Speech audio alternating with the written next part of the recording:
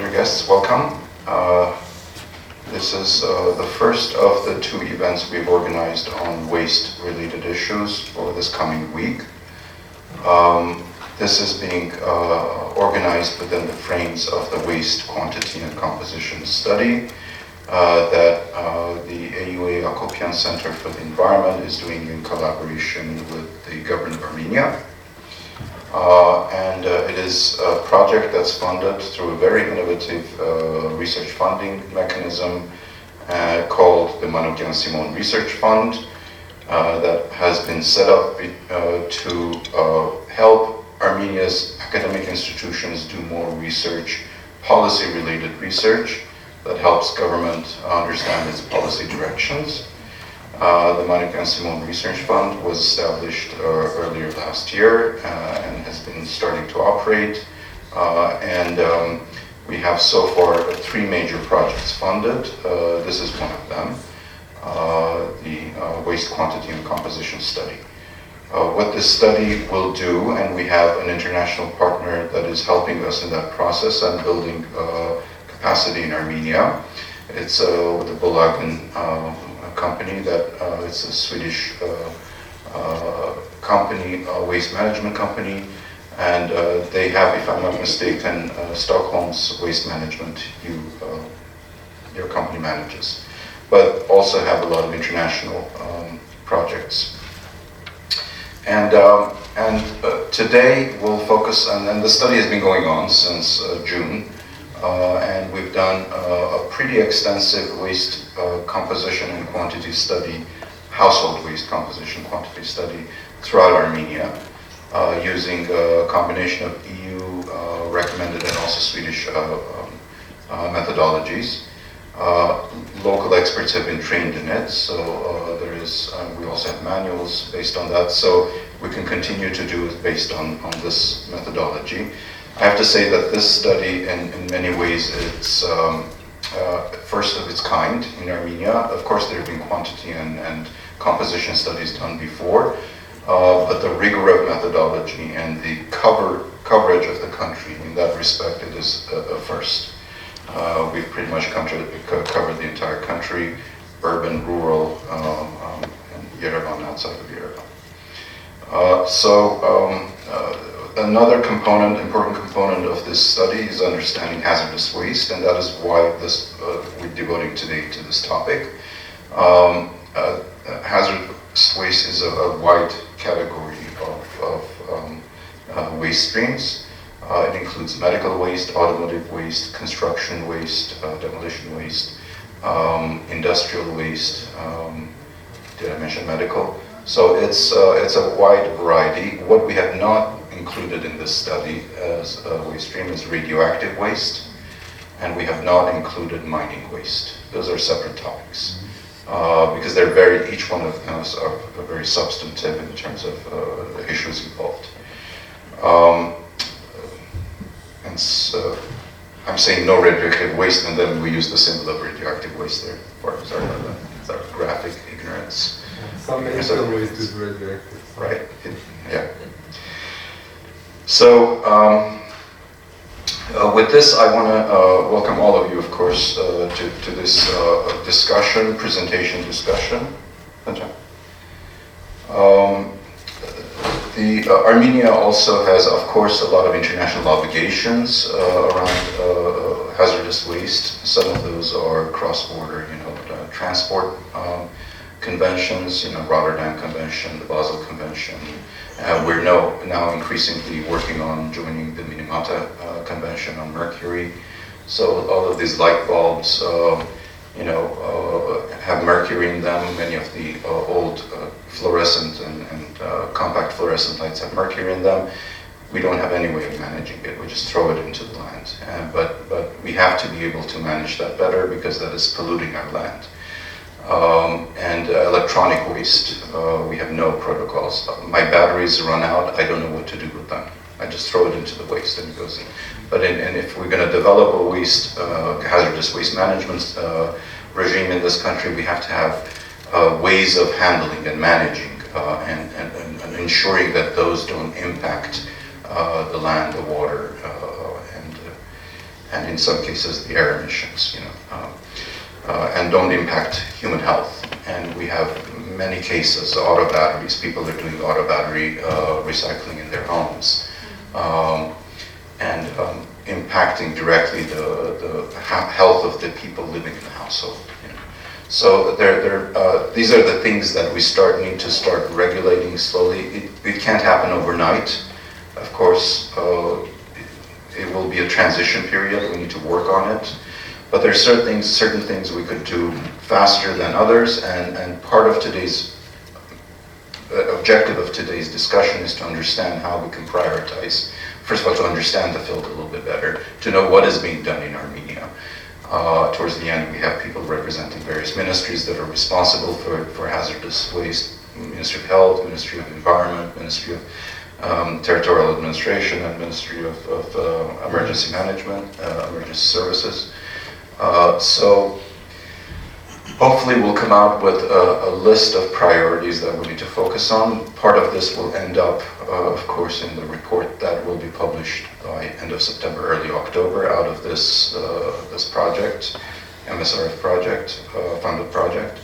And hopefully that will be a policy guide for the government and the various ministries. With that, Harut, do you want to say a couple words? Or?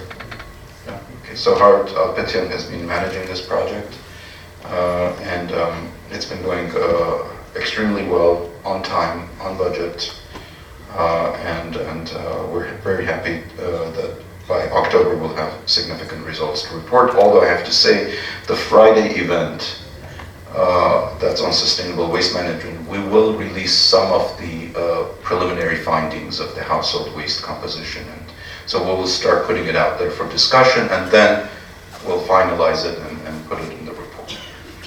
Okay, with that, allow me to introduce Ingrid Håstad. Did I say it correctly? Håstad, sorry. Ingrid Håstad is an expert on hazardous waste, and tell us a little bit more about yourself if you need to. Thank you. And the bios are in this sheet.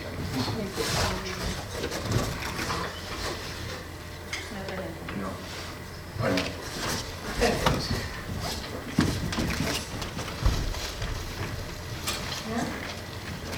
Okay, do I need to stand here all the time, or? No, we have a mic. You can use Yeah, do you have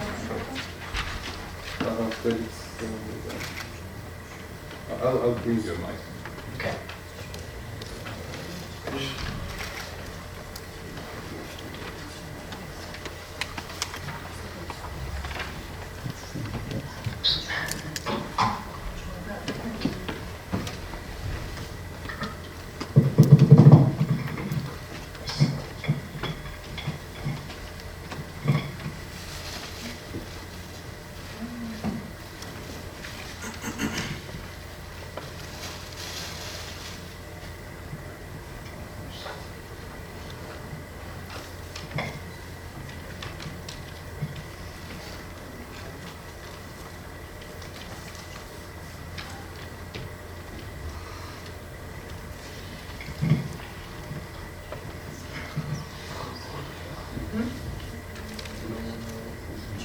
Yeah.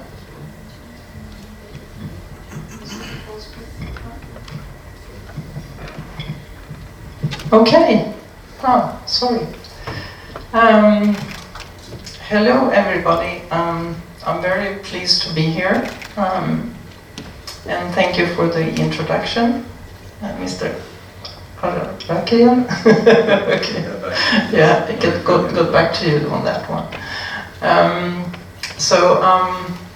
I would like to thank the American University, and especially the Acopian Center, and Mr. Harut also, and of course the Ministry of Territorial Administration.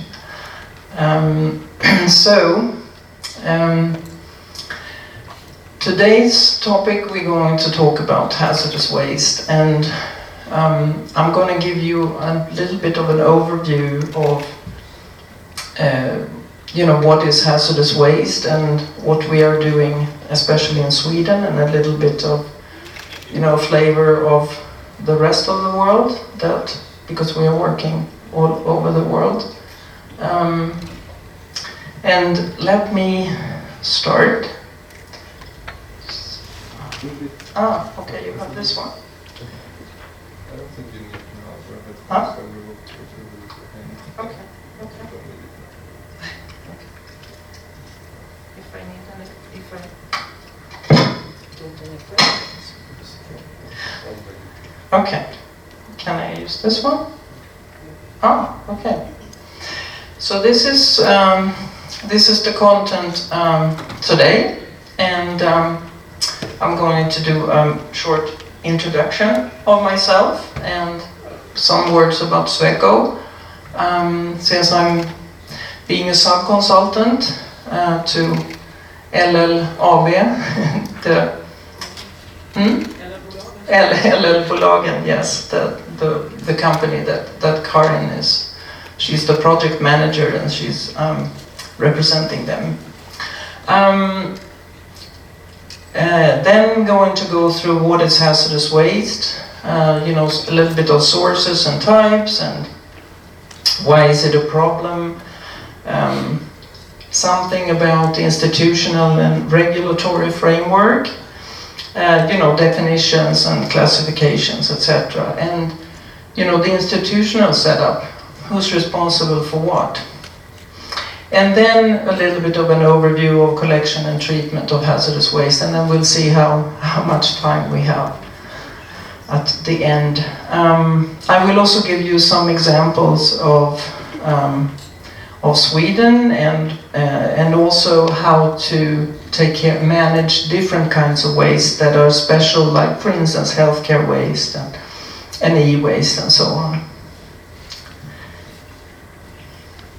So first a short introduction, and this is a practical matter, and as Mr. Allen said, it's a kind of a difficult here to have some interaction, but I would love to have some interaction, because this is not going to be me just lecturing here.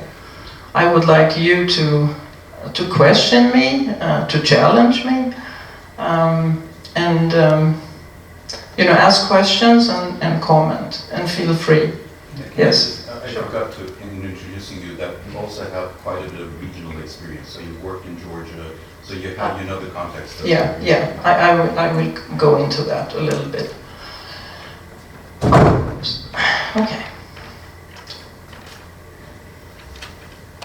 Okay. Some of the countries that Sweco, my company, we are based in Stockholm, but we are the largest consulting firm in Europe right now, and for technical and environmental management. We have projects all over the world, and for instance here in Armenia as well. So we have worked, and I have been working quite a bit in these countries that you see. So I just wanted to introduce myself. Who am I? I have been working in this field, love, peace and waste management. That's my motto. And I started out as an environmental health inspector, and I have been studying in Sweden and in the United States. And I have been working for the Swedish Environmental Protection Agency also for 10 years. And now I have been consultant at Sweco. I just had my 20th anniversary at Sweco, so you can see that I like it. It's a nice setting. I do a lot of work in waste management. That's like my core business. But I also do a lot of work in emergency response, and that's something that I was doing in the United States for a full year, and that was a very good experience. So I do that quite a lot. This is the picture is from, I'm out with the Swedish Coast Guard looking for an oil spill. And as you can see, I've been working in a lot of countries.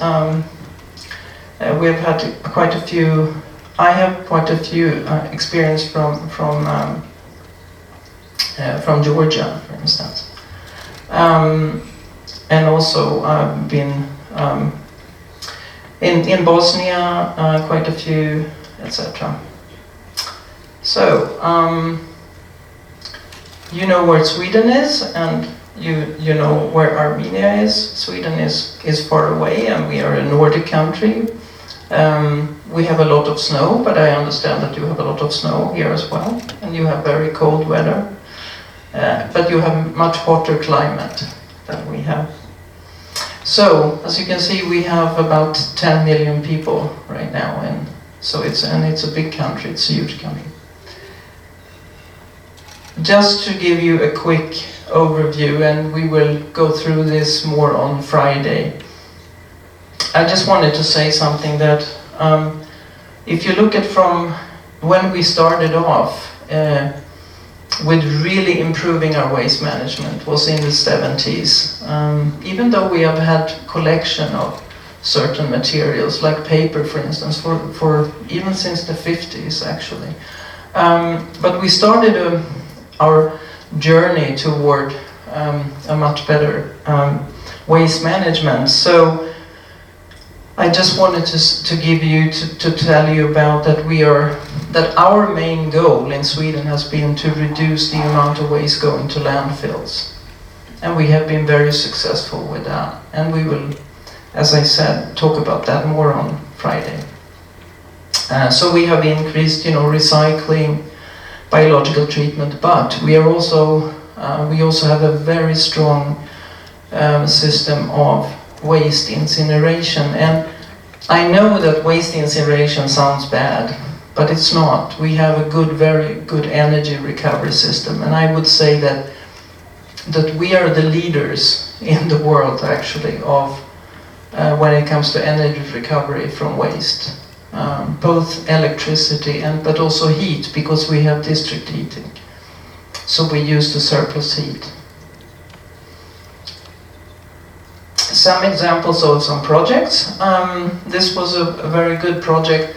I think that a lot of projects that we do, foreign projects or international projects, I think that usually they're much too focused on, doing another report, doing another plan, and then what happens? The plan is never implemented because there is no money to do it, and we tend to, when we're starting off, Sweden in the 70s, we were just landfilling and without really, good or efficient control systems. But it takes time. So I think that a lot of projects, they're just too ambitious. You want to go from 0 to 100 in very short period of time. So we were doing, this was a project in your neighboring country, and this was for the Environmental Protection Agency. And we got the contract, and then when we started off having the first meeting, I just said, I don't want to do another plan. I want to make a difference. So this was actually on-the-job training. We were out on a landfill, or on, I wouldn't call them landfills, but more dump sites. And, just doing, this guy, is it possible to no? Whoa. Now I did something. It's a red dot. Ah, the red dot. No, it's a red dot. Okay. Okay.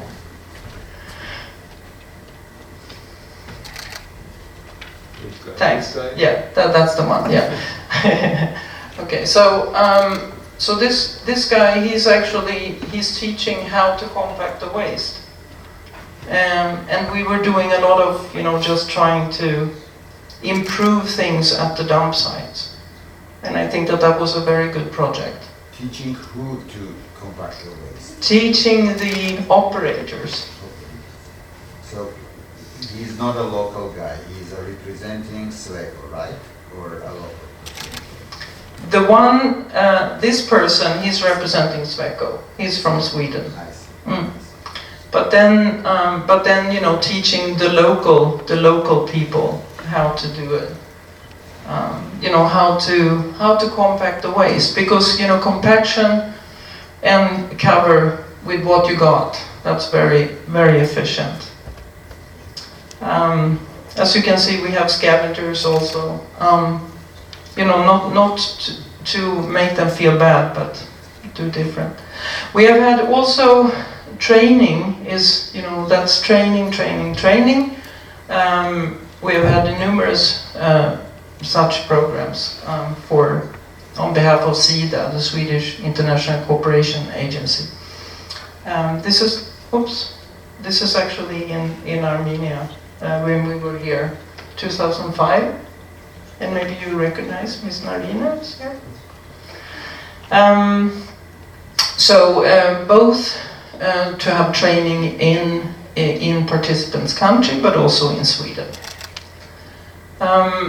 We just finished, in May, we had a training program in Georgia, also on behalf of the Swedish Environmental Protection Agency.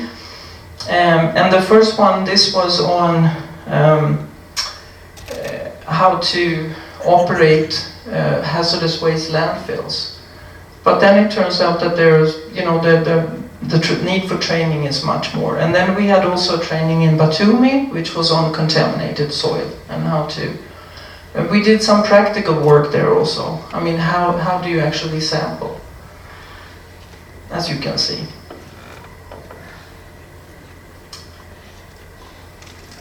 Okay, so now today's topic. And thank you for questioning, that's good. I like questions.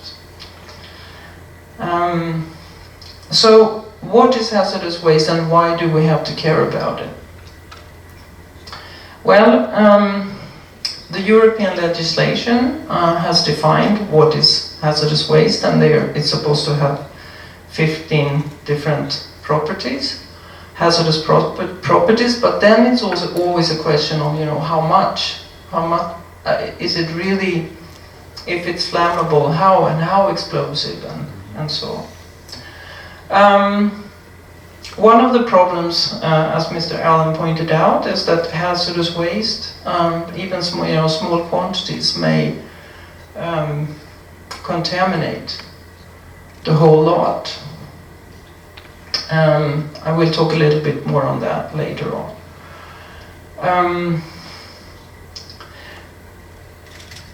So the important thing is, of course, you know, is to do the correct collection, handling, and treatment and disposal. But if you do not have access to correct disposal or treatment options, the best thing is at least, you know, to store it in a safe way. And I also think that one of the problems is that when you work on waste, is that there are so many different kinds of waste. But we tend to say hazardous waste, oh, that's very hazardous, that's very dangerous. But it depends, because when, for instance, when the fluorescent lights, when they break, we take them out, that's a hazardous waste. But it's not really hazardous when we handle it, per se, right? Unless we break it, because then we have a problem, because we have a mercury inside. But until it's not broken, it's not that dangerous. While other things, like, you know, some chemicals and solvents and so on, they could be hazardous while you actually handle them. So I think that, again, we cannot talk about waste or hazardous waste as one as one entity or as one homogenic group, because it's not. So the hazardous properties, that's one thing that you can look into, you know, if there's ecotoxic, but this is also very difficult to quantify, yeah. And also, one problem that we have also, we put a lot of chemicals on the market every year, right? And every chemical has to go through, you know, the REACH and you know, those kind of certification systems. But what if we put something out in the environment, how do we know how it actually works? We don't. We guess. And we do laboratory experiments. And we all know, and you know that in the laboratory that's one thing, but when things get out in the environment, it's a totally different thing. So I think that we do have a problem here.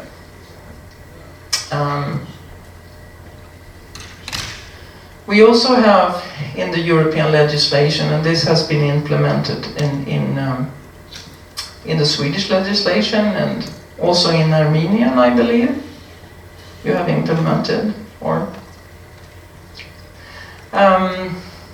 with a lot of chapters, and then when you go into classify a waste, and I'm going to talk a little bit more about classification, which I think that they have done a very good job in making it very complicated. But here you can find the different kinds of waste, and some of them are always considered hazardous, and some of them are sometimes hazardous and sometimes not. I hope that you are all familiar with the waste hierarchy, right? And this is the most difficult thing, right? Is to avoid waste being generated. And this comes from, you know, also for hazardous waste, of course. Why? Hmm? Why is it hard? Why is it hard? Avoid Okay, have a guess. capitalism? Huh? Capitalism? Okay, now we're getting into the political arena. Yeah, I mean, I would also say that we do have a problem. We do have a problem because we always tend to be with waste, and also with wastewater, we are always at the end of the pipe. And this is something that we have acknowledged, you know, for very many years. That in order to do something about the waste, we have to do something about the products that we use. We have to do something about our consumer habits. But if we do something if we try to consume less, then what? Then what does the government say? Oh, you know, our GDP is going down. That's no good. So I think that we have a dilemma here, and it's a true dilemma. There are things that you can do to avoid. I mean, there are many companies that in their production processes, they are trying to avoid waste being generated because they make money from that. You know, if they produce or generate less waste and less wastewater, they will make they will make more money because it will cost less. In Sweden, you mean? Yeah, not just in Sweden, all over the world, I would say. How about in Armenia? In Armenia, yeah. I think one of the problem is, or still a problem in Sweden, I would say, and I don't know if Karin agrees with me, but I still think that waste management is too cheap. Because if waste management would be very expensive, there would be a totally different way of, or you will make room for being able to do more things to avoid waste. But, here's a big but. If you do make it very complicated or expensive to get rid of your waste, then what? Then you have, then there is a big risk that the waste will go somewhere it's not supposed to go. Because the waste, you cannot, even if you don't really pay for it or if you don't do it in the right way, it's kind of hard, like as you as a citizen, if you don't pay your waste bill, that's one thing. So the collection company says, oh, I'm not going to come and pick up your waste. Then what? What do? You dump it in the woods or you throw it into water? Because it's not like energy or water. Because those two things you can turn off. You can say that, okay, if you don't pay your energy bill, we all know what happens then, right?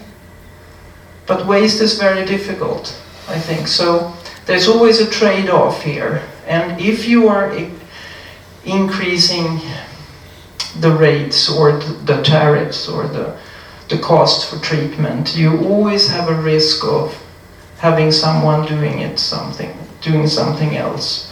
We also have the problem in Sweden that there have been companies that export,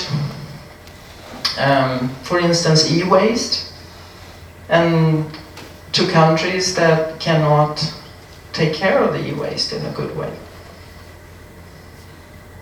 And is that okay? And then we say, oh, we are so good in Sweden. We're doing it the right way. And then we send it to, to countries in Africa and China, yes? Or India. Or India, yeah, exactly. And then we say, oh, we are always doing the right thing. Not always. So, what I'm saying is that avoidance is, and we talk a lot about, avoiding, and we will talk about maybe a little bit more on that on Friday. We try to, every municipality in Sweden, they have a waste management plan. And what is the first goal? The first goal is always to avoid waste being generated. And how can you do that? Then we talk about, okay, we're gonna buy better quality in our clothes, we're gonna use them, until they fall apart. But most people don't, because we do have, like you said, there is also, the companies also want to sell, like the H&M, for instance. They want to sell, and they sell cheap clothes that don't last that long. I'm not making an advertisement now for, or negative. No, but most companies, unfortunately, have this idea. That's why it's always much more, at least in Sweden, it's much more expensive to repair something than to buy it new. And that is because still the price of virgin material is too cheap, it's too low. But how could we do that? Then we would need a world law that says, that if we want to become fossil-free in Sweden, for instance, we're going to need a lot of batteries. And where do the batteries come from? Where do the metals come from? Not from Sweden. They come from somewhere else, where the conditions are not that great, etc., etc. So anyway, I think that this is, I think it's a good hierarchy, but I still think that we have a dilemma here. We don't want to be down here, right, in the dump, or we don't want to dispose. We want to dispose as little as possible. We want to avoid, minimize, recover materials, so we can use it over and over again, like a paper fiber. We use it over and over again until it's too short, and then we can actually recover the energy. But it's always a trade-off, what you can do and enforcement. If you have, and you can't have an inspector there all the time. We have to be conscious as a industrialists, as private consumers in our workplace, we have to be aware. We have to know what to do. And one thing also that this is including is also that if you have a hazardous waste, for instance, if you can reduce the level of hazard, that's also good.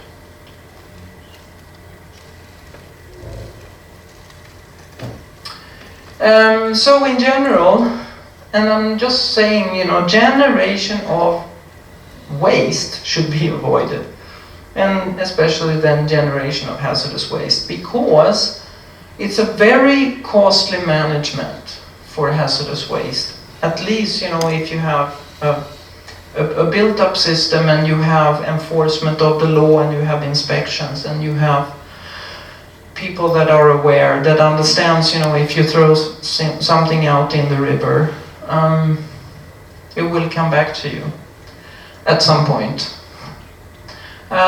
We usually have a, you know, very high-tech requirements for that, and the regulation around it, and the administration, and health and environmental risks, and occupational hazards, of course. That's also a big thing. So, but as I said, you know, there are different types, and hazardous waste is not homogenic. And just because it's called hazardous waste, it doesn't mean that other kinds of waste is, you know, not hazardous in some ways. I will talk a little bit more on that later on. If we look at some examples, and I'm saying now that these are just some examples. I'm not going to go through everything. But a big thing in Sweden, at least, is because we have fly ash and we have incineration, or we have incineration with very efficient energy recovery. But there's a big but here, because energy recovery means that we end up with fly ash, but also with ashes and the bottom slag, which has to, and the fly, especially the bottom slag might be of good quality, but the fly ash is usually, you usually have high levels of metals, for instance, heavy metals.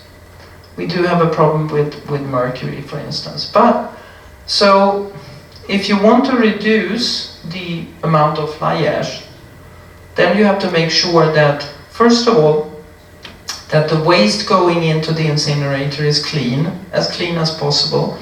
We did a study at some point.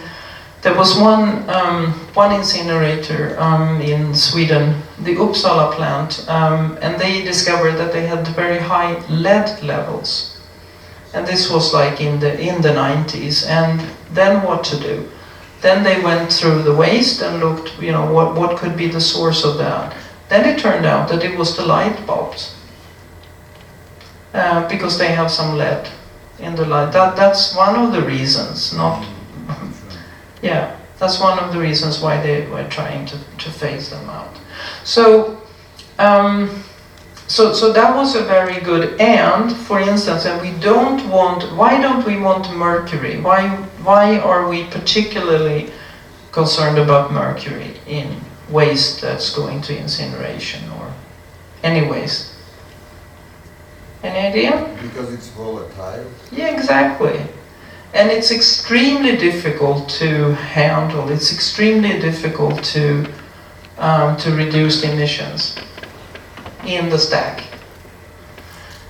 Another thing is that when you do incineration, it's not just to have a good flue gas cleaning system. It's also important to do a good process. And you have to run it 24/7. No cooling down and you know, starting up, because that's when you have the high emissions. So this is another thing that sometimes, you know, you talk about, oh, we should get an incinerator for hazardous waste. Okay, why? Most of the hazardous waste can actually be, if they are good to be incinerated, they can go in a regular facility. Not so much different, unless you have chlorinated compounds. But anyway, so what we do in Sweden, we export our fly ash. Isn't that great? Because we have a neighboring country, Norway, and they have an old quarry. So we export it there, and it's called rehabilitation. Actually, Ingrid, Hmm? They are exporting their waste to us I know. to burn it. I And know. we give the fly ash back. So Yeah. Well, it's not just their fly ash. We send a lot of fly ash to Norway, but that facility will close down eventually, very soon. I think they have a few years left. So I think that when that facility closes down, then we're going to do something about it. Then we have to find, and I think, my opinion is that I think that we should try to recover the metals, for instance, in the fly ash. And there are actually companies now that are, moving into this area. So, closing down these sort of easy things, pretty cheap, is gonna make it happen. But if you have clean fly ash, then there's many applications you can have in the, drywall industry. There's lots of uses for it. Exactly, that's true.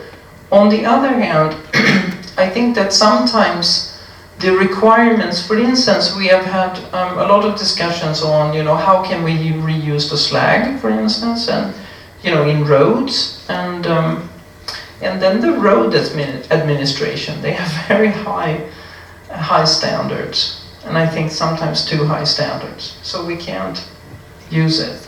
So then you have to go for virgin material, and I don't think that that's correct, because sometimes when you do the tests and to see if you can use it, you make the tests only valid for virgin material or for things that are like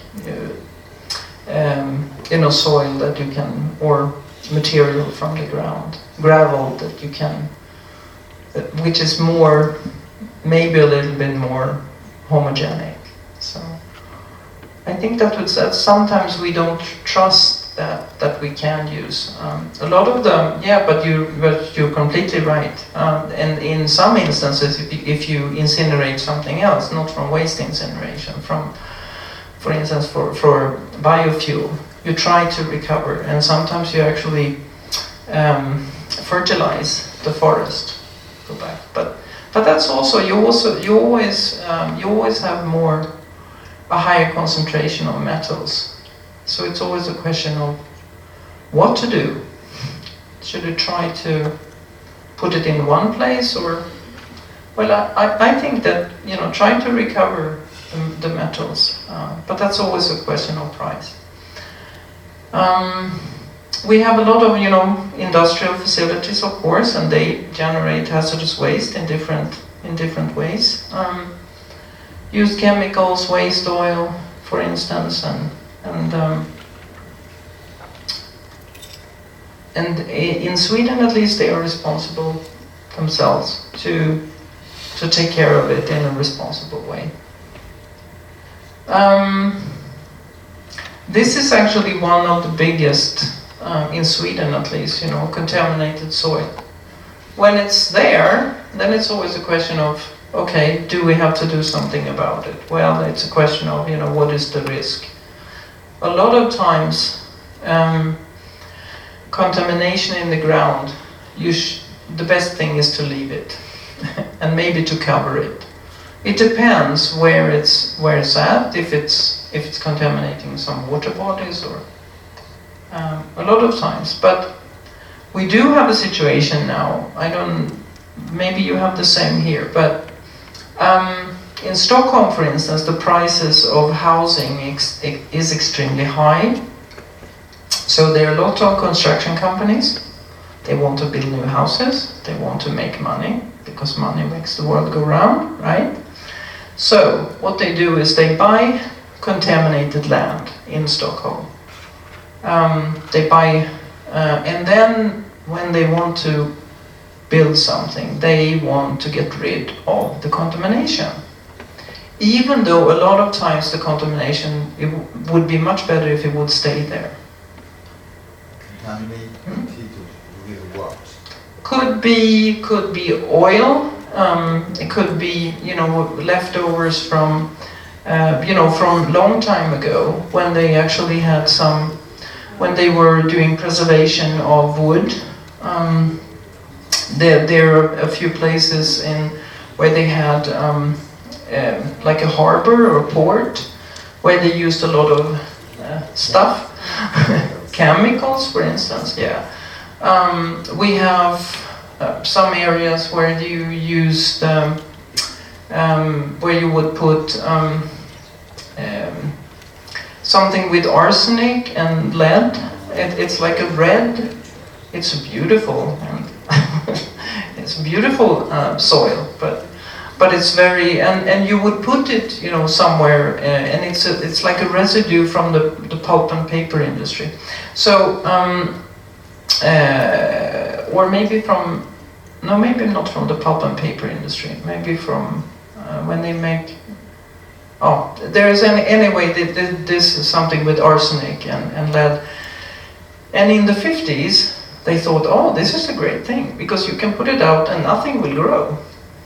Okay. And because there are so high levels of arsenic. But then we do have some plants that, okay, they said, okay, high levels of arsenic, high levels of lead, I adapt. So we have some, you know, trees growing anyway. But then if you would start to dig, then you could be exposed. And of course, you know, that would be a problem to build directly on it. But I think, you know, to remove a little bit and then put some clean soil on it would be much better. But you know, the companies that are constructing, they don't want to do that. They use the out of sight, out of mind. Because you don't want anything left on your property. And so I think that there are so many really stupid cleanup projects in Stockholm, where you would be much better off if you would actually let it be and just do good enough. But it's the feeling. But the thing is that when you remove the contaminated soil, it has to go somewhere, right? And then everyone says, oh, but then it's such a controlled conditions. Yeah, right now it is. But wait 100 years. I don't know. I mean, I think that we are leaving a lot of stuff, you know, for our kids and for the next generations. We are saying that we are doing the right thing. Oh, we are so responsible. Yeah, right. Very responsible. We don't see that in Armenia. Okay. Well, that's good. Okay, you're actually you want to do a serious attempt. Yeah, that's good. I like that. I think that some of us are serious. The people that Karen, Sarah, and Anders and I, we are extremely serious about these things.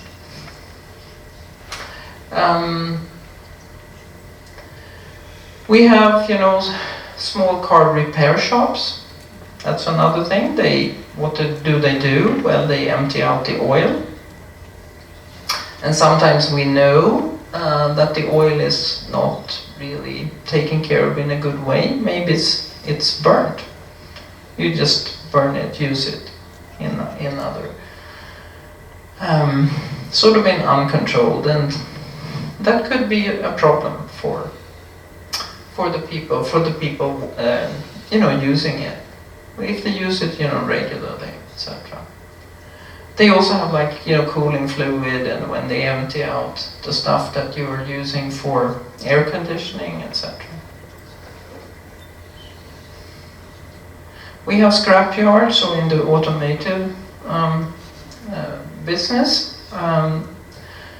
This is also hazardous waste, and what you should do before you compress or you make a compact car.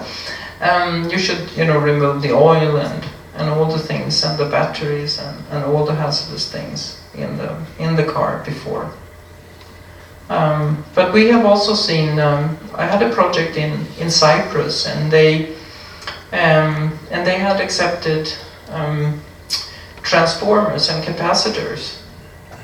And what they did is that, well, you know, with PCB oil, Do you know what they did? Very clever. They just poured it out on the ground.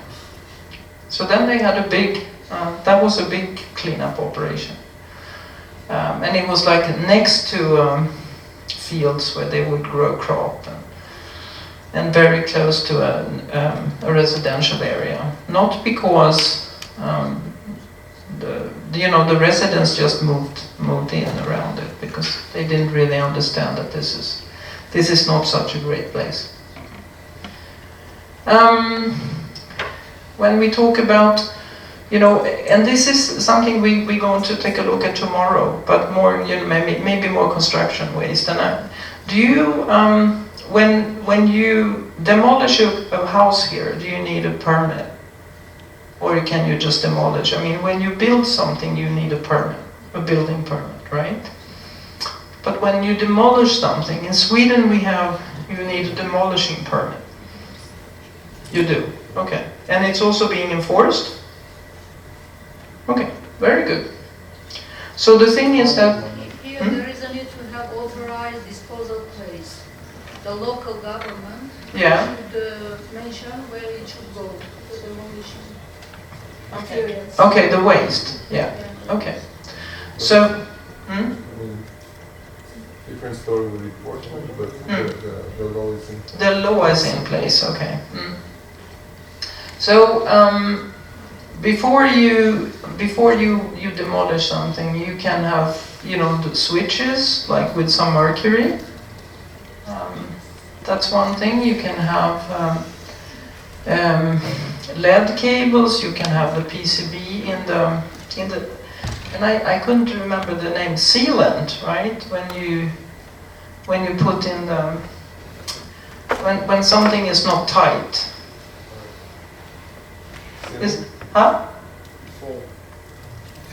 Like, it's like the sealant. So that's one thing, that you can have PCB. So the thing is that when you just demolish without, or you have asbestos, of course, asbestos is a big thing. You have to do the removal before you do the demolishing, because otherwise everything is mixed. And the asbestos, you really don't want it to fly around. So we're going to look at the place tomorrow. Okay. This is something that is actually growing more and more, of course, the e-waste. And we also consider the white goods, like regional fridges and freezers, all appliances in the kitchen as e-waste. And of course, our lovely mobile phones that we are using. Again, the companies, they want us to upgrade all the time, right? When you have an old phone like I do, it's some people have really old phones, but I have a phone, it's about 3 years old, and extremely old, so old-fashioned. But anyway, so we do have a problem, because the mobile phones, they contain a lot of metals, precious metals, gold, for instance. We have, the fluorescent tubes and light bulbs. That's also that's in Sweden. It's considered an e-waste, so we collect it separately. However, many people don't know. They don't know, why would you collect, a light bulb or a fluorescent light separately. They don't know that it contains mercury. And this is actually a big... You said something about that you don't know what to do with the batteries. And I guess if you have no way of... If there is no safe disposal way, I would say just collect them. And put them in storage for now. We have done so with some of the batteries that have been difficult to recycle or to take care of. Like, for instance, lithium batteries we stored for a long time, but then suddenly someone comes up with a method. And these babies, Sorry, I wanted to. Do you know where can you find these guys? Do you know? You mean buy or No, not buy. In what kind of appliances? the watches, Weights, like Huh? in weights. the keys, car keys, remote control car keys, Yeah. watches, Mhm. computers, laptops. Hmm? Huh? Computers. In computers? Yes. In Sure. toys. Okay. Hmm? And in watches? Watches. Yeah. I'm just going to show you something to make you wake up. Thermometers. Huh? Thermometers. In thermometers, right? Hmm? Այս տափակ էլեմենտների մասին է խոսքը։ Այդ գոնդոլները թե ջերմաչափում է չկա։ Չէ, փուճուրները ջերմաչափում փուճուրը։ Հա, հա, փոքրին։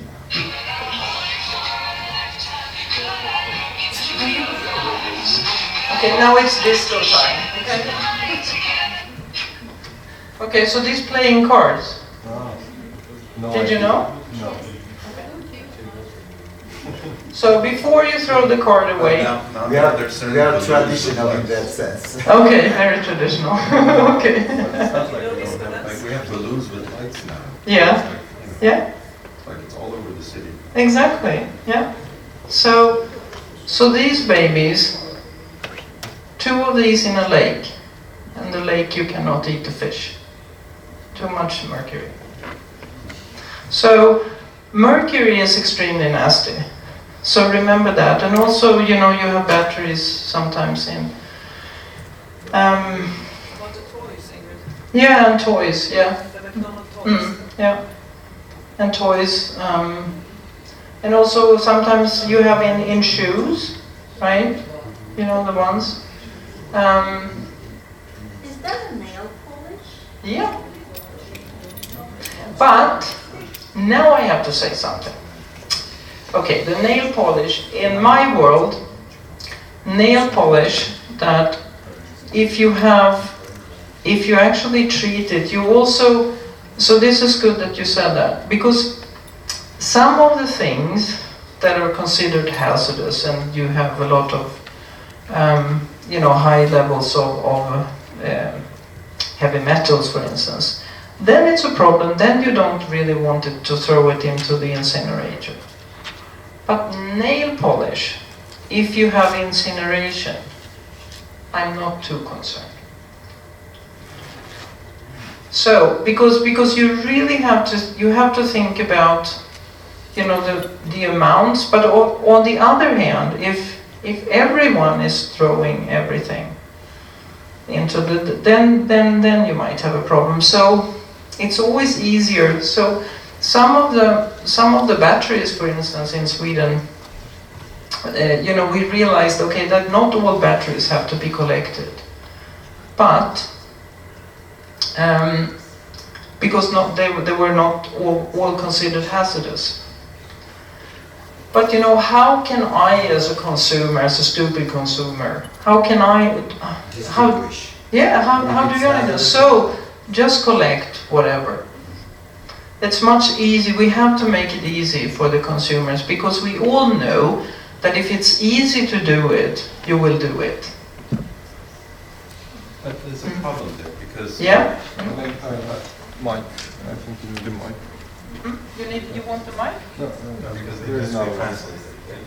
Uh-huh. Okay. Sorry. You do it in English, right? Yeah. Yeah, thank you. There's a problem there because we were, for instance, we contacted some authorities and said, look, we have all this, we're changing, I don't know, a few thousand bulbs a year, right? And they're mercury in them, they're fluorescent lights or compact fluorescent lights. What should we do? And the recommendation was hold on to it, collect it. But then we become a toxic waste site. I mean, it's... Yeah, you're right, but here here I think, you know, okay, I used to work for the Swedish EPA. I didn't really belong there because I think that we did so many stupid things. I'm sorry. Now I'm bad-mouthing my own old employer. But you know, yeah, you're right. But what is the problem? What is really the problem? It would be totally different if it would be if you would store, you know, chemicals that could, liquids that something could happen to, or, you know, sometimes you claim that when you have the batteries, okay, if you put them in one place, that since the mercury is so volatile, that it wouldn't be good for you to stand there all the time. No, that's maybe correct, but I think that we have to be a bit practical here. I think, you know, it depends on the type of things. Yeah, for exactly. For Yeah. small batteries, I think you can hold on to them, that's fine. Yeah. But in a seismic country like Armenia, where there is a risk that if there's a major seismic event, there's going to be collapse, and that where you've accumulated and storing them will suddenly become A dump break site. and Yeah. become it will just it'll break and it'll start emitting all these mercury into the atmosphere. Then the firefighters are or the rescue people are in danger. Local residents in danger. I mean, it depends on the type and the conditions and the specificities of the country. But there's some prioritization that needs to be done. Exactly, and I think here that if you have a big enough amount of fluorescent lights, then you could actually send it to Germany, or, I mean, it's going to be expensive.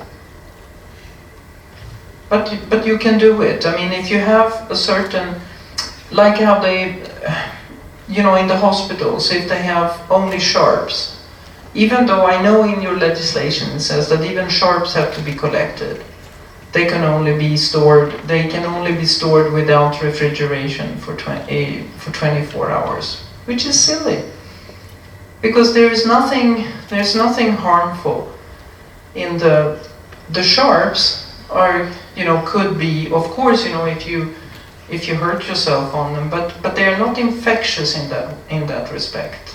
So you really have to look into your legislation to say that that just because you store it, I'm not saying that. I know that we do have a problem because sometimes if people want to break the law, they will try to do it. We have numerous examples of that in Sweden, that we're trying to, because we have a good social security system, and people will always find ways of making money without doing nothing. So and in this case, yeah, you're right. I mean, you cannot store it forever. But at least you could do something. You could actually have a good storage where the risk would be very small. I mean, why would you get a fire in the? If you store a lot of other things that could eventually. But there are places, there are companies that do recycle. And if you cannot handle it responsibly, you shouldn't use it. But of course, you need to use it. So you need to find a good enough solution. You cannot find a perfect solution, or maybe you can find a solution. Maybe there will be a company here in Armenia or in one of the neighboring countries that you can cooperate. Because that's the other thing. We cannot have all the types of treatment facilities for all kinds of waste in every country. I think we later on we'll talk about this, and we have representatives from UNDP who have worked on the project for the issue of the POPs problem we have, persistent organic pollutants we have.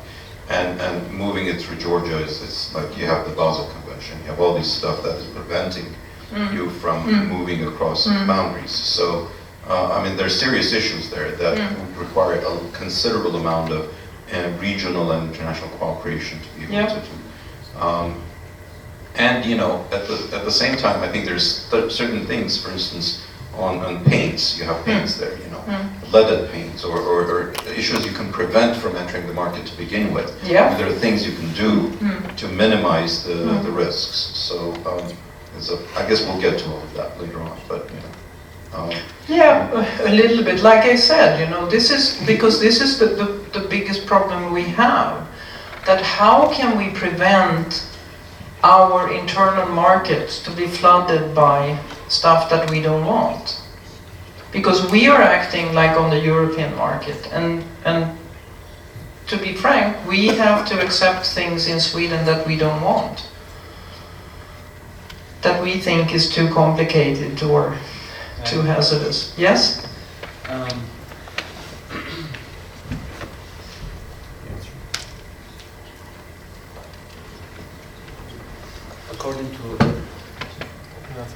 According to Armenian legislation, if you store hazardous waste, you have to pay some environmental taxes, and these taxes are increasing annually.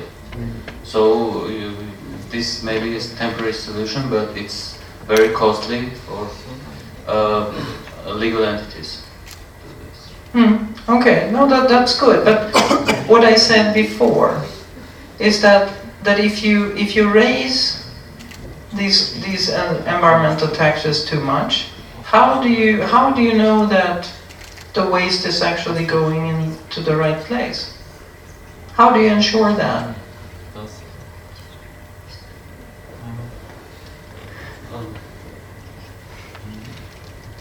There are environmental permits, so you can ensure that with the regulatory framework.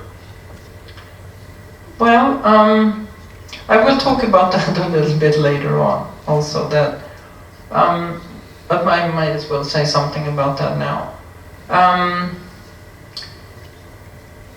There are so many countries in the world that have very strict regulations around the environment.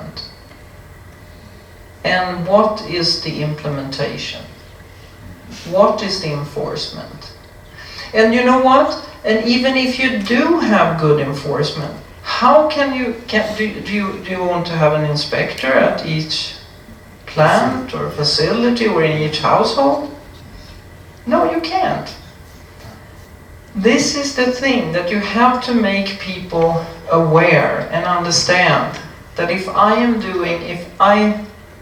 do the wrong thing, that's going to affect me, it's going to affect my kids, it's going to, if you don't really care about the environment, because some people say, oh, I think that the environment will be fine. But when you start to understand that it's going to, when it actually hurts yourself, then, the solution is not just, you know, good regulations. That's the basis, yes. But you have to enforce it, and you have to make people responsible. You have to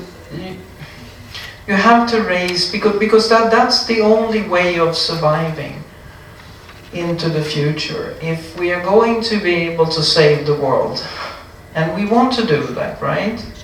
Because we fucked up already. Sorry. But it's a very technical term. Yeah, it's a very technical term. Yes. Did you have a question? No? Okay, okay. That was just a cheering. Okay, thanks. I like that. Yeah, I need some cheering up. Okay. Yeah. So again, it comes to the prevention phase, right? Yeah. Avoidance and prevention. Avoidance and prevention. And yeah. But then again, GDP. No, not only GDP is the matter. I think we can do a lot on that side, as consumers and producers. I think, you know, I think that the GDP impact, it could have equally high GDP impact with alternative materials. I mean, the question is, I mean, there's a question of we're not aware that it's harmful. Then we become aware. Then we need to replace it. We can continue to use it, unless it is, I don't know, for whatever reason. So I think, you know, I think there's a learning curve and there's a learning process, and the system has to be flexible enough to respond to that learning. If it's not flexible, then we have problems. I think that we have to ask the right questions, not how to do the better waste management circle, for example, but how to use exponential technologies to avoid and prevent from the waste construction. I think that's the question. If we ask the right questions, we can solve the problem. Otherwise, we can lose our planet by the year 2050, I think. The question is, for example, how to use nanotechnologies to digest and to recycle and this waste, to disintegrate this waste, literally, ultimately to disintegrate overall this waste. I think without using exponential technologies, we can lose our planet. Yeah, no, I mean, I think partly you're right. But I do think also, I think that we have a too high expectations of what technology can do for us. I think that we have to, now it's getting very philosophical, but I think that we have to have a different mindset altogether. I think that now that we are, at least in Sweden, I don't really know here, you seem to be happier people here, but in Sweden, you know, we have a very good, we have a good financial system, we have a good, we have a high GDP, we have, you know, lots of legislation, we have, I mean, the living standard is quite high, but people are so unhappy. Yeah, why? And you know, we are so much looking into, you know, all these, you know, stupid things. I'm not on Facebook, I'm not on Instagram. I refuse, because I think it takes too much time of people that we are, you know, we are not connecting anymore. And I think, this is my personal thing, that I think that once you stop caring about the environment, once you stop caring about, okay, this plant, what's the name of it? If you just say, oh, it's a plant, you know, who cares? It's a plant. But if you know, or if you know that, you know, that this is not just a duck, it's a mallard, you know, those with the green head, and quite common. Once you know that there are differences, that there are, you know, the plants, they have a different, that every plant needs certain conditions. And so do we. We need certain conditions to survive and to be healthy and to feel good. So I think that's what I wanted to say, that you know, with technology, that's great, but it's not the final solution, because this is very common actually also in foreign aid projects. That what do? Well, we go in and we say, okay, we're going to do a feasibility study for an incinerator, or a feasibility study for this and that. It's always the technology. We're always starting there. Instead of saying, okay, maybe we can do a lot of noise for the buck. You know, that we can actually make a difference. I'm not saying that we should, you know, stop trying to improve, but we also have to work on what we have. Yeah, this was 3 minutes for this slide, right? Approximately 3 minutes.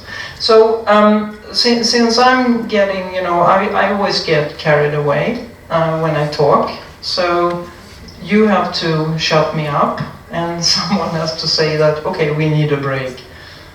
In 15 minutes we have a scheduled break. In 15 minutes we have a scheduled break. Okay, very good.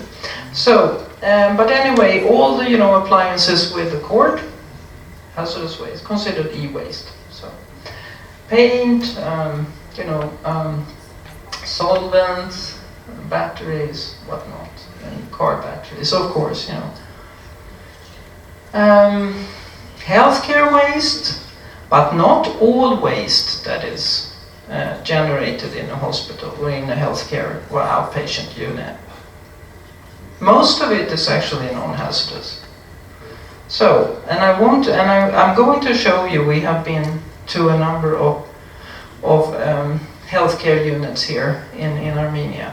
last week, and I have to say I'm impressed. So I will talk about that more. But anyway, the healthcare waste we have, for example, sharps, we have infectious waste, you know, sometimes gloves, and we have biological waste, you know, body parts and tissues, etc. So those should be put in separately, because those are a big risk, and we know that they should really not go to the landfill.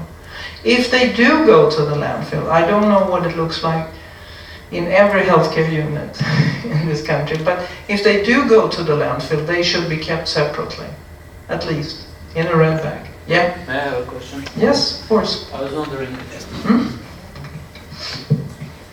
if you process hazardous waste, let's say in an incinerator, the residues, fuel, syngas you get from this waste is considered as hazardous, or it's safe? Which one? What exactly? Let's say you are processing hazardous waste in incinerator. After you get some goods, fuel, I don't know, syngas, some residues. Oh, you mean the flue gas? Yeah. Yeah. No, flue gas. Like outcomes of this incineration. The fly ash and the bottom slag. Yeah. And the ashes. Yeah. Are these residues considered as hazardous? Yeah. If you get from hazardous waste. It doesn't really have to do with that it's hazardous waste or not. It has to do with what is the content of heavy metals, for instance, the level of dioxins and etc. It's not for sure. So the thing is that if you incinerate hazardous waste, let's say that you incinerate, this kind of waste, infectious waste, no problem. You can put it in a regular incinerator as long as you have 850 or 900 degrees Celsius. No real difference between incineration of non-hazardous waste and hazardous waste, except if you have chlorinated solvents, because then you need a temperature of about 1200. Okay, we don't have chlorinated solvents, but we have some plastics that contain partly chlorine. For example, PVC? We don't PVC and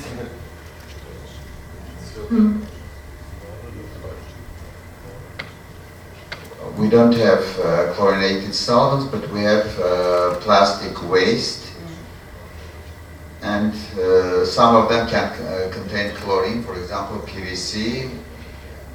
You know, PVC is widely used even in medical, anyway. Yeah. So here we have a very good example of that. I know that there are still some applications where you cannot replace the PVC with other materials, but in most cases you can. So there is when I was working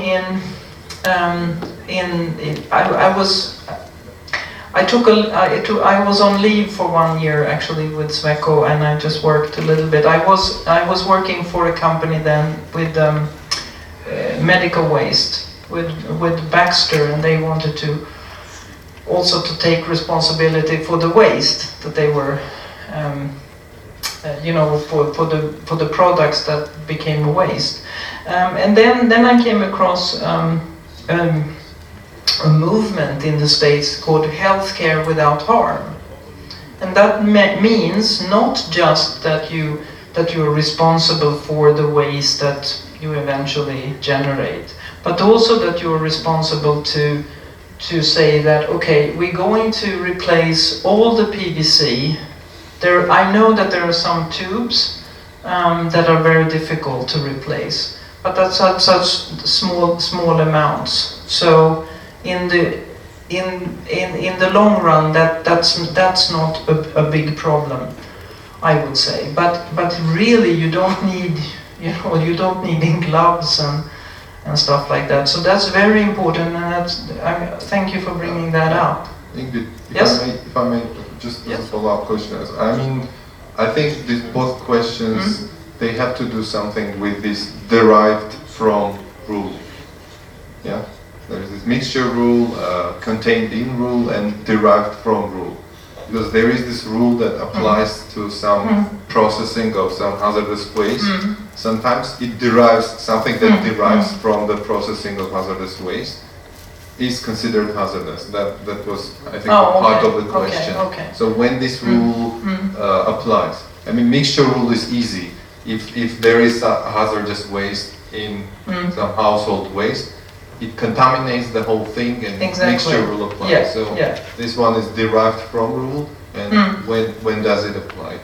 That was, I think, part of the question. Okay, but you were asking about the ashes, right? Yeah, that was very specific, like incineration case. But sometimes no. So you're completely right, and I'm going to come back to that.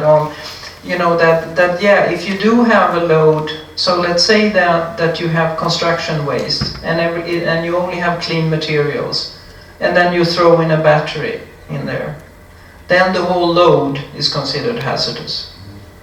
And that's good because you don't know exactly what's going in there, and especially if it's mercury batteries or something, you really don't want it. Yeah, you're completely right. But it doesn't mean that you cannot incinerate certain hazardous waste fractions, like I said, you know, for instance, infectious waste. That would be fine. You would not, if the incinerator has it in their permit, they can do that. And it doesn't automatically say that, okay, that now you messed up because your fly ash is now, you know, considered a different. That those two are not really related. So I think in general it's good to have the mixing rule, but it also depends on what you actually do with the waste. If you do put it in the landfill, yes, then you should be more strict, I think. No mixing. Okay. If we look at, and since this project is a project on, is it good? The volume, is it good? Okay. To me, it's very high. Maybe you're fine. Statistics in general, waste statistics is very difficult. And we all know that you can lie with statistics, right? You can prove whatever you like. 10 years ago, there was someone that proved with statistics that smoking was not hazardous to your health. That's good. That's good work, I would say. There are some people writing about this kind of... Yeah, I know. I know. And our Mother Earth is still flat, so we all know that. Be careful when you come to the end. But anyway,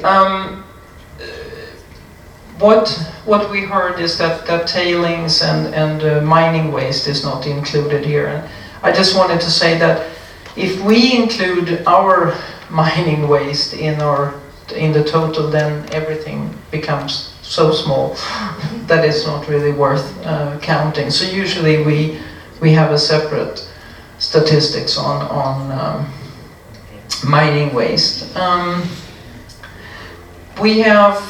We generate about 470 kilograms of general waste, I would say. I mean, all kinds of household waste, and including the hazardous waste.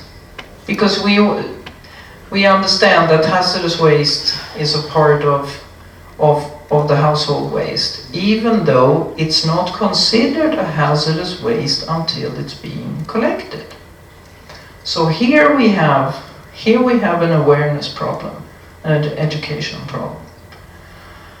But about 7 kilograms per capita per year is how much we generate of hazardous waste in the household waste in Sweden.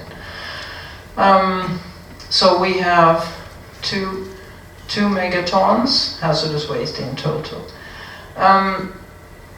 And then when we talk about, how much industrial waste, even in Sweden, I cannot tell you exactly how much industrial waste is generated, because it depends on how you, and that's why it's so difficult also to compare from country to country, because it's being reported in different ways. Even though you're very interested in a circular economy. Yeah. How did you calculate the hazardous waste? How is it calculated? Yes. So, what is the data? Okay, so Data from the producer of you know really how much is it? Yeah, so when you calculate Հարցերն ինչպես է հաշվում գնահատում վտանգավոր ցապումները հաշվարկում գնահատվում է չափը հաշվարկում So we have different ways. If you look at, let me start with the household waste, which is handled by the municipalities. Yeah, but let me take one thing at a time. The hazardous waste, the volumes in the household waste, those are being reported by the municipalities. And they report it annually to the authorities. And sometimes the authorities also, they make like a survey. So they try to keep track, and the municipalities are organized in the waste management, Swedish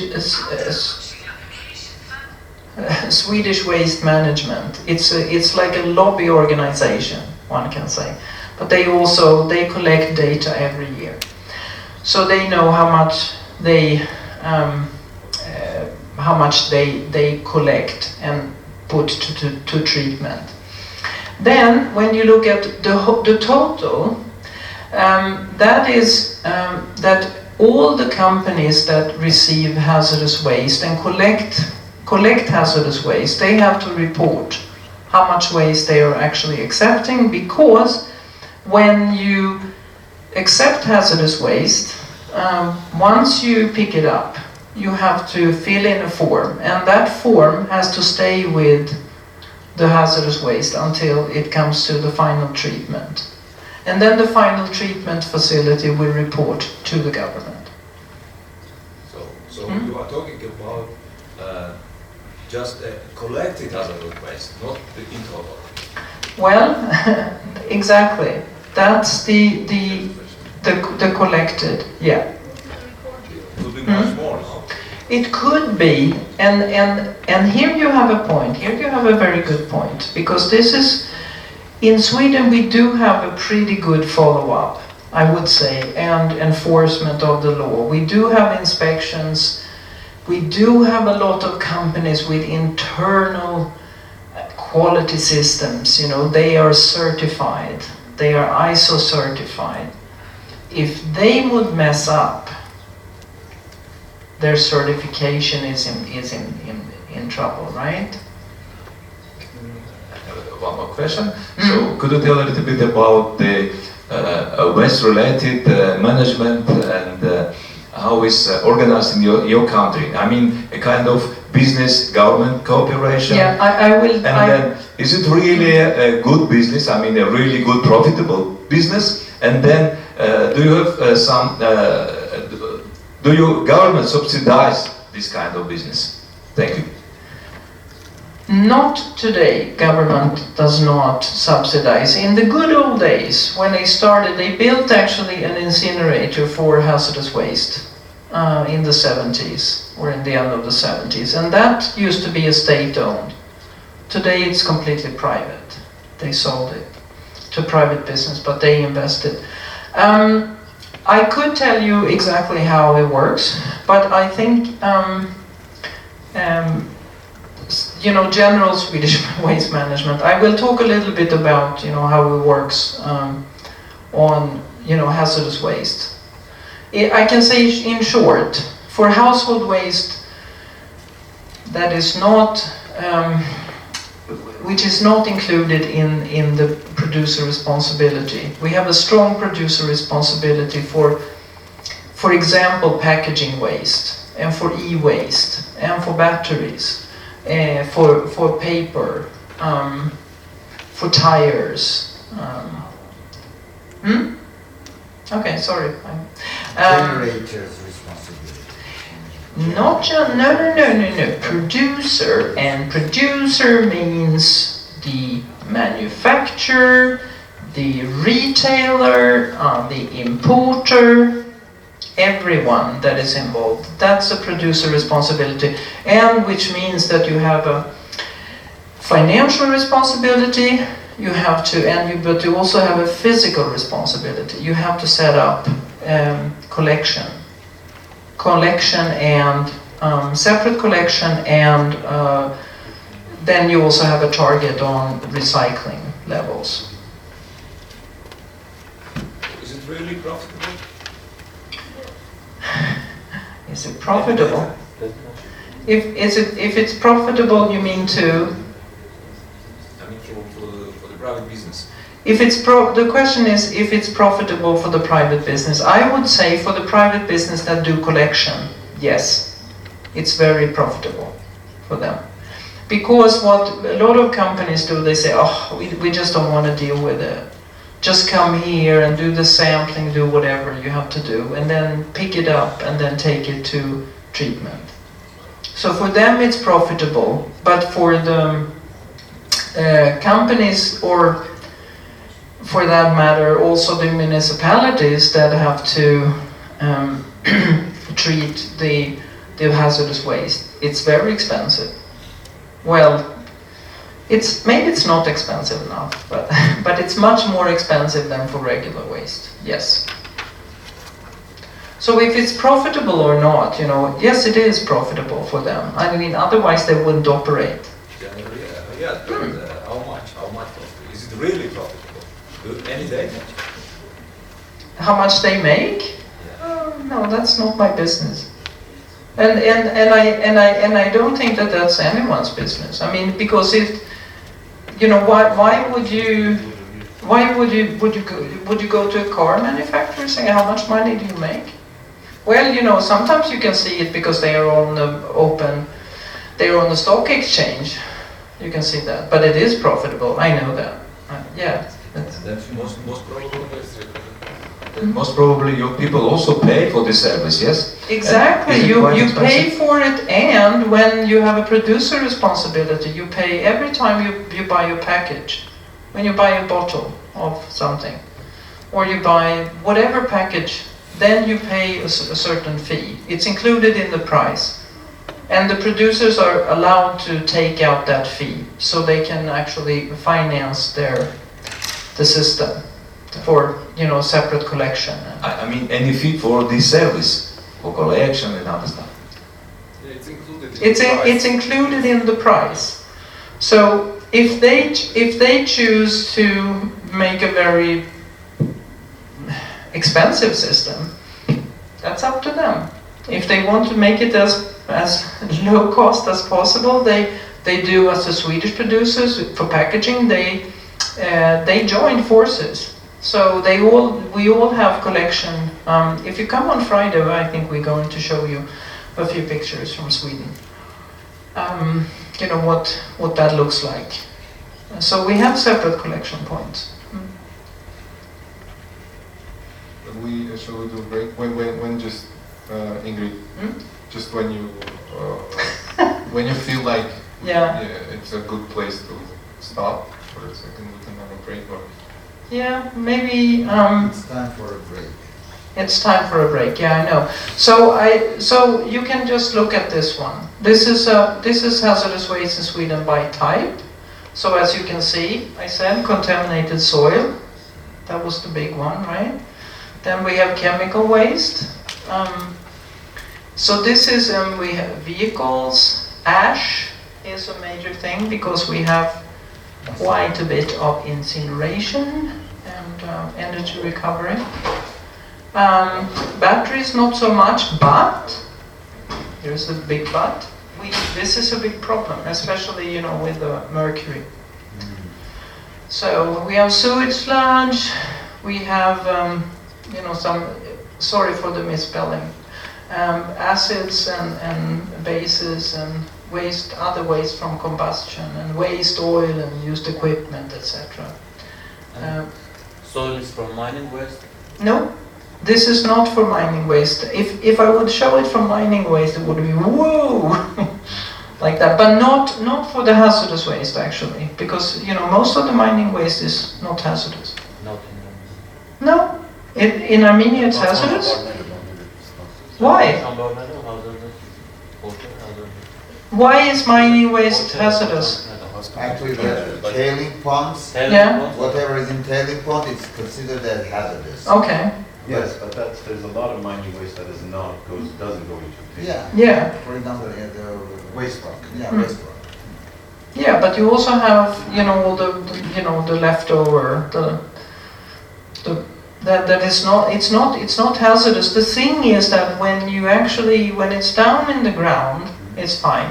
When you take it up and you start to have precipitation and everything, then, but it doesn't mean that it's hazardous, but it means. Quick question. Fly ashes of incinerators and residual slag, they are under one category? Yeah. Like you can see here, ash and slag. Okay, Okay, and this will be, then you will have a break, okay? A short one, 2 minutes. I just wanted to show you that if you look at hazardous waste generated per sector, municipal sector comes out as number 1. That's interesting, isn't it? Construction, yeah, quite a lot. Services, which means, like for instance, healthcare and so on. Energy production, the ashes and PCB oils. Yeah, but you know what? PCB oil, we don't have that much because we had a ban on PCB oil in 1972. And that was a big problem from when we joined the European Union, because they were not happy with that we had already phased out the PCB. So they were like... Then why the convention was signed in Stockholm? Good question, good question. But anyway, I would say, yeah, of course, we still have some residues of PCB oil. So, but we did make an attempt, to say that whenever you refill your capacitors or transformers, you cannot use PCB oil. But we'd still find it, actually. One question. Yeah. I think, or comment, just like the previous slide, I think we need to be careful about interpreting this slide, because the impact, we're just capturing here the kind of the weight, the mass. Yeah. So in fact, smaller amounts of chemical, drugs, plastics, whatever, could have a higher public health or environmental impact than all that municipal waste that's much larger. You're completely right, of course. I'm just saying that this is a good number to have. It's just we need to interpret it here. No, I do agree with you, and that was what I was also trying to say before, that you cannot just say, okay, it's a hazardous waste. Yeah, but what? What kind of waste? Okay, so the next one will be, why is it a problem?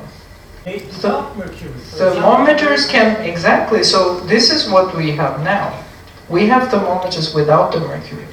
But they are not precise. Huh? But they are not precise. Okay. So the question was that the thermometers without the mercury may not be as precise. Could be, and sometimes there is a problem, like we talked about with the PVC, that in certain appliances it's hard to find a replacement. But in general, the general rules of consideration is, at least with the Swedish Environmental Code, to use stuff that is less hazardous or less toxic. Okay. And as I said, a few small mercury batteries may poison a small lake. So mercury is especially nasty. Oops. Obnoxious. Obnoxious. Obnoxious, right. That's a good term. So, hazardous waste, if you release it into the environment, you might have long-term effects, but also short-term. And if you put hazardous waste in an uncontrolled dump site, you might poison the ecosystem for a very long time. But you might have, acute impact, and poisoning the ecosystem, water and soil, and poison drinking water. For instance, we have a big problem in Sweden now. Maybe you have that too here, when you put out fires, that you use, when you use the extinguishing foam, that it contains, Sarah, help me out here. PFAS, yes, PFAS, which is very hazardous for people. So we have poisoned a few water wells. So that's a big problem. There are replacements but the fire brigades, the firefighters, they claim that it doesn't work that well. So here we have a problem. But sometimes I think that, we have always used this kind of foam. I don't want to change. So we do have an educational problem, I think, as well. And of course, you have the acute impact you have for the staff working with the waste. We have, the scavengers that are going around trying to pick out recyclables, etc. When we talk about healthcare waste, we have the syringes. We have cases in the world where people have actually got HIV from waste. And then, of course, the long-term impact due to decomposition, of course, and mercury has been a big problem in Sweden, also due to the acid rain.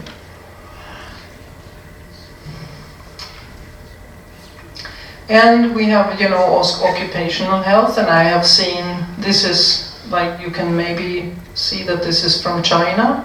I have seen some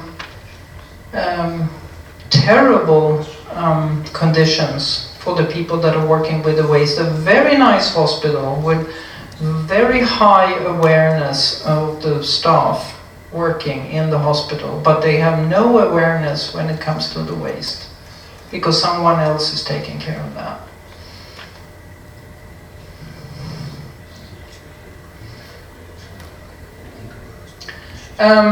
But I would also say that then we have, for instance, solvents that could be used, and here you have cement kilns, right?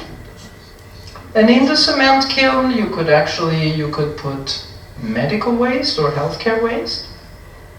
Not a problem, but I know that the owners of the cement kilns usually they feel like that they don't want to jeopardize their product.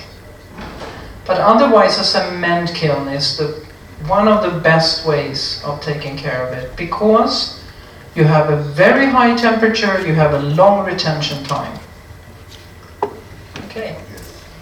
Hello. Hi. You were in one of the pictures, Nadina, before. Yeah. Your younger self, about 20 years. She hasn't aged a bit, so don't... You could all see that, yeah. And waste oil can be regenerated and used again. Something about regulations, and regulations and laws are great if they are being enforced. So I have been doing quite a lot of work in Russia. In Russia, they have extremely stringent regulations on the environment.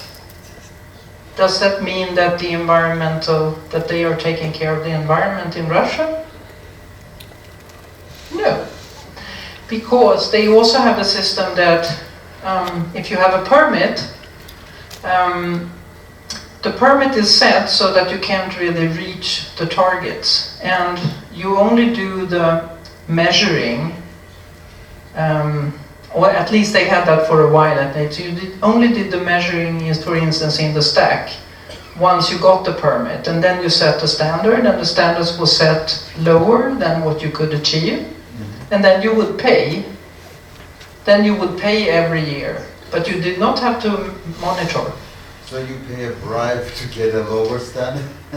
And it's not, so you can call it a bribe, but you can also call it was also actually money that to the to the environmental inspectors, or to the, it was like a fee. It was not an environmental regulation, No. it was a revenue generation mechanism, Yes. and we have that problem. Okay. So that's a big problem. So then I was doing a project up in Murmansk, and we were doing we tried to improve the energy system, but the problem was that we were not able to do any monitoring, because then if we had made that monitoring, then it would have proved that they had been emitting, far too much. Right. Yeah, than what was in the permit. So. Also in many systems, penalties are so low that they deny you, and they easily pay penalties. Yeah, but okay. Yeah, that they pay the penalty, but they are supposed to pay the penalty every year, because that's how they finance the regulation authorities. So that's not a very good system, I would say. But a lot of times, if you do have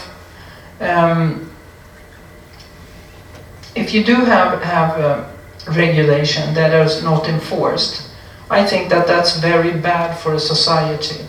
And now I'm not just talking about waste. I'm talking about in general. It used to be where it used to be forbidden to jaywalk in Sweden.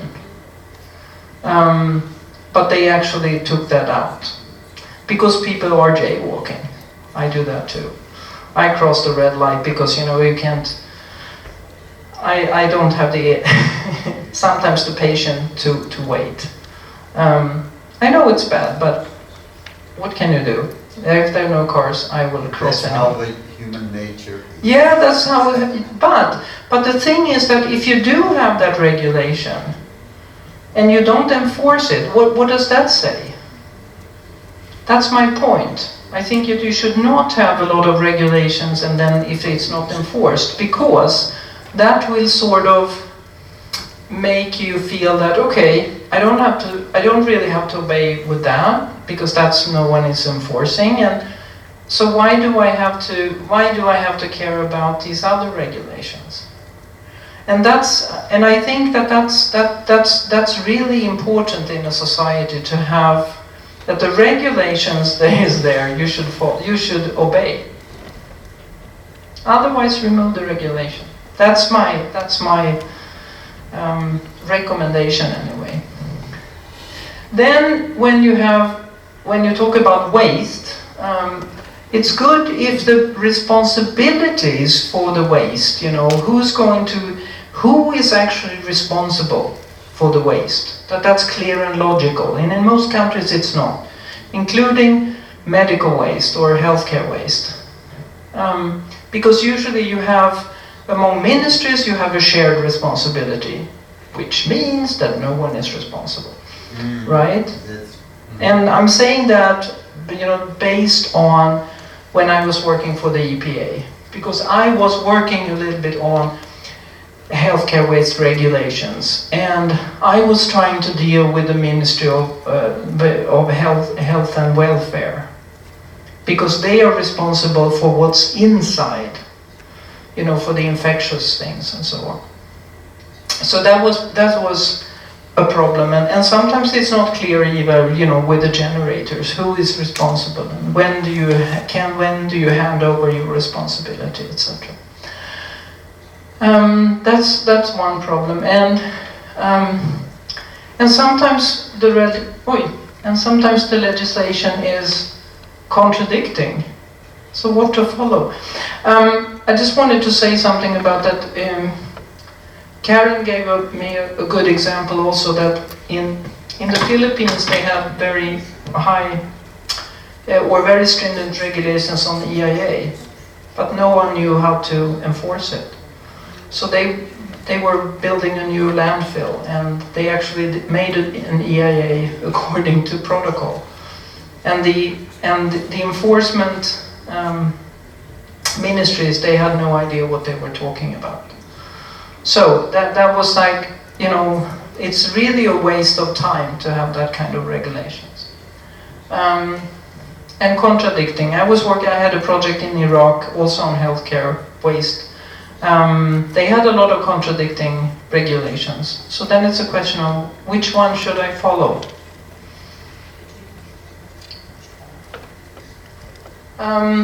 If you talk about Sweden, we do have a number of environmental quality objectives, and one of them is a non-toxic environment. We have a lot of other objectives as well. We used to have working against threats, but now we have objectives. We are not, some of them we are doing okay, most of them we're not doing so well. But anyway, we have, you know, the hazardous waste regulations from, I'm not just saying regulation because it's the EU regulation that sort of applies directly, but then you have directives, they have to be implemented in the local regulations or the local legislation. I should say rules and legislation in Sweden instead. But the hazardous waste directive has been implemented in the Swedish law. We have an ordinance, and we have the environmental code, which is like a framework for the environment in Sweden, and then the code, we have lots of special regulations also. About, of course, you know, the Basel Convention and everything is ratified. We have also a handbook by the EPA, made a handbook. But you know what? Sometimes Swedish EPA, yeah, made a handbook. But I would say that sometimes it's difficult with this handbooks, because usually they're very complicated. Because they are very, very afraid of making something that is sort of down to earth. And I would say that I think, I'm so old now, so I can say whatever I like, almost. I think that we are complicating things, and I think that the area of waste management has had so low status that I was in Barbados once, and there was a person that asked me, "What are you doing?" And I said, "Oh, I'm working on waste management." And then he looked at me with pity, and then he said, "You know, some people are doctors, some people are lawyers, and some people are garbage collectors." So that was his notion of.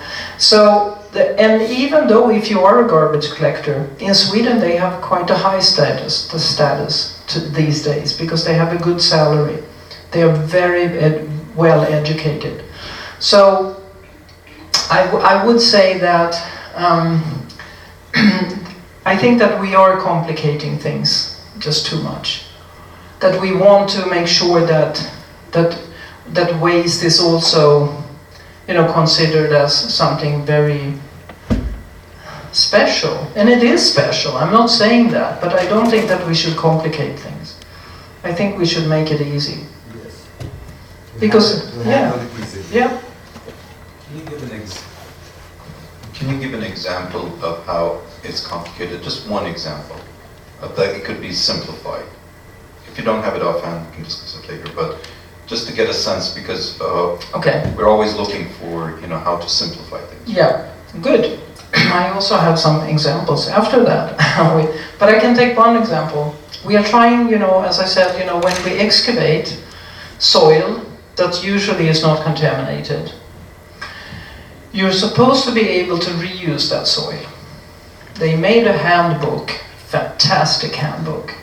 And I would love to take that, that consultant that made that handbook for the Environmental Protection Agency to one of the pits, you know, and I would like to have him there, or them there. And I would throw them into the pit and I would say, now what? Now you can use your handbook. Because they have made it so complicated that it's, in order to reuse something, if you're on one site and you want to go to another site, you have to prove that there is absolutely no risk. Even though you know that this place is not, there has not been any old kind of activities going on. You know that it's clean, that it's not, but you still have to go through all the ruckus, you know, with sampling and blah blah blah. And by the end of when you have done that, you know, go and get a statement that it's clean. Yeah, but you can't, you know, that's the problem. So they have made it so complicated, so no one cares. They just take it to the landfill. For non-hazardous, not just a landfill for hazardous waste, they take it to a landfill for inert waste, which is so stupid. Landfill for inert waste? Landfills for inert waste, that inert waste should be used as a cover on landfills, or it should be used, you know. I think that we are overdoing it, and we are doing it complicated. And I'm going to show you also later, you know, what's complicated, you know, and that is waste classification. Oh, the European Union, they're so good at coming up with all these, you know, complicated things. Did you have a question? No, just a very short comment. By the way, the EU latest frameworks, amendments in directive, they actually have these articles on simplification of the whole legislative framework. Yeah, that's great. Yeah. I know, and we are also talking about that we are going to make it less, or make it simpler, you know, when it comes to doing EIAs. Environmental impact assessments, because environmental impact assessments in Sweden can go on for 10 years. I'm not kidding. And is the environment any better? No, I wouldn't think so. But a lot of people, including consultants, we make a lot of money on that. I think it's horrendous. I think it's so strange that we are doing that. When we talk about rules and regulations and legislation, we have at least tried in Sweden to point out, you know, who is responsible for what kind of waste. So, in general, the generator is responsible for their own waste generated. And now I'm talking about the generator as an industrial or commercial activity. They are in principle responsible for their own waste if it's not municipal waste, because the municipality is always if you talk about, you know, municipal waste, the municipality is always responsible for municipal waste. But when it comes to hazardous waste, the generator is responsible, and they have to do the classification, they have to control the transportation and the treatment chain. And that is, how is that done? It's done that when the company, when they have hazardous waste, and they call someone that is licensed, they're not licensed to kill, they're licensed to transport and maybe to treat the waste. They have to follow up with a document, and that document should follow the whole way, all the way, from the generator to the endpoint. And when that waste has been That coming back to a little bit what you were asking, but when that waste has been accepted at the final treatment, that paper should go back to the generator, so that they will say, okay, we sent out 2 tons. 2 tons were delivered. The municipality said they are responsible for the hazardous waste in the household. However, it's not considered hazardous waste until they pick it up. And this is, of course, for reasons that the citizens, like I, should be able to go to a battery collection or go with my waste oil, to a collection facility. Batteries are actually a producer responsibility, but the producers, they have decided that they have a battery fund, and the municipality is responsible for collection, transportation, and treatment. Who is the donor for the fund? The donor, those are the producers. The producers, and as I said, the producers, not just the manufacturers, the retailers, importers, everyone who is putting batteries on the market. So they have joined forces. In Sweden, they tend to join forces, because otherwise it would be very complicated. At some point, maybe it might be useful to discuss, maybe in the institutional setup, it may be useful to discuss what percentage of the cost of the battery, let's say, or whatever product, is the producer responsibility component. So how much do consumers pay more to have that system in place? Yeah, that's a good question. I'm not saying it's good that people have to understand they're using resources, they generate waste, and someone has to pay for it, and the user paying for it is fair system. But just like, how do you slowly, like a country like Armenia, start introducing that system? I know there are initiatives underway. There's even legislation underway for that. But and actually, the follow-up question would be how is it regulated, the component that users pay, actually consumer pay within this responsibility scheme, and the real producer, so importer, and because it's kind of shared. So as an importer, I can raise the price and cover my responsibility component, right? But that would be, more burden on consumer side. So how is it regulated inside? So yeah, so we do have regulations in how much extra they can put. On the other hand, if the producers or if the retailers want to sell more expensive batteries, why not? Yeah, why not? Yeah, it's a market, and it's so, but it's actually regulated how much. So let's say, I don't remember, maybe Sarah, you can help out on that, how much you pay per battery, but it depends on what kind of battery it is. But if you look at the WE, which is also, that's a true producer responsibility, because the producers, I'm saying, when you say producers, now you understand that I mean all of them, right? Importers, retailers, manufacturers, everyone they are responsible. But then the companies that have been formed, it's up to them how they do it. So the state just says it's a producer responsibility. You can do it. You can organize it in any way you like. Within these standards and requirements. Yeah, exactly. We are telling the framework, and then you can do whatever you like. We can. Oops, sorry.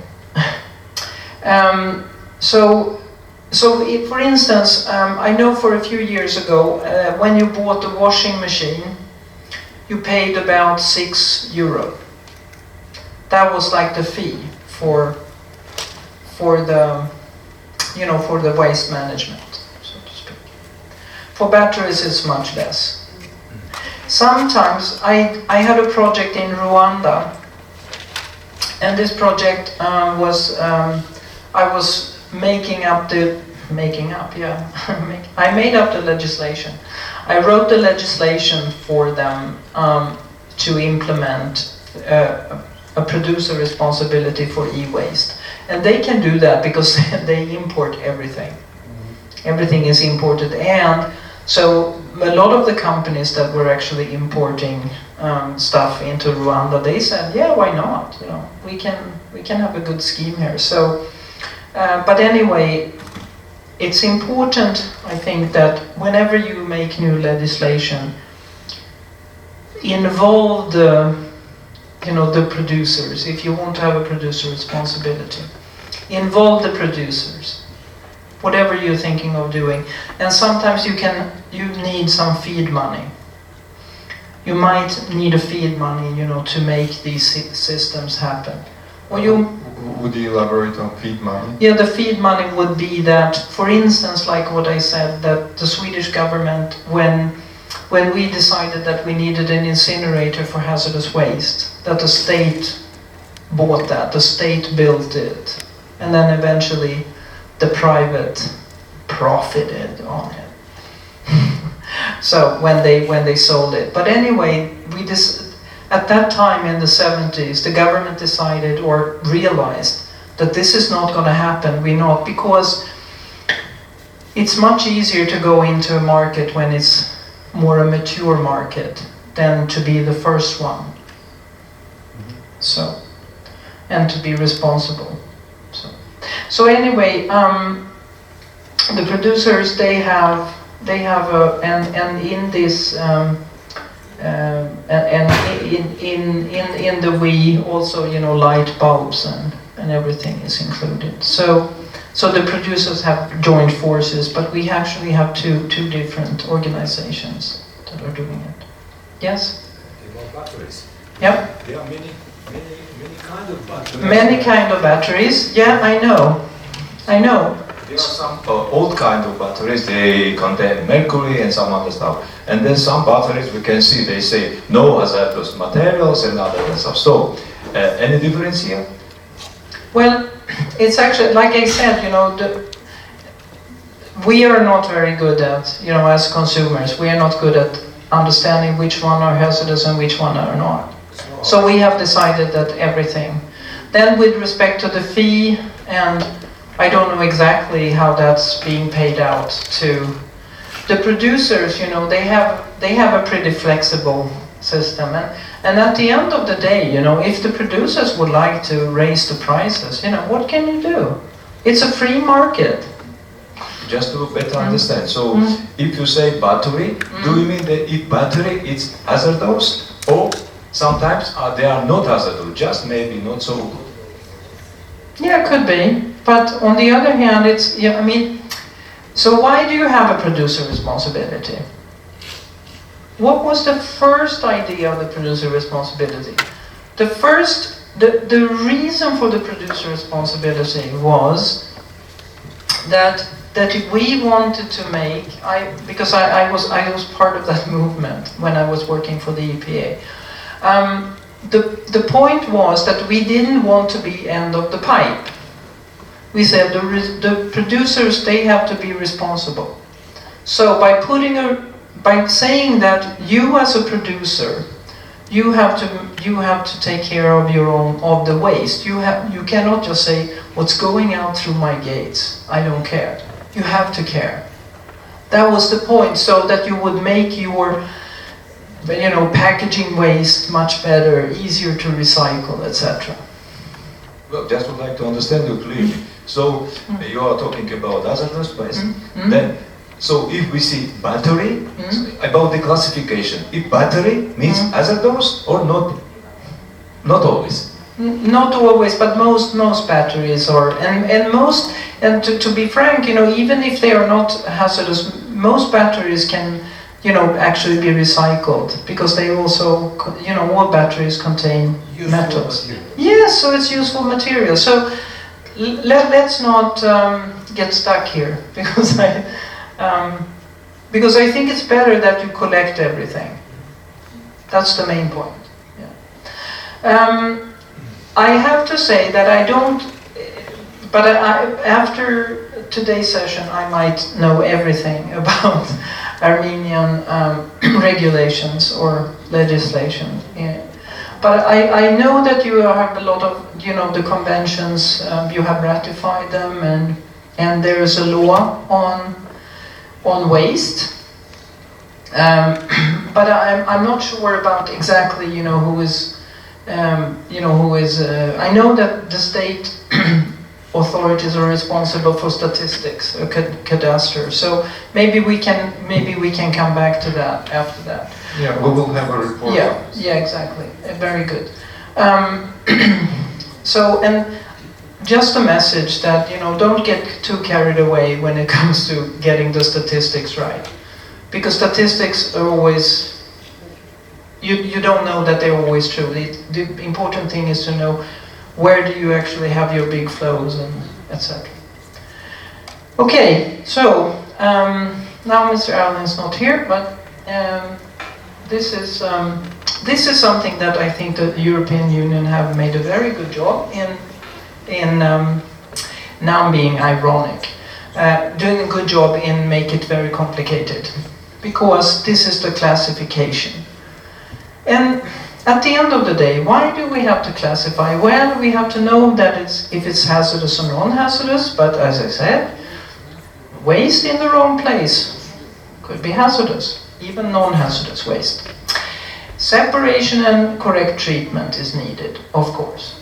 So that's why you should classify. But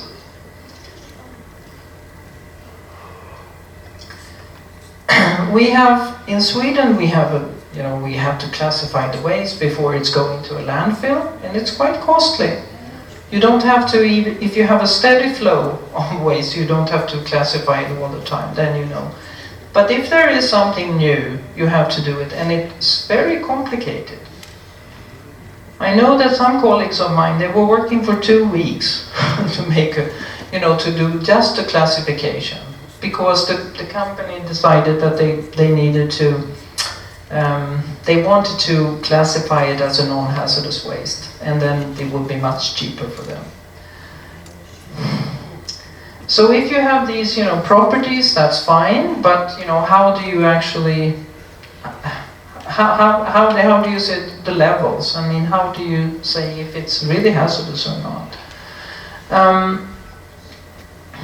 So we have, but I think that the waste catalog, you can get a lot of useful information there.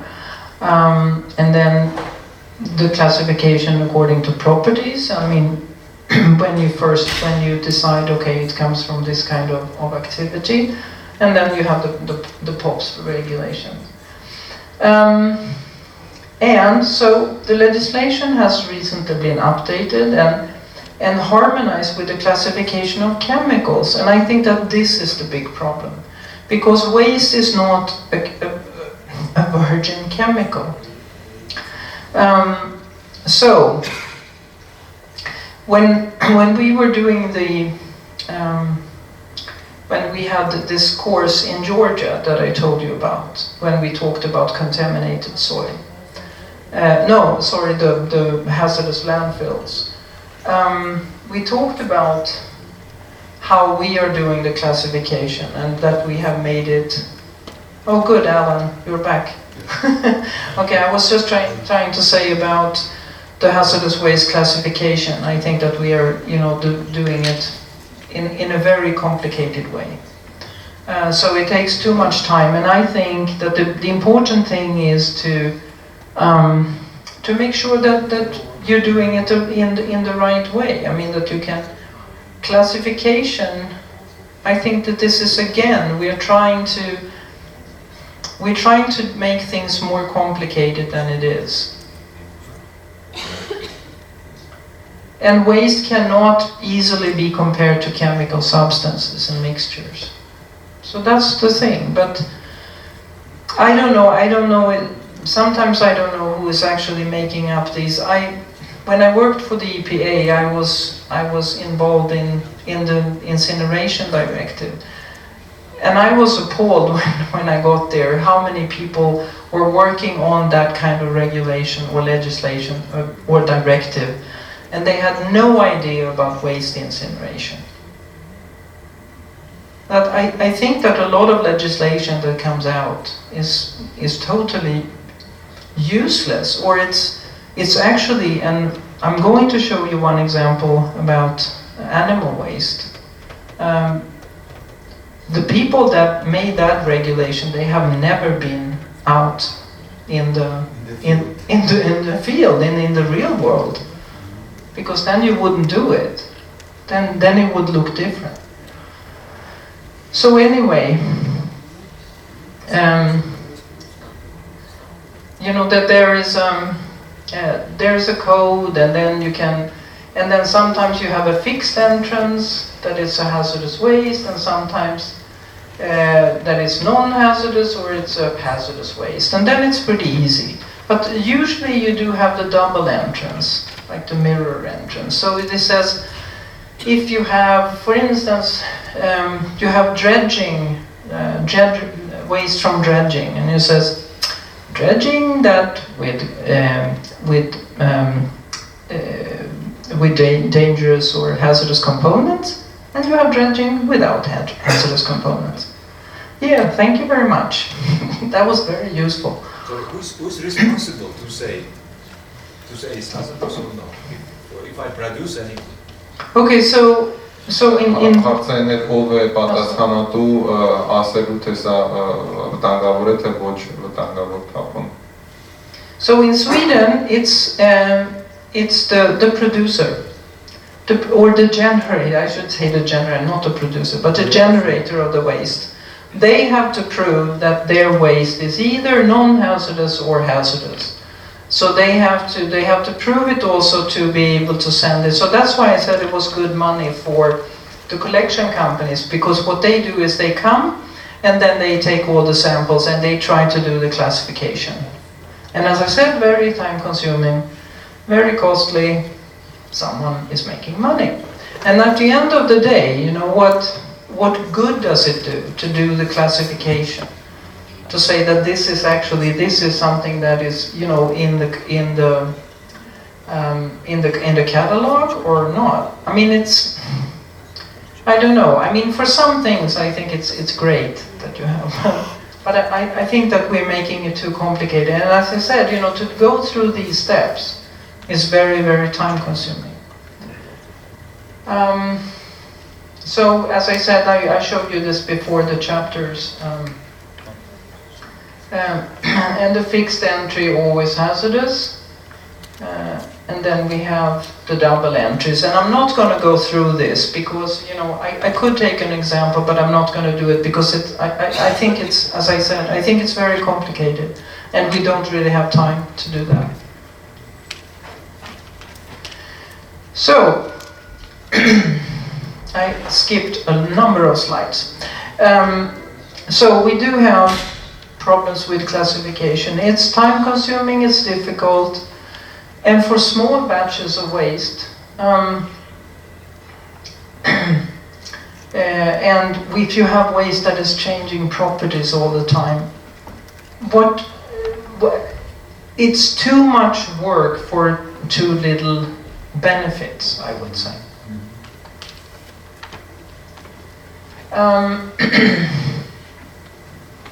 And then also we have a problem that sorry,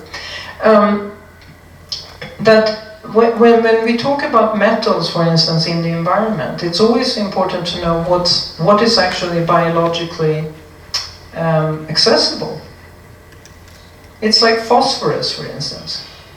Not all phosphorus is biological accessible.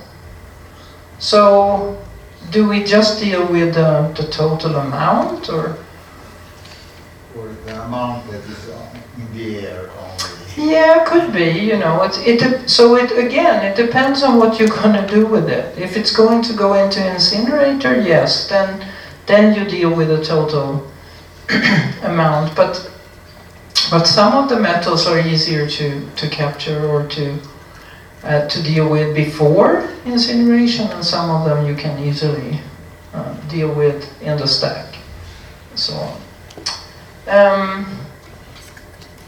and then we have a problem also that, sometimes these fantastic data risk sheets, they're not so great. Especially when it comes to environmental impact. Pretty difficult to know. I think that this is a good thing to analyze, to determine what kind of treatment would be good, or could it be recycled, whatever. Instead of being so fuzzy about the classification. And sometimes we have, the standardized lists and assumption, and then we have a problem when we are, summing up, etc. And release into the environment is not taking into account. So I think that avoiding, if you can, or replacement, collection and treatment is much more important than classification. But if I say that, I know that the Swedish EPA will not be that happy. But Ingrid, one question. I mean, how can you think about treatment options without knowing the classification? Is there a way of jumping the classification and still knowing what treatment options you have? Yeah, because if what I'm saying is that instead of trying to figure out exactly which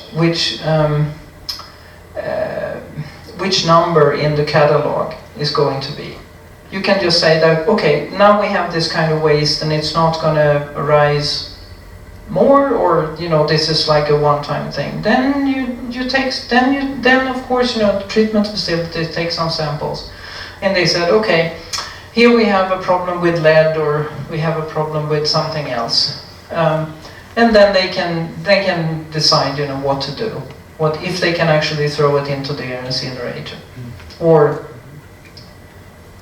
I think that's the skipping.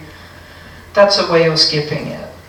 But Ingrid, are you suggesting, for instance, that the same simplification could be in place with that classification system?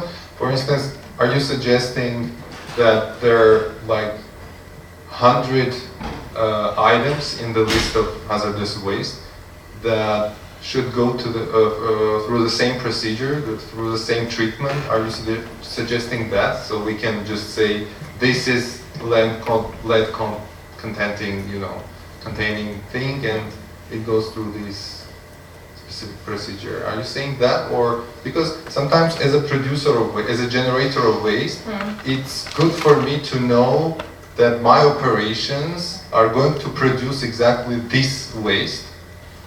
Yeah, but that could be a different thing. If you actually have something that you produce over and over again, then you have like a steady flow. Right. And maybe you want a steady flow. Maybe you want to recycle it, or you want it to.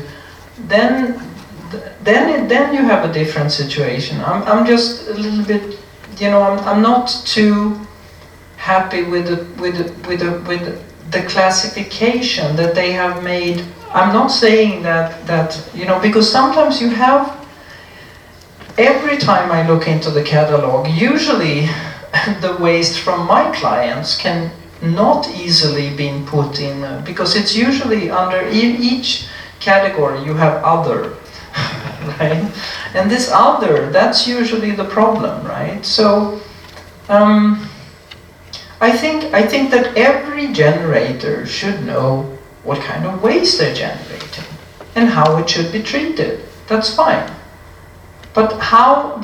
But then all the the red tape comes around it. I'm not saying that you should do this or that. I'm just saying that I think that in Sweden, I think that Sweden is a strange country.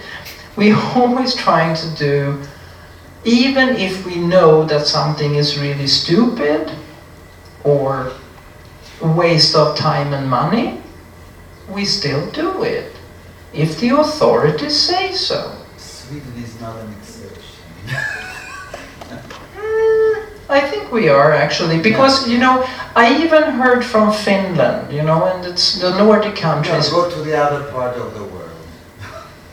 Do you think that they do as they are told? Yes. Where? Where exactly? United States. In the United States, they do as they are told? The low class. And there are so many stupid and controversial things in that country. But you know what? But you know what? Americans do not do as they are told, I would say. That's the country of the free. So I have been also working in the US, so I know a little bit about what I'm saying. What I'm saying is that I think that Sweden, I think that we are sometimes we are a little bit too like, oh, okay, yes, you know, Big Brother said that, yeah, we will do it. Even if we know, and even if we can convince, and I have an example later on, also with biological waste, that I said to the authorities that are responsible for that regulation, how it's implemented. I said, you know, that this regulation, the person that wrote that, has no idea what's going on. Why don't we do it in this way instead? Then we have full control, blah, blah, blah. And then he said, oh yeah, that's a great idea actually, yeah. And then he went back, and I think that somebody hit his head and said, are you stupid? It doesn't say that in the regulation. And then he came back to us and he said, no, we can't do that. I said to my clients, let's do it anyway. Let's do it my way. And, you know, because you are in better shape than if you do it as it actually says in the regulations, and it has to do with the transportation documents. So I think that it's a hard thing, because the European Union, they have a lot of regulations, but I'll tell you something, that most of the countries within the EU, they do not comply with European legislation. But you know that, right? You know, and once the Finnish people, they are like, you know, we give the authorities what they want.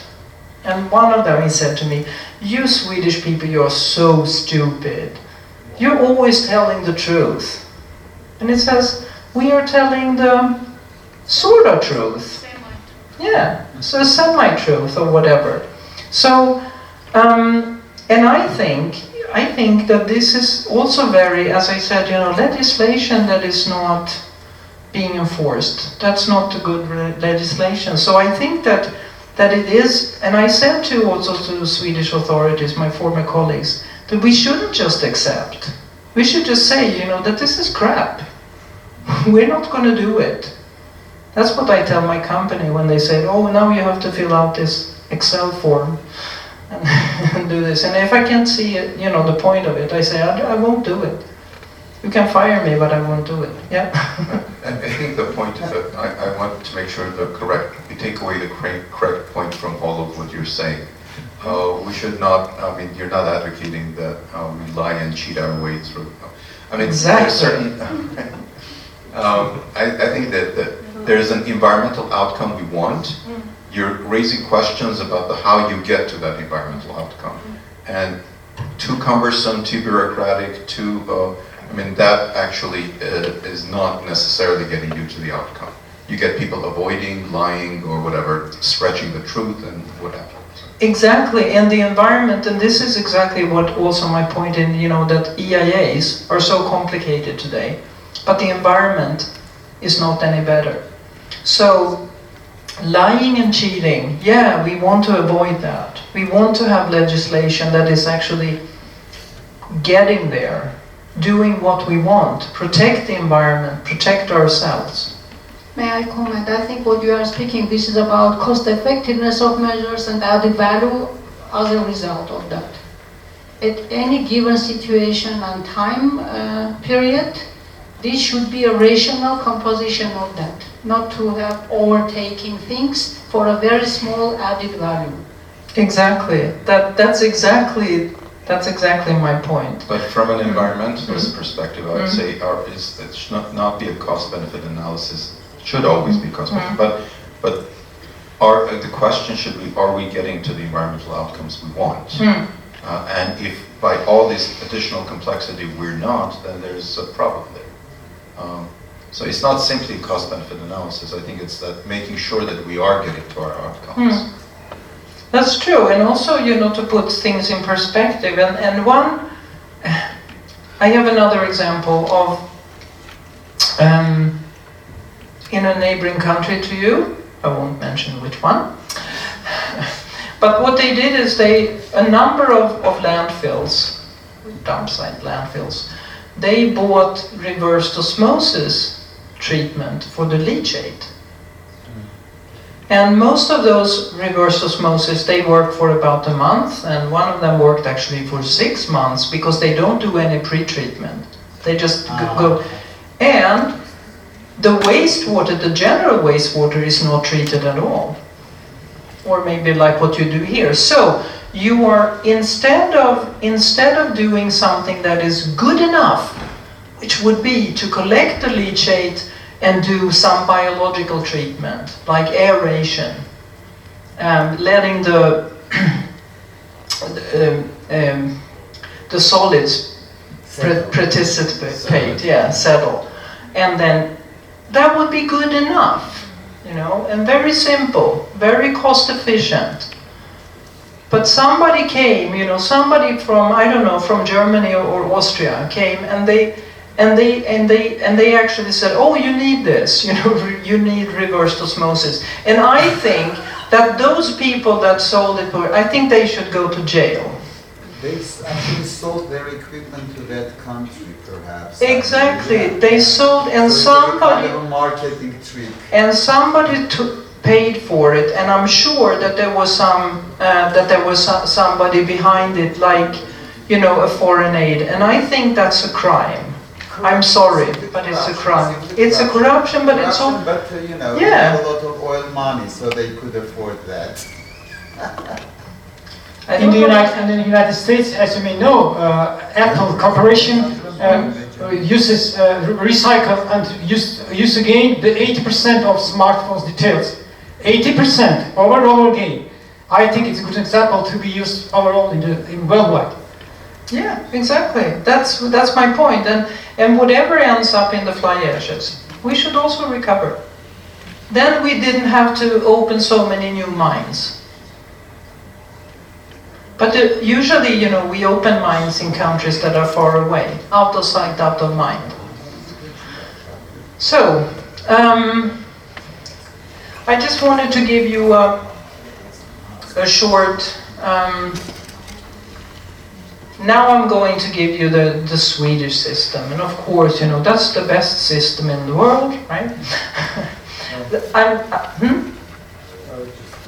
That's the best system in the world for Sweden. Exactly.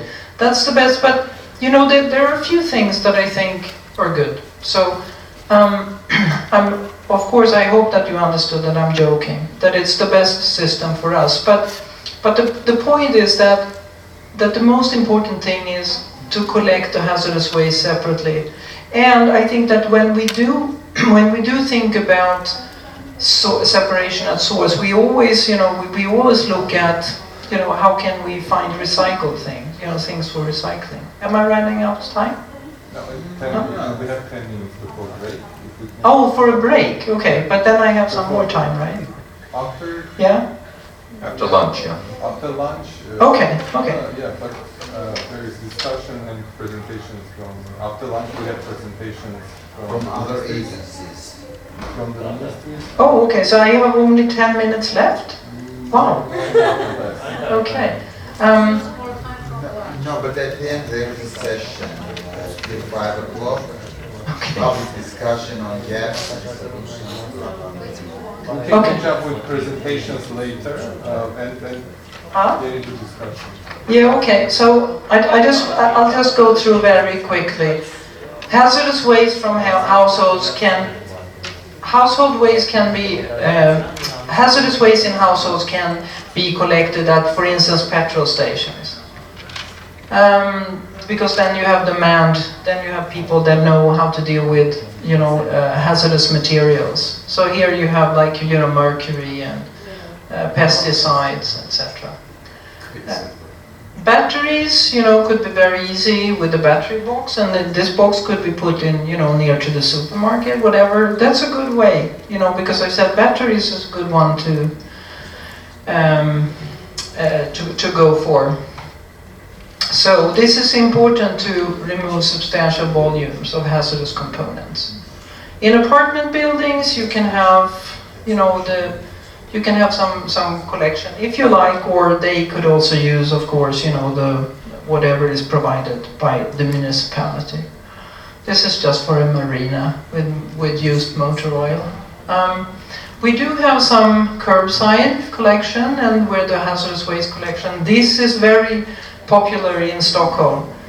You know, people gather around this vehicle when it comes around, so it's like a happening.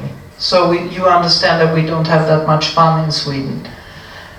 No, but this is also good training, because then that person taking it say, well, this is not hazardous, that's hazardous. Exactly. So here you have someone, but it's also very expensive. Yeah, because like, having people. Is this private initiative or is this? No, it's a municipality initiative. So you pay that by your fee, by your monthly fee. It's part of collection. Part of collection, yes.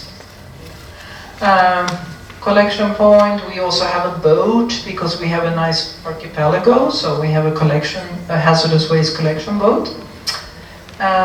We have the recycling centers, again, you know, this is what we do in the weekends. We don't have that much fun. So we have to, we go and we get rid of our waste and we can actually sort it, you know, in different fractions. And then, of course, you know, we also have a section for the hazardous waste. We can be, like if you live in an apartment building, or you could have like one of those where you just, and then a special company comes and pick it up, and the same for an industrial enterprise. I won't go through this, but anyway, as I said, you know, before, if you want to keep track of your waste, you have to fill out the form. And you have to make sure that the waste is actually going to the right place, not dumped in the woods. Transportation documents, and we do have a system also for certification that you have to be certified in order to transport waste. But in waste in general, actually, you need a permit. But you have to have a special permit for hazardous waste. If you have a small generator, they can take the smaller quantities to a collection point without a permit. Treatment and disposal. I'm just going to go through that really quickly also. The first priority is, of course, you know, to avoid that it's being, and to substitution principle, and reduce the amounts of hazardous waste generated. By separation at source, which is sort of the number one, right? And no mixing of hazardous components, because it might be,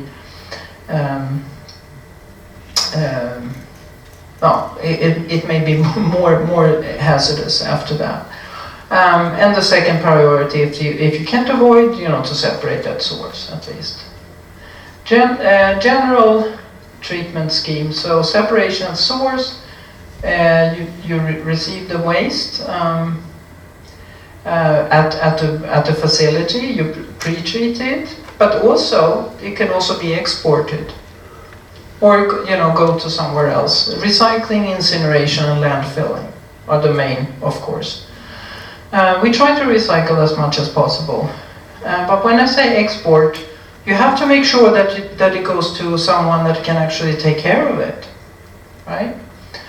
Treatment and disposal. So, as I said, if you have a steady flow, the reception company doesn't have to,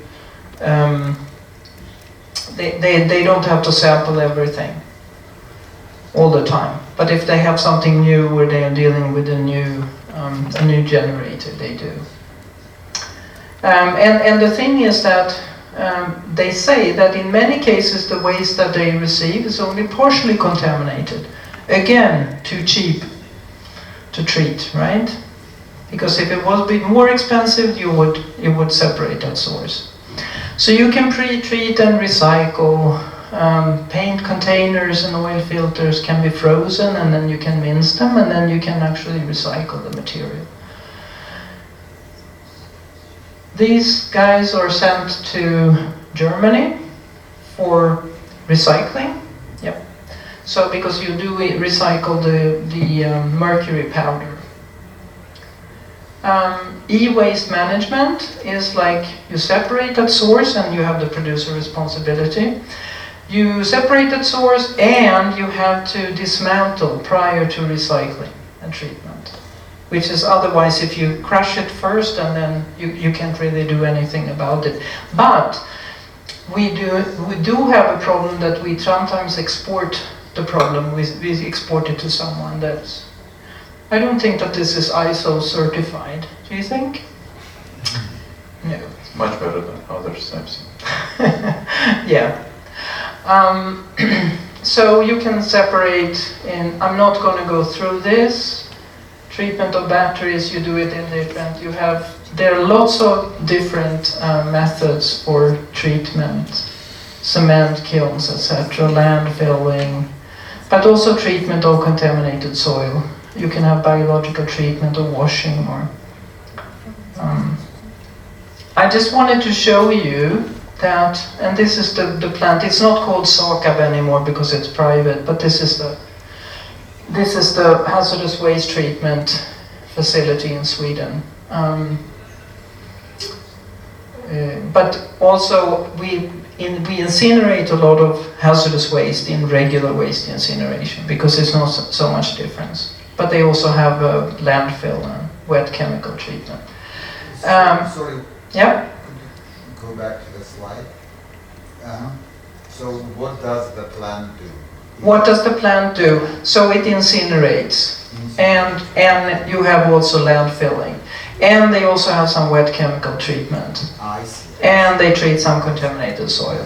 So they still have some chemical treatment. Yeah, they do. Otherwise it would be called just incineration plant. Yeah, I mean it's a treatment facility. It's like a landfill. It's not just a landfill. The landfill is also, do a lot of treatment on site. We export, we need a permit, of course, but we do have a problem.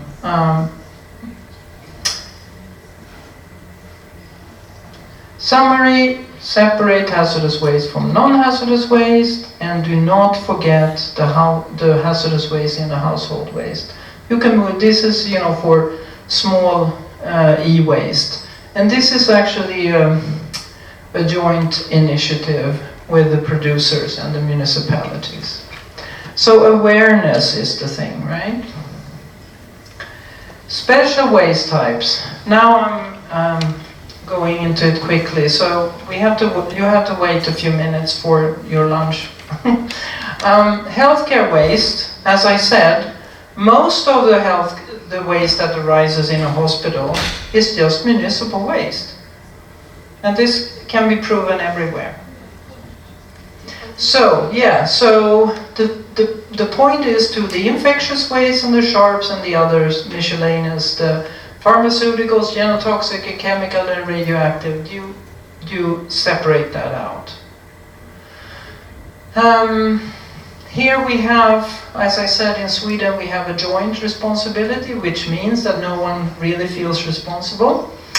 You have all the hospitals, they are being inspected by local authorities, but inspection are not so great, but people in general, they do a very good job. But I think that sometimes you put too much stuff into the infectious that really is not infectious.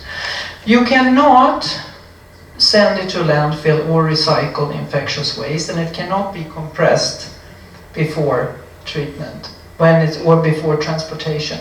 Most of our infectious waste actually goes to regular waste incineration plants, but it's not put in the hopper or in the bunker.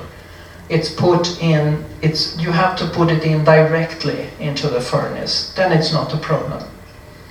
Sorry, question. Yep. Okay, you have to have the...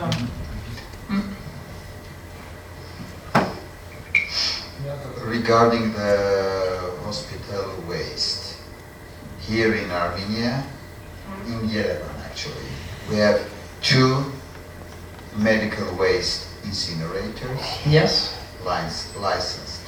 But what they do, they store the waste before they incinerate. It comes, they collect in the warehouse facility next to the incinerator, and when the amount comes to some critical point, they then they operate start up the furnace, the incinerator itself. It's not continuous process, so they the bottom line is that they store the infectious waste. In a fridge or in a freezer? It's supposed to be fridge, but it's not a fridge. Okay. It's a big facility, big storage facility with some cooling mechanisms. Yeah. Okay. So let us come back to that, I think, when we have the summing up. Sure. We can talk about, what would be to be preferred, okay? And to have what is good enough. Yeah. Sure, thanks. Okay. Waste flow in a hospital, you have, that maybe not. Separation at source. You don't have to have the fancy boxes if you don't have them. It has to be good enough. For sharps, you can have a bottle. You can have an empty bottle, an empty plastic bottle. That's fine. So separation at source, and then you take it to central collection. And the ones that we have seen did not have a refrigerator. If you do, then you could store it for longer time before they have to come and pick it up. So these are our. Maybe this is interesting for you.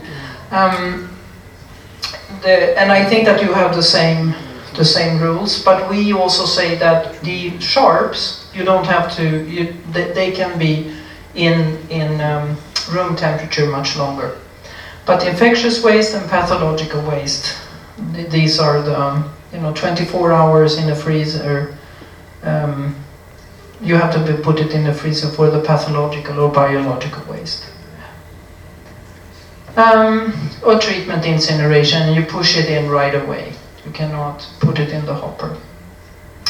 Pathological waste, we actually have special facilities. Here you can put the carcass of a horse. Or we also had like an elephant here, and I came in once after they had burnt a horse, and that was. I'm not very sensitive in general, but that was kind of bad smell. So. I just wanted to say something about that. The hospitals that I have visited, and one of them is your hospital? Yeah, right. Okay. Okay, thank you. So they did have a very good system, I would say, about an awareness of separate collection. I'm not saying that this is all over Armenia, I'm just saying that the places that I have seen. Razdan Hospital, Ararat Hospital, and a couple of clinics and this mentioned hospital in Yerevan. Exactly. So we will come back to these special companies, if it's good or bad, what they're doing. But anyway, they're trying, and they're trying to do the best they can. You also have to care about what's happening afterwards. But separation at source, and I think that they're doing a good job. Very high level of awareness. And sometimes, the floor is not great, and this is something that in the final storage, so that could be improved. But I do think that there is if I compare it to others, I think it's good. So this is, we will come back to this afterwards. Something about animal byproducts. You know that the European Union, they also managed to complicate things. Another good job. And they have never been out in the real world. because then I understand that you want to keep track of if you do have a sickness or a disease, you don't want it to be, contagious or transferred. I understand that, that's fine.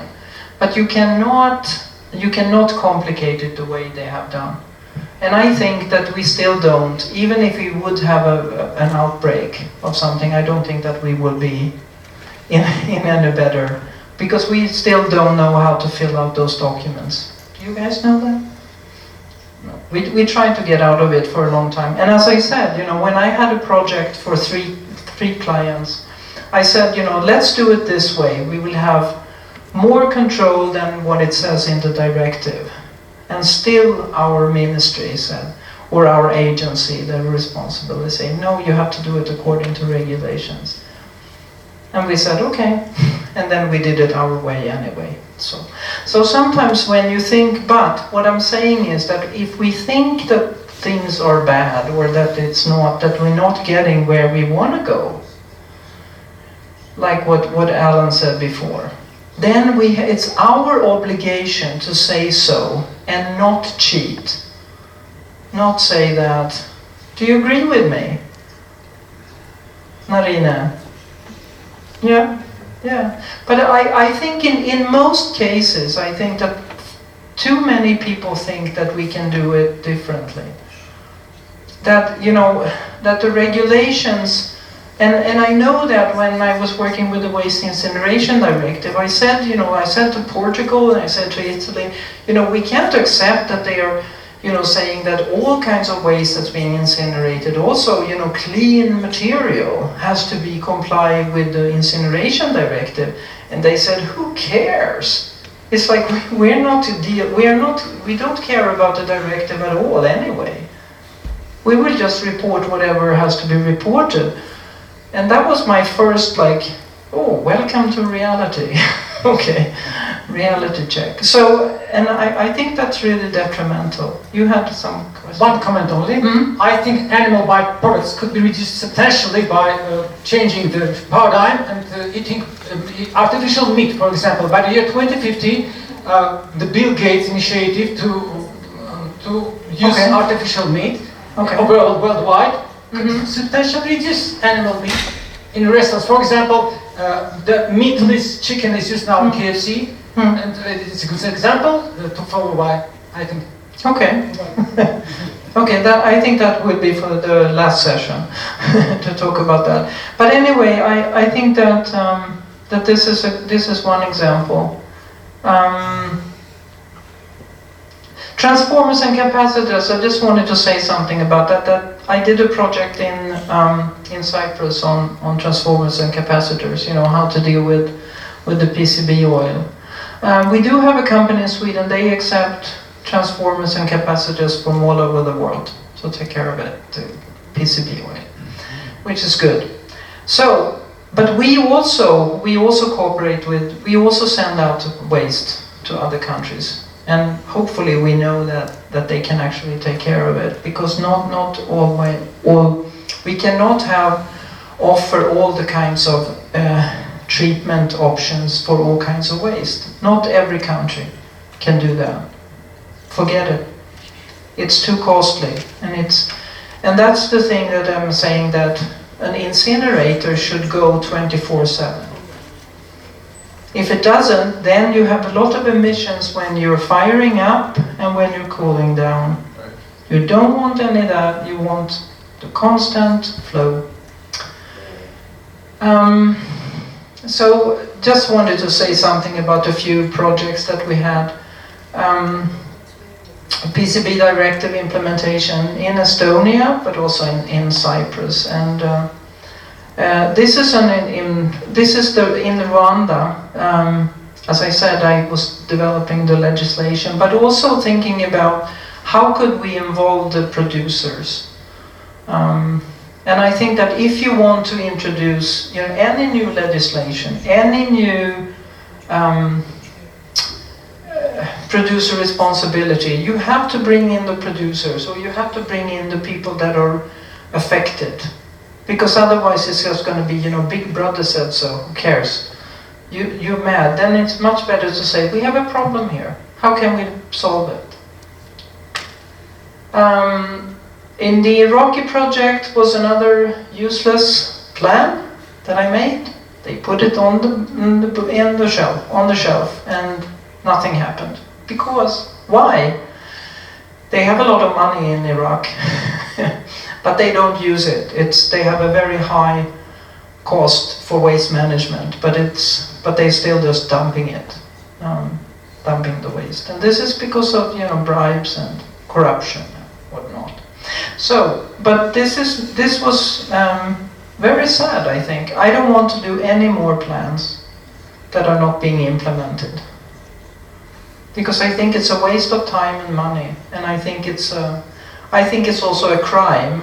It's a crime for us to participate in such projects, and I think it's a crime for all the foreign aid that are actually involving in just doing something that's on paper. I think we have to be much more down to earth. What can you do? Because at the end of the day, I'm dealing with Sweden, I'm dealing with entrepreneurs, and every day they struggle with the legislation and how to comply and what to do.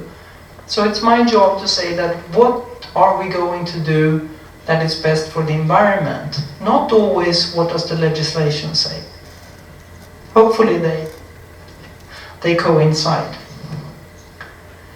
Final conclusions and recommendations. Important to collect separately, raise awareness. So we were talking about, not just, I don't think it's not just technical systems.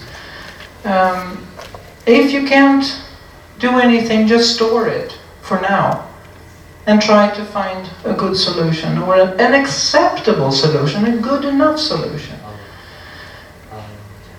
We must cooperate. Export and import is okay. We don't have to, deal with everything where we stand. Because this is also a misunderstanding, I think, that people think that, okay, but we have to take care of the waste that we're generating. Okay, so why do we buy products from other countries? If we feel that we have to take care of all the waste ourselves, then we shouldn't import anything. Right? But we do. When it's in the fall, when we have lots of apples in Sweden, we still import apples from New Zealand. Okay, very good. Because transportation is just too cheap. As I said, if you don't have a proper container, it's fine to use a bottle for sharps, for instance, in a hospital. Remember that upgrading takes time, and you need training, and good enough solutions are better. That instead of using a lot of money to take care of a tiny portion of a problem, you could use that money to take care of a large portion of a problem. And I think that sometimes we forget. So remember this thing about reverse osmosis, for the leachate. I think that's a good analogy. And I think that statistics, we are very concerned about, getting the numbers right. I don't think that we don't have to be so. I think we can be a bit open-minded to say that maybe we don't have all the statistics, but we have a pretty good idea. That's good enough,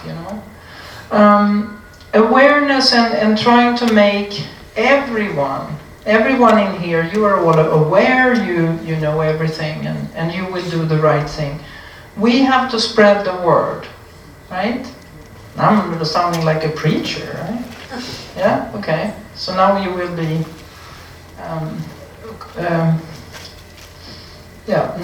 now you will be also waste nerds like I am. But statistics is just the beginning. We have to make people aware and want to do the right thing. And I think that the healthcare waste, you're on your way. It's a good platform. Even if it's not, very high standard or whatever, it's a good platform. So, great, yeah. And I think that this was one of the hospitals where we had a project. We said training, training, training, and I think this is good. I hear it and I forget. I see it and I remember, but I do it and then I understand. And I think that this is very important, that you don't get it until you do it yourself. So that's why you can have very good trainings, you know, in a hospital, for instance, but you have to make sure that people do it, because then they understand. And this is a pretty long time ago.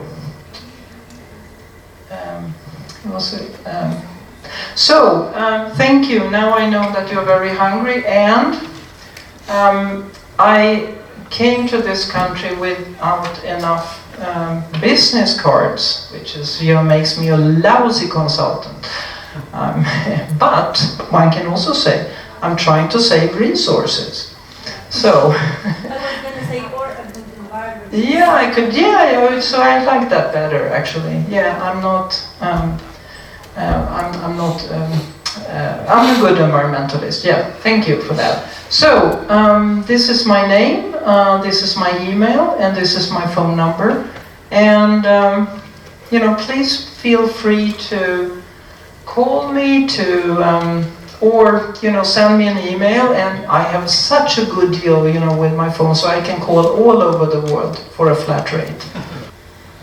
Հարգելի գործընկերներ, ես ցավոք սրտի նոր կարողացա ձեզ միանամ, այնուամենայնիվ պատրաստվել ենք եւ ուզում եմ ձեզ ներկայացնել մոտավորապես առողջապահության նախարարության լիազորությունները վտանգավոր թափոնների կառավարման ոլորտում եւ ավելի շատ երևի թե հիմնականը գործող օրենսդրության հիմքերով։ Առաջի, ուրեմն սլայդով այստեղ փորձել եմ ներկայացնել ոլորտում մեր բլոկով իհարկե առողջապահական տեսակետից առկա օրենքները։ Առաջինը դա բնակչության սանիտար-համաճարակային անվտանգության ապահովման մասին օրենքն է, որը ունի մի հոդված, մի շարք իրապահանջների մեջ, ունի նաև հոդված 18-ով ամրագրված պահանջ, որ թափոնների հավաքում, վերամշակում, օգտահանում, վարակազերծում և թաղում իրականացնելիս պետք է ապահովեն կամ պահպանվեն սանիտարական կանոնները։ Այստեղ չեմ գրել, բայց սանիտարական կանոնները դա իր նորմատիվ իրավական փաստաթուղթ է, или նույնիսկ ուրեմն օրենքի պահանջով գրված է, որ դրանք սահմանում են մարդու առողջության համար անվտանգության չափանիշները օրենքի շրջանակներում եւ հաստատվում են պարտադիր է կատարման համար բոլորի կողմից, այնուամենայնիվ հաստատվում են առողջապահության նախարարի հրամանով։ Հաջորդ օրենքը, որտեղ ամրագրված է առողջապահության նախարարության գործառույթները, դա թափոնների մասին օրենքն է, այնտեղ եւս կա մի առանձին հոդված, որտեղ նշված է էլի որպես գործառույթ, դուք տեսնում եք սանիտարական կանոնների մշակումը, տեղերի, օբյեկտների, այդ գործածության օբյեկտների տեղադրման վայրերի վերաբերյալ համաձայնությունը եւ ցանկի կազմանը ըստ վտանգավորության թափոնների կազմանը մասնակցելը։ Այս շրջանակներում մենք ունենք գործող սանիտարական կանոններ, ես այստեղ եւ կառավարության որոշումներ, որոնք որոշակի ուրեմն չափով սահմանում են պահանջներ տարբեր ուղղություններով։ Դրանցից մեկը, առաջինը, որը ուզեցել եմ ձեզ ներկայացնել, որը տեղադրել եմ, դա անունը գրված է վտանգավոր քիմիական թափոնների գործածությանը եւ նյութերի պահպանման ու փոխադրմանը ներկայացվող հիգիենիկ պահանջներն են։ Ստորև փակագծերում գրված է իր համարը, ինքը նորմատիվ հրաման է, սանիտարական կանոն է։ Ինչ է սահմանում այս կանոնը։ Կանոնը սահմանում է վտանգավոր քիմիական թափոնների գործածությանը տեղափոխման ամբողջ ոլոր բանին, ամբողջ այդ շղթային սկսած գոյացմանը, ավարտած իր ոչնչացմամբ, վնասազերծմամբ եւ թաղմամբ, ամբողջ այդ ոլորտի որոշակի պահանջներ, ինչպես պետք է հավաքվի, պահպանվի, տեղափոխվի եւ այլն եւ այլն։ Այստեղ ես վերցրել եմ իրեն օրիգինալ ձևակերպումը, որտեղ գրված է հատուկ, թե ինչի վրա սա չի տարածվում, ինքը չի տարածվում երկու փոքր բան կա, բացառությամբ թունաքիմիկատների եւ պարարտանյութերի, ինչու, որովհետեւ թունաքիմիկատների եւ պարարտանյութերին մենք ունենք առանձին սանիտարական կանոն, բայց դա վերաբերվում է ոչ թե թափոններին, այլ մինչև թափոն, քանի որ այստեղ գրված է վտանգավոր քիմիական թափոններ, պեստիցիդներն ու ուրեմն պարարտանյութերը, քանի դեռ օգտագործվում են, թափոն չեն հանդիսանում եւ այս նորմը բնականաբար դրանց վրա չի տարածվում։ Հիմա հաջորդը, որի մասին որը ուզում եմ ներկայացնեմ, դա բնակավայրերի տարածքի սանիտարական պահպանմանը, սպառման թափոնների հավաքմանը, պահմանը, փոխադրմանը, վերամշակմանը եւ այլ թափանը ներկայացվող հիգիենիկ պահանջներ են։ Այս բլոկը ավելի շատ այս նորմը սահմանում է աղբահավաքման կամ աղբահանության ներկայացվող պահանջները, միաժամանակ, այստեղ տակը համարը էլի գրված է, միաժամանակ նաև սահմանում է պահանջներ թափոնների, սպառման թափոնների տեղադրման, այսպես ասած, աղբաթափման վայրերին ներկայացվող։ Ինչ է իր մեջ ներառում, այս նորմով սահմանված է, ինչպես պետք է տեղադրվեն կոնտեյներները, ինչ պահանջներ կան տարածքում դրանք տեղադրելու համար, ինչպես դրանք պետք է շահագործվեն, ինչպես պետք է աղբամուռները շահագործվեն, ինչպես պետք է տեղափոխվի, որոշակի հիգիենիկ պահանջներ այս նորմերով ամբողջապես սահմանված են։ Միաժամանակ սահմանված են աղբաթափման վայրերին այդ սպառման թափոնների, կենցաղային թափոնների աղբավայրերին ներկայացվող պահանջները եւ դրանց նախագծման, նոր բաների, երբ որ մենք ուզում ենք նոր տեղեր հատկացնել կամ նոր սպառման թափոնների վայր ձևակերպել, դրան ներկայացվող պահանջները։ Հաջորդը ես ներկայացրել եմ երկու կառավարության որոշում, որոնք սահմանում են աշխատանք իրականացնող անձանց աշխատանքային անվտանգության պահանջները։ Ասեմ, որ սանիտարական կանոններում ևս կան նման դրույթներ, այնուամենայնիվ սրանք այս երկու կառավարության որոշումը վերաբերում է առողջական վիճակի նախնական եւ պարբերական բժշկական օգնության, պարբերական եւ բժշկական զննության կարգը եւ յուրաքանչյուր նորմում գրված է, եւ որ աշխատողների անվտանգության առումով, հատկապես վտանգավոր նյութերի եւ բժշկական թափոնների, այստեղ իրենք այս սրա համաձայն, այս որոշումների պետք է անցնեն բժշկական զննություն։ Ճիշտ ասած, չգիտեմ մինչև հիմա ինչքանով եք խոսել վտանգավոր թափոնների մասին, այնուամենայնիվ թափոնների մասին օրենքում ես իմ սլայդում թեթև ասեցի, չէ, որ այնտեղ մեզ ունենք գործառույթ մասնակցելու ըստ վտանգավորության թափոնների դասակարգչի կազմանը։ Այսինքն մենք ունենք երկրում թափոնների ըստ վտանգավորության դասակարգիչ, որտեղ վտանգավոր թափոնները դասակարգված են, եւ մենք ունենք վտանգավոր թափոնների որոշակի ցանց, եւ բժշկական թափոնները իրենցից ներկայացնում են վտանգավոր թափոնների մի տարատեսակ։ Հաշվի առնելով, որ բժշկական թափոնները մեր համակարգին բնորոշ թափոններ են, մենք ժամանակին կարգավորել ենք նաև բժշկական թափոնների գործակցության ներկայացվող պահանջներ, ունենք հատուկ սանիտարական կանոն, որը որոշակի պահանջներ է անում եւ այս մասով ես մի փոքր ավելի կմանրամասնեմ։ Այստեղ նախ եւ առաջ ես տվել եմ սահմանումը, այս առաջի կետը մեր դա այն սահմանումն է, որը որ բացատրում է մեզ ինչ են բժշկական թափոնները։ Բժշկական թափոնները բժշկական կազմակերպություններում առաջացող թափոններն են, որոնք կապված են բնականաբար այստեղ նշված է հետազոտության, բուժման, կանխարգելիչ աշխատանքների եւ գիտական հետազոտությունների։ Այսինքն մենք պետք է հասկանանք, որ ցանկացած բժշկական օգնության եւ սպասարկման կազմակերպությունում բացի բժշկական թափոններից կարող են առաջանալ սովորական սպառման թափոններ, որոնք անվտանգ են, ոնց որ մեր տան կամ սովորական կենցաղային թափոնները, դա կլինի թղթի թափոն, չգիտեմ, ուպակովկա, սննդի մնացորդ, որը որ ամեն դեպքում հնարավոր է առաջանալ եւ առաջանում է նման կազմակերպություններում։ Այնուամենայնիվ վտանգավորության տեսակետից եւ հետագա գործածության տեսակետից խիստ կարևոր է բժշկական թափոնները որոշակի պահանջների հաշվի առնելով իրենց վտանգավորությունը։ Այդ ուղղությամբ մենք ունենք սանիտարական կանոն, այստեղ ես նշել եմ առաջի կետում, եւ երկրորդը դա թափոնների անվտանգ գործածության ուղեցույց, որը մի ձեռնարկ է, որը որ մեզ ցանկացած կազմակերպության կարող է օգնել նորմի պահանջներ անելու։ Նախ եւ առաջ մեր կանոններով տրված է բժշկական թափոնների դասակարգումը այստեղ դուք կարող եք տեսնել, որ բժշկական թափոնները տարանջատվում են, հա, վտանգավոր թափոններ եւ կենցաղային թափոններ։ Վտանգավոր թափոնները երկու մեծ բլոկ է այստեղ ներկայացված, դա վարակիչ թափոններն են եւ այլ վտանգավոր թափոններն են, որոնց կազմում կան քիմիական թափոններ, դեղագործական թափոններ եւ կարող են լինել ռադիոակտիվ թափոններ, այնուամենայնիվ ես պետք է նշեմ, որ ռադիոակտիվ թափոնները չեն կարգավորվում այս նորմով, դրանք չեն կարգավորվում որևէ այլ օրենքով, միայն կա հատուկ օրենք, ատոմային էներգիայի խաղաղ պայմաններում օգտագործելու եւ այս թափոնները ամբողջությամբ կարգավորվում են այդ օրենքով։ Ուղղակի այստեղ նշել ենք, որպեսզի մեր պատկերը պարզ լինի։ Ինչ վերաբերում է վարակիչ թափոններին, ապա ինչպես տեսնում եք, այս վարակիչ թափոնները եւս որոշակի տրոհում ունեն բուն ուրեմն կենսաբանական նյութեր կամ ախտաբանանատոնական նյութեր, շտամներ, մեկուսի հրաբաների եւ ունենք մի խումբ, որը կոչվում է սրածայր թափոններ։ Դա բժշկության մեջ օգտագործվող սուր սրածայր գործիքներն են, ապակիներ, նշտարներ, դանակներ եւ այլն, ներարկիչներ, ասեղներ, որոնք բացի նրանից, որ վարակիչ են, նաեւ պարզավոր կարող են մեխանիկորեն վնասել դրանց հետ աշխատելիս ինչպես մարդկանց մաշկ, այնպես էլ շրջանկան եւ դրանով համարվում են ավելի վտանգավոր։ Ձերություն հարց կարելի է, ուղղակի իմաստան, որ սլայդը հետ կապված էլի։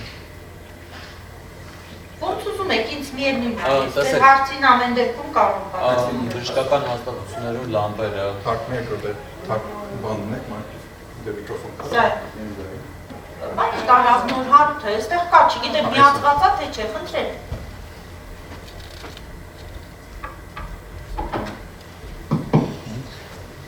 Հարցս այս սլայդին անմիջապես վերաբերում, դրա համար ուզեցի մասնամել։ Տեսեք, ինձ հետաքրքրում է բժշկական հաստատություններում կիրառվող լամպերը, հաստատությունները սպասարկող մեքենաների մարտկոցները, բանեցված անվադողերը մտնում են սրա մեջ, թե չէ, ու եթե չեն մտնում, որտեղ են։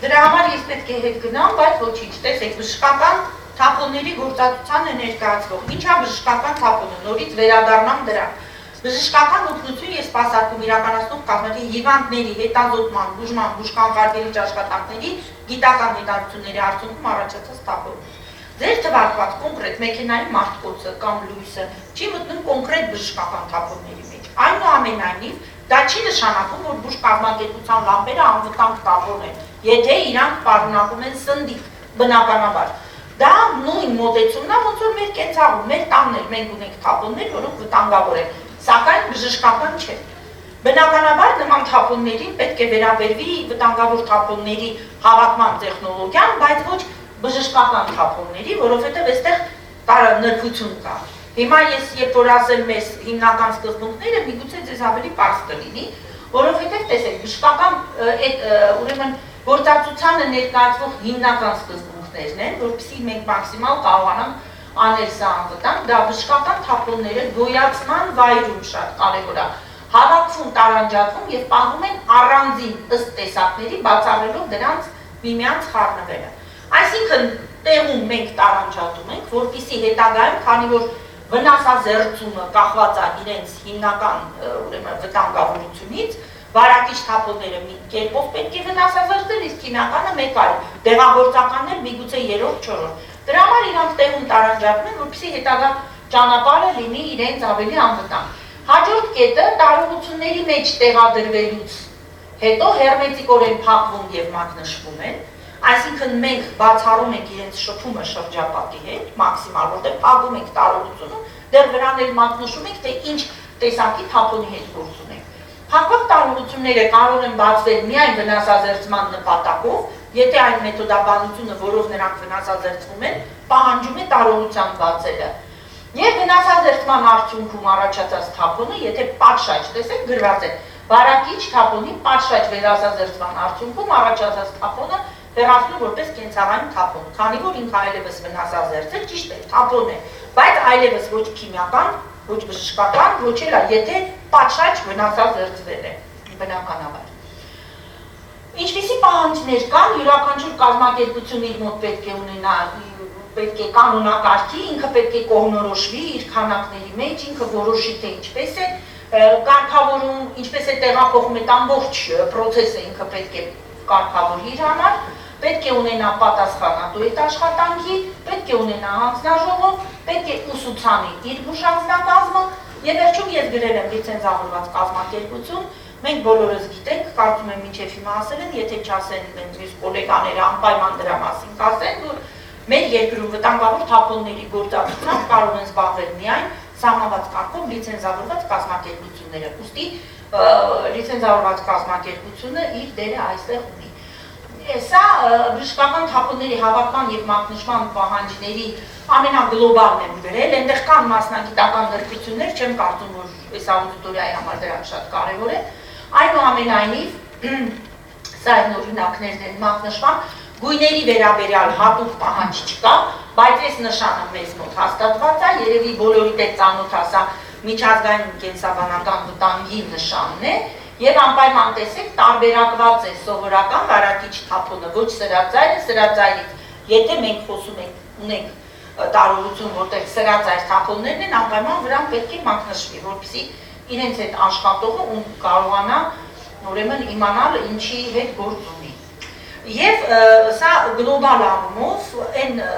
բաներն են հիմնակետերը, որը կարծում եմ ձեր այս բանի հետ կապված ուրեմն կարևորություն ուներ, եթե հարցեր ունեք, խնդրեմ։ Հեղափոխական են առաջին։ Այո, բժշկական վտանգավոր թափոններ։ Կարելի է նաև գրել, մենք մեր նորմում այդչափ չենք մանրացրել, որ դեղագործականի վրա անպայման դեղ նկարված լինի, այնուամենայնիվ դեղագործականից բացի, այստեղ գլոբալն է գրված, կարող են առաջանալ, քանի հարցը տվեցիք, ինչու է գրած բժշկական վտանգավոր։ Մեր դասակարգման մեջ, եթե հիմա մենք վերադառնանք այստեղ, մենք կարող ենք տեսնել այստեղ քիմիական թափոններ, տեսեք, այս քիմիական թափոնները այնուամենայնիվ ձեր ասած լամպերը չեն։ Սա վերաբերում է, դուք գիտեք, որ հատկապես եւ ախտորոշման եւ բուժման ժամանակ տարբեր քիմիական նյութեր են օգտագործվում տարբեր հետազոտությունների համար, այնտեղ կարող են լինել մաքուր քիմիական նյութեր,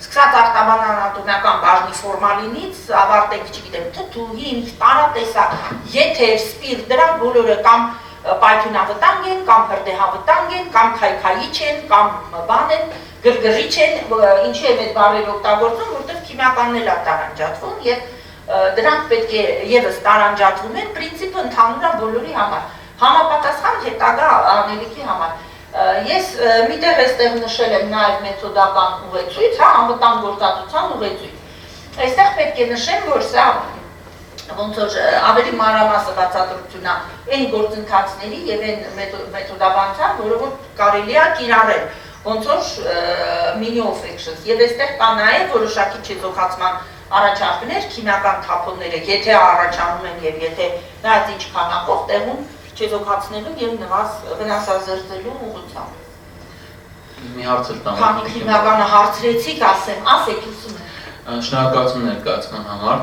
Ուզում եմ իմանալ, կարելի է պնդել, որ Հայաստանի սա բժշկական, բոլոր բժշկական հաստատությունները ունեն պայմանագրեր լիցենզավորված կազմակերպությունների հետ։ Տեսեք, մենք դա այսպես է, մենք յուրաքանչյուր, եթե ոչ տարին, եթե ոչ ամեն երամսյակ, ապա տարին առնվազն մեկ անգամ մոնիտորինգ ենք անում, այդ իրավիճակը ուղղակի պատկերացնելու համար ունենք հատուկ հարցաշար, ասեն, որ մեր նորմերը մշակվել են առողջապահության համաշխարհային կազմակերպության ուղեցույցների հիման վրա եւ վերջի ուղեցույցի հետ մենք սահմանել ենք որևէ սկզբունքային հակասություն կամ ինչ-որ բան չունի, բավական կիրառելի հիմիկվա պայմանների համար արդիական նորմ է եւ այդ նույն հարցաշարը եւս մենք վերցրել ենք համապատասխան ուղեցույցներից։ Բայց մենք այդ գնահատումը անում ենք ինքնագնահատում, այսինքն մենք հարցաշարը ներկայացնում ենք բուժ կազմակերպություններին եւ խնդրում ենք իրենցից, որպեսզի իրենք լրացնեն, ինչ ունեն, ինչ չունեն, ինչը ինչպես են անում, որից հետո կարողանում ենք վերլուծություն իրականացնել եւ համապատասխան, եթե անհրաժեշտություն կա որևէ առաջարկությունների բուժ հիմնարկներին իրականացնել։ Սա ես ասում եմ նախարարության առումով, բոլորդ երևի գիտեք, ամեն դեպքում կարող եմ կրկնել, որ վերահսկողության գործառույթ նախարարությունները այլևս չունեն, ուստի այս ինքնագնահատումը եւ մեր մոնիտորինգը այն գործիքն է, որը որ նախարարությունը կարող է օգտագործել։ Ասեմ, որ հիմնականում այստեղ մենք այդքան չմարացանք, բայց բնականաբար նայած թե ինչ ուժ կազմակերպության մասն է խոսքը, կան մեծ քանակներով թափոն առաջացնող եւ քիչ քանակներով։ Այդ դասակարգումը եւս վերցրած է ԱՀԿ-ից եւ խոսքը գնում է 50 կիլոգրամի մասին։ Այսինքն եթե մենք խոսում ենք մեծ հիվանդանոցների մասին, որտեղ կա մի քանի վիրահատական բաժանում, որտեղ կա բնականաբար մորգ, ախտաբանանատոնական բաժանմունք, մեծ լաբորատորիաներ, բնականաբար բժշկական թափոնների քանակը այնտեղ կլինի շատ եւ տեսականին բազմազան։ Երբ որ մենք խոսում ենք ավելի փոքր բաների մասին, չխոսեմ նույնիսկ պոլիկլինիկաների մասին, գյուղում տեղադրված փոքր բաների, այնտեղ բնականաբար թափոնների քանակը ավելի փոքրանում է եւ տեսականին է փոքր։ Այնուամենայնիվ, այս մոտեցումները բոլորի համար պարտադիր են։ Մեր մոնիտորինգի մեջ ընդգրկված են բոլոր ստացիոնարները Հայաստանի եւ բաները, խոշոր առաջնային բուժօգնություն տրամադրող խոշոր հիմնարկները։ Բնականաբար դուք չգիտեմ պատկերացում ունեք թե չէ, լիցենզավորված բուժ հիմնարկները, դրանք փոքր կազմակերպություններ են, տարատեսակ կաբինետներ, փոքր, իրենց բուժ հիմնարկների, դրանց թիվը շատ մեծ է եւ այդքան մենք այդքան բաների չենք կարողանում, այսինքն մենք գլոբալ մոնիտորինգ իրականացնում ենք, բայց կարող է այնտեղ խնդիր լինի։ Եվ ես չեմ կարող ձեզ այս պահին վստահաբար ասել, որ բոլորը 100% այո տանեն, պետք է անեն։ Նշենք, որ մեր նորմում կա նաև ալտերնատիվ մեթոդ, որը վերաբերվում է միայն վարակիչ թափոններին, որը ասում է, որ եթե չկա հնարավորություն կամ տարածքում կամ լիցենզավորված կազմակերպություն, որոշակի պայմանների դեպքում այնտեղ գրված է պայմանները, գրված է մեթոդաբանությունը, երի միջազգայինորեն համաձայնեցված, գրված է որակի վերահսկողությունը, վարակիչ թափոնները կարող են վարակազերծվել կամ վնասազերծվել տեղում։ Ավտոկլավի պես այդպիսի մի գործընթացով։ Նման հնարավորություն նախատեսվեց հաշվի առնելով, որ նորմի ընդունման ժամանակ դեռ կազմակերպությունների, հետո փոքր քանակների ու մեծ քանակների մեջ ավելի ճկուն լինելու համար։ Նման հնարավորություն կա, այնպես որ վարակիչ թափոն։ Ասեմ ձեզ, որ մենք որոշակի կողմնորոշիչ գնահատական ենք փորձել անել թափոնների քանակի եւ պետք է ասեմ, որ բժշկական թափոնների 90%-ից ավելին, եթե ոչ 95 կամ 6%-ը իրենից ներկայացնում են վարակիչ թափոններ։ Այնպես որ վարակիչ թափոնների վարակազերծման առումով կա նաև բացի լիցենզավորված կազմակերպություններից նաև ալտերնատիվ մի տարբերակ, որը նորմը սահմանել է, բնականաբար պատշաճ կերպով իրականացնել է։ Ներեկան որպես տեսչական մարմին, որը ասենք ներքի եւ բնապահպանական տեսչական մարմինը հիվանդանոցներն էլ ցանկում են լքում, էլի այցելելու համար։ Երևի ենթադրում են։ Այսինքն ձեր հետ որևէ ինստիտուցիոնալ կապ չունեն, հա։ Չէ, մեզ հետ ոչ իրենք ունեն ինստիտուցիոնալ կապ, ոչ ես ձեզ ասեմ ավելին, այս սանիտարական կանոնների վերահսկողությունը իրականացում է առողջապահության եւ աշխատանքի անվտանգության տեսչական մարմինը։ Բայց նրանք էլ այլևս մեր հետ ինստիտուցիոնալ կապ չունեն, նրանք ուղղակի ունեն կառավարության ենթակա։ Միած, իսկ Հայաստանում կան մոտ 1/10 բիոլաբորատորիաներ, նրանց այդ թափոնները, նրանց գործունեության աշխատանքի նույն ձևի է կարգավորվում։ Այո։ Որտեղ օրինակ Վրաստանում այնտեղ մի հատ բացվել էր, այնտեղ մի վաղուց մի 10 տարի առաջ բիոլաբորատորիա, արևմտյան գումարներ են տվել, մեծ ամերիկացիներն են կառավարում։ Հիմա այնտեղ ժամանակ առ ժամանակ ինչ-որ էպիդեմիաներ են, վիրուսներ են տարածվում, ասում են այդ լաբորատորիայից։ Ճիշտ ասած, շատ այդ տվյալները հակասական է, չեմ կարող հիմք ընդունել, որ այնտեղից իսկապես էպիդեմիա տարածվում է, թե չի տարածվում։ Մեզ հասու տեղեկատվության մեջ կոնկրետ փաստարկներ չկան։ Միայն այնա ինչ որ պրեսա։ Բայց այնուամենայնիվ այս մոտեցումը այո վերաբերվում է նաև ցանկացած նման լաբորատորիային։ Նախ այստեղ տեսեք, վայ ներողություն, ես սահմանմանն էի ուզում բերեի, տեսեք դրված է հիվանդների հետազոտության, բուժման, բուժկանխարգելիչ եւ գիտական հետազոտությունների արդյունքում առաջացած թափոններ։ Այսինքն, եւ այս դասակարգման մեջ, եթե նայեք այստեղ, տեսեք ինչ է գրված։ Գրված է կուլտուրաներ, շտամներ, վիրաբուժական թափոններ եւ այլն, այսինքն եթե ինչ-որ միտեղ անում են, որ անում են ցանկացած հիվանդանոցում, չէ, վերցնում են, ասենք, մեզի մարիաբանական հետազոտություն, չգիտեմ, արյան, ինչ-որ բաների մարմնի որոշ թիսյու ոնց էր հյուսվածքների օրգանների անհրաժեշտության դեպքում իրենք էլ են անում կենսաբանական հետազոտություն եւ այո հետո իրենք պետք է տեղում բանանեն առանձին հավաքեն տեղում վարակազերծեն եւ նոր դրանից հետո վնասազերծեն նոր դրանից հետո անեն նորմը բոլորի համար նույն պահանջն է սահմանում ասեմ դες պատշաճ աշխատելու դեպքում ամենահեշտ վարակազերծողը մանրեներն են շատ պարզ տեխնոլոգիա է, հայտնի, հասանելի ավտոկլավն է, ուղղակի պիտի լինի առանձին ավտոկլավ, մաքուրի եւ դրա համար եւ անպայման որակի հսկողություն։ Եթե խոսքը գնում է թափոնների մասին իհարկե, ես չեմ ասում ընթացիկ աշխատանքի։ Մեր հյուրերը ունեն հարցեր, որտեղ կարող ենք հետո անդրադառնալ, կարող ենք անցնել ուսուցիչներին, անդրադառնալ, եթե այլ հարցեր կան, կա։ Ingrid Karin.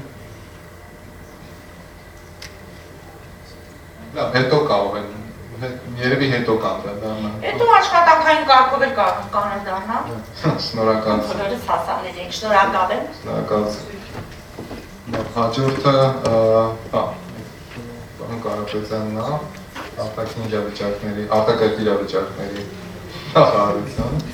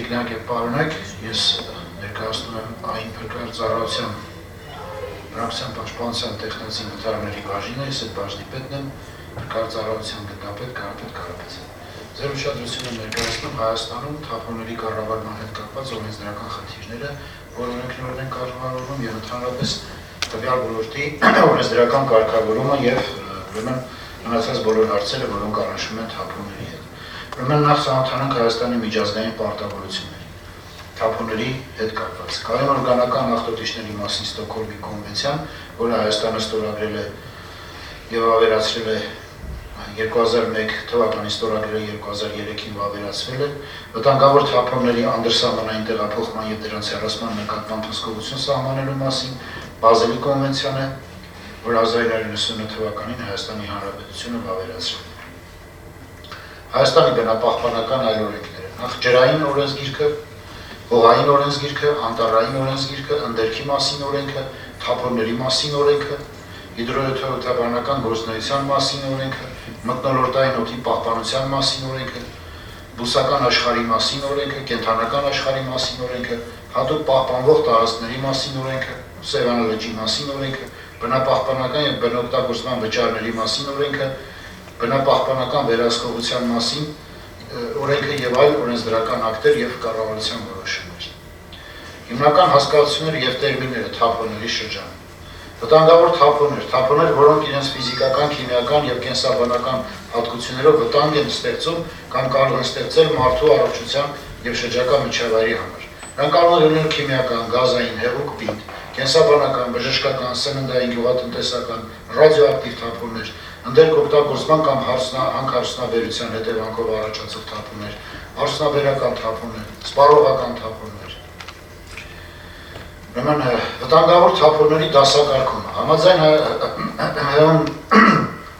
Հայաստանի Հանրապետության տարածքում ըստ վտանգավորության աստիճանի առաջացող թափոնները դասակարգման մասին 1997 թվականի հրահանգի բաժանվել են 5 դասի։ Առաջին դասը դա առավել վտանգավորության, երկրորդ դասը բարձր վտանգավորության, երրորդը չափավոր վտանգավորության, չորրորդը քիչ վտանգավորության եւ 5-րդը ոչ վտանգավոր։ Վտանգավոր քիմիական թափոններ։ Օգտագործման ոչ ենթակա քիմիական նյութեր են, որոնք իրենց քիմիական հատկություններով կամ վտանգ են ներկայացնում մարդու առողջության, անվտանգության շրջակա միջավայրի համար, ուստիև պահանջում են իրենց հետ վարվել հատուկ եղանակներով եւ միջոցներով։ Դրանք կարող են լինել այրվող, դյուրավառ, պայթյունավտանգ, քայքայիչ կորոզիոն, ռեակցիոնալ, տոքսիկ, էկոտոքսիկ։ Վտանգավոր քիմիական թափոններ են հանդիսանում ժամկետանց ոչ պիտանի եւ արգելված թունաքիմիկատները, պեստիցիդները, կայուն օրգանական աղտոտիչ պարունակող ուրեմն թափոնները, ծանր եւ թունավոր մետաղներ, արսեն, կադմիում, կապար, քրոմ, սնդիկ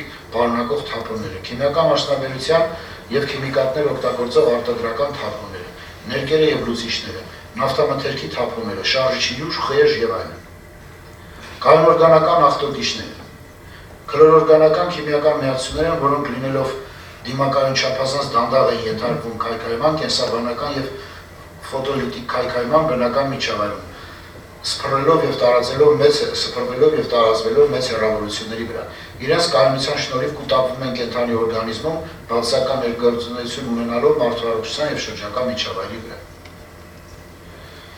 Կայուն օրգանական աղտոտիչների շարքին են դասվում արգելված քլորօրգանական թունաքիմիկատներից, օրինակ պեստիցիդներից, DDT, հեքսաքլորցիկլոհեքսանը, պենտաքլորֆենոլը, հեքսաքլորբենզոլը, միրեքսը, հեպտաքլորը, քլորդանը, ալաքլորը, ալդինը, տոքսաֆենը եւ այլն։ Ուրեմն կայուն օրգանական աղտոտիչների շարքին են պատկանում արդյունաբերական քիմիկատները, օրինակ պենտաքլորբենզոլը,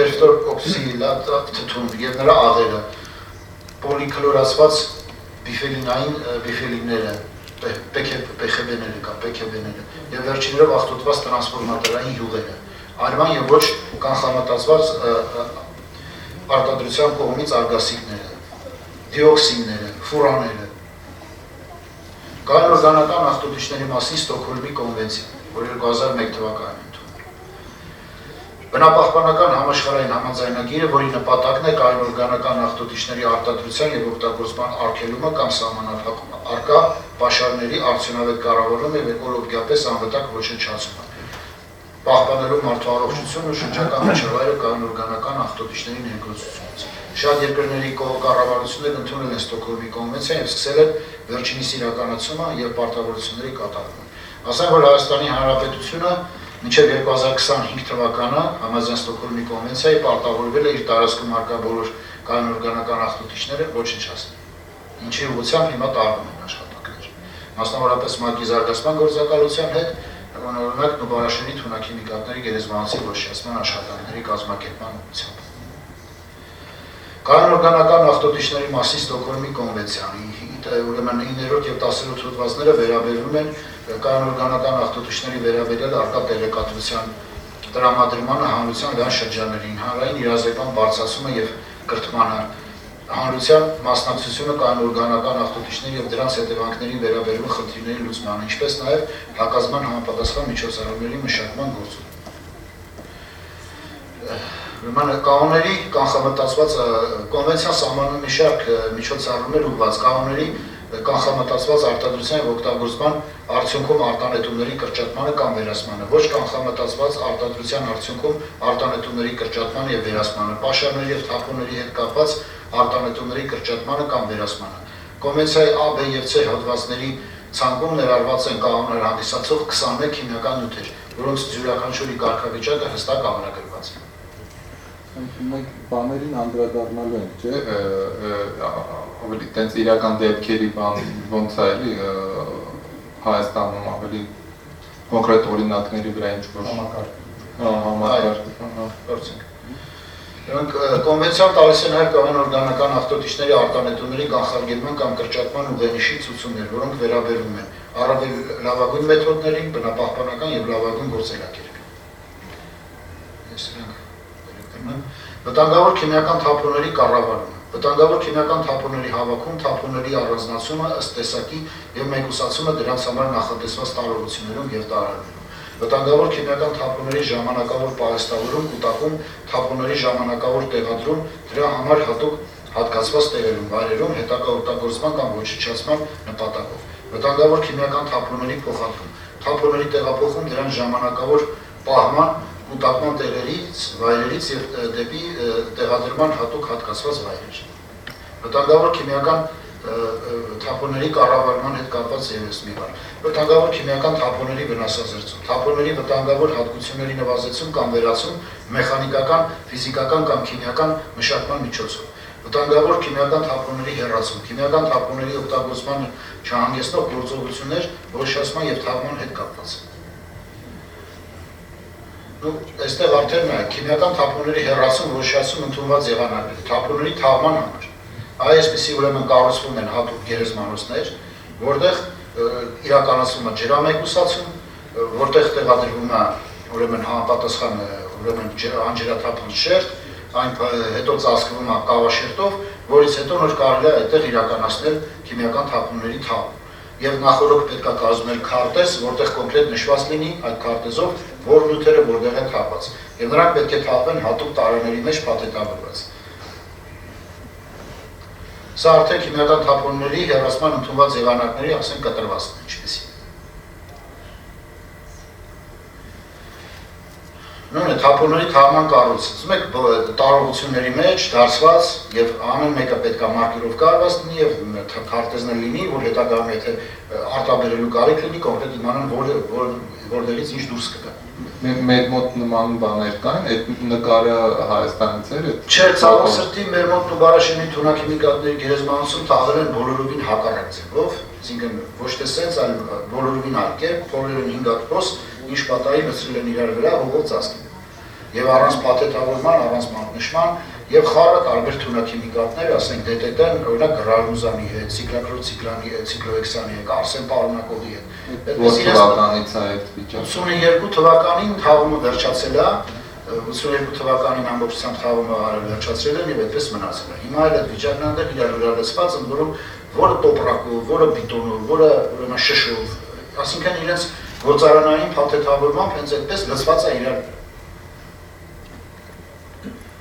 Եվ դա հիմա արտաբերել հանելը եւ հիմա դա փաթեթավորելը, տեղափոխելը ոչնչացման բավականին խնդիր է, որտեղ խառնված են իրար։ Եվ հետո դա հանելն էլ արդեն դժվար է լինելու, որտեղ հանելու ժամանակ ասենք շշերի մեջ են կարող են կոտրվել եւ այլն։ Կամ բիտոնների մեջ են արդեն փտել են այդ բիտոնները կթափվի, sense հարցեր կան։ Եվ ինքը տարողությունն էլ ասենք բիտոնները բավականին քաշ է։ Հիմա դա հնարավոր չի առանձնացնել թունաքիմիկատից, դա պետք է թունաքիմիկատի հետ միասին գնա ոչնչացման։ Նույնը նաև շշերի մեջ լցված է, որը էլի պրոբլեմ առաջացնում։ Իսկ Հայաստանում մենակ Նուբարաշենի թունաքիմիկատների գերեզմանոցն է։ Այո, մենակ դա է, այս վերջերս ինչ-որ մարդիկ են լույս եկել, չգիտեմ որտեղից ինչ ծագումի, եւ ամենտեղ գորգորում են, որ երկրորդը կա, նույնիսկ երրորդի տեղն էլ գիտեն, երևի մի քիչ լավ մտածեն չորրորդի մասն է կխոսան, բայց իրականում ընդհանրապես մեկն է։ Ես արդեն 15 տարի հարցով զբաղվում ենք, եթե երկրորդը լիներ, ապա իմանանք։ Ուրիշ բան, որ Հայաստանի տարածքում կա 64 պահեստային շինություն,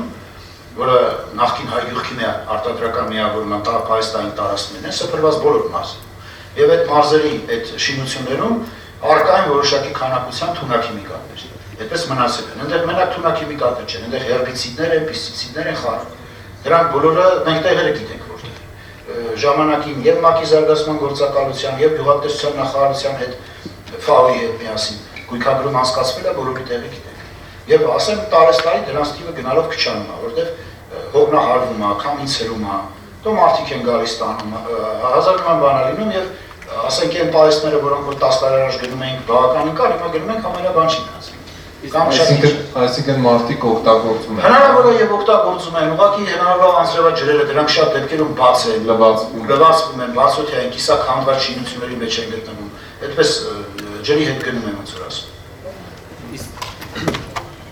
Ներողություն, բացի գույքագրումից պետությունը ոչ մի բան լույս չի անում։ Ոչ։ Բարբերական մոնիտորինգ է։ Մոնիտորինգ, այդպես Բարբերական տարի մեկ անգամ երևի գնում ենք այդ տարածքներում, նայում ենք ինչ վիճակի մեջ է, այդ հարցներ է բարձրացված, որ դրանք էլ հետագայում ինչ-որ մնացել է փաթեթավորվեն եւ ուզում ենք պահեստային մի հատ կառույց սարքեինք, հատուկ քիմիական նյութերի համար, դրանք բոլորը փաթեթավորեինք, հավաքեինք, այդտեղ պահեինք, այդպես չմնան սփռած ամբողջ հանրապետությունում ենք, սակայն այդ պահեստային շինության կառուցելն էր բավականին խնդրահարույց, որտեղ ուզում ենք պահեստ կառուցենք, տեղի բնակչությունը բոլոր բողոքում էին։ Ասենք Հրազդանում էինք ուզում անել, Հրազդանի բնակչությունները բողոքում, Երևանում էինք, Նարեկի տարածքում էինք ուզում անել, Երևանի քաղաքապետարանն էր դեմ, դու Հայաստանում էլ այստեղ չկա, որ տանից ինչ-որ միտեղ սարքես, կողքը գյուղ կամ քաղաք չի, որ չբողոքի։ Եվ ստացվեց այնպես, որ այդ ծրագիրը փաստորեն չստացվեց։ Այդ պահեստային շինությունը տենց չի ավսարկել։ Բայց օրինակ ՄԱԿ-ի զարգացման գործակալությունը պատրաստ էր այդ ծրագիրը ֆինանսավորել։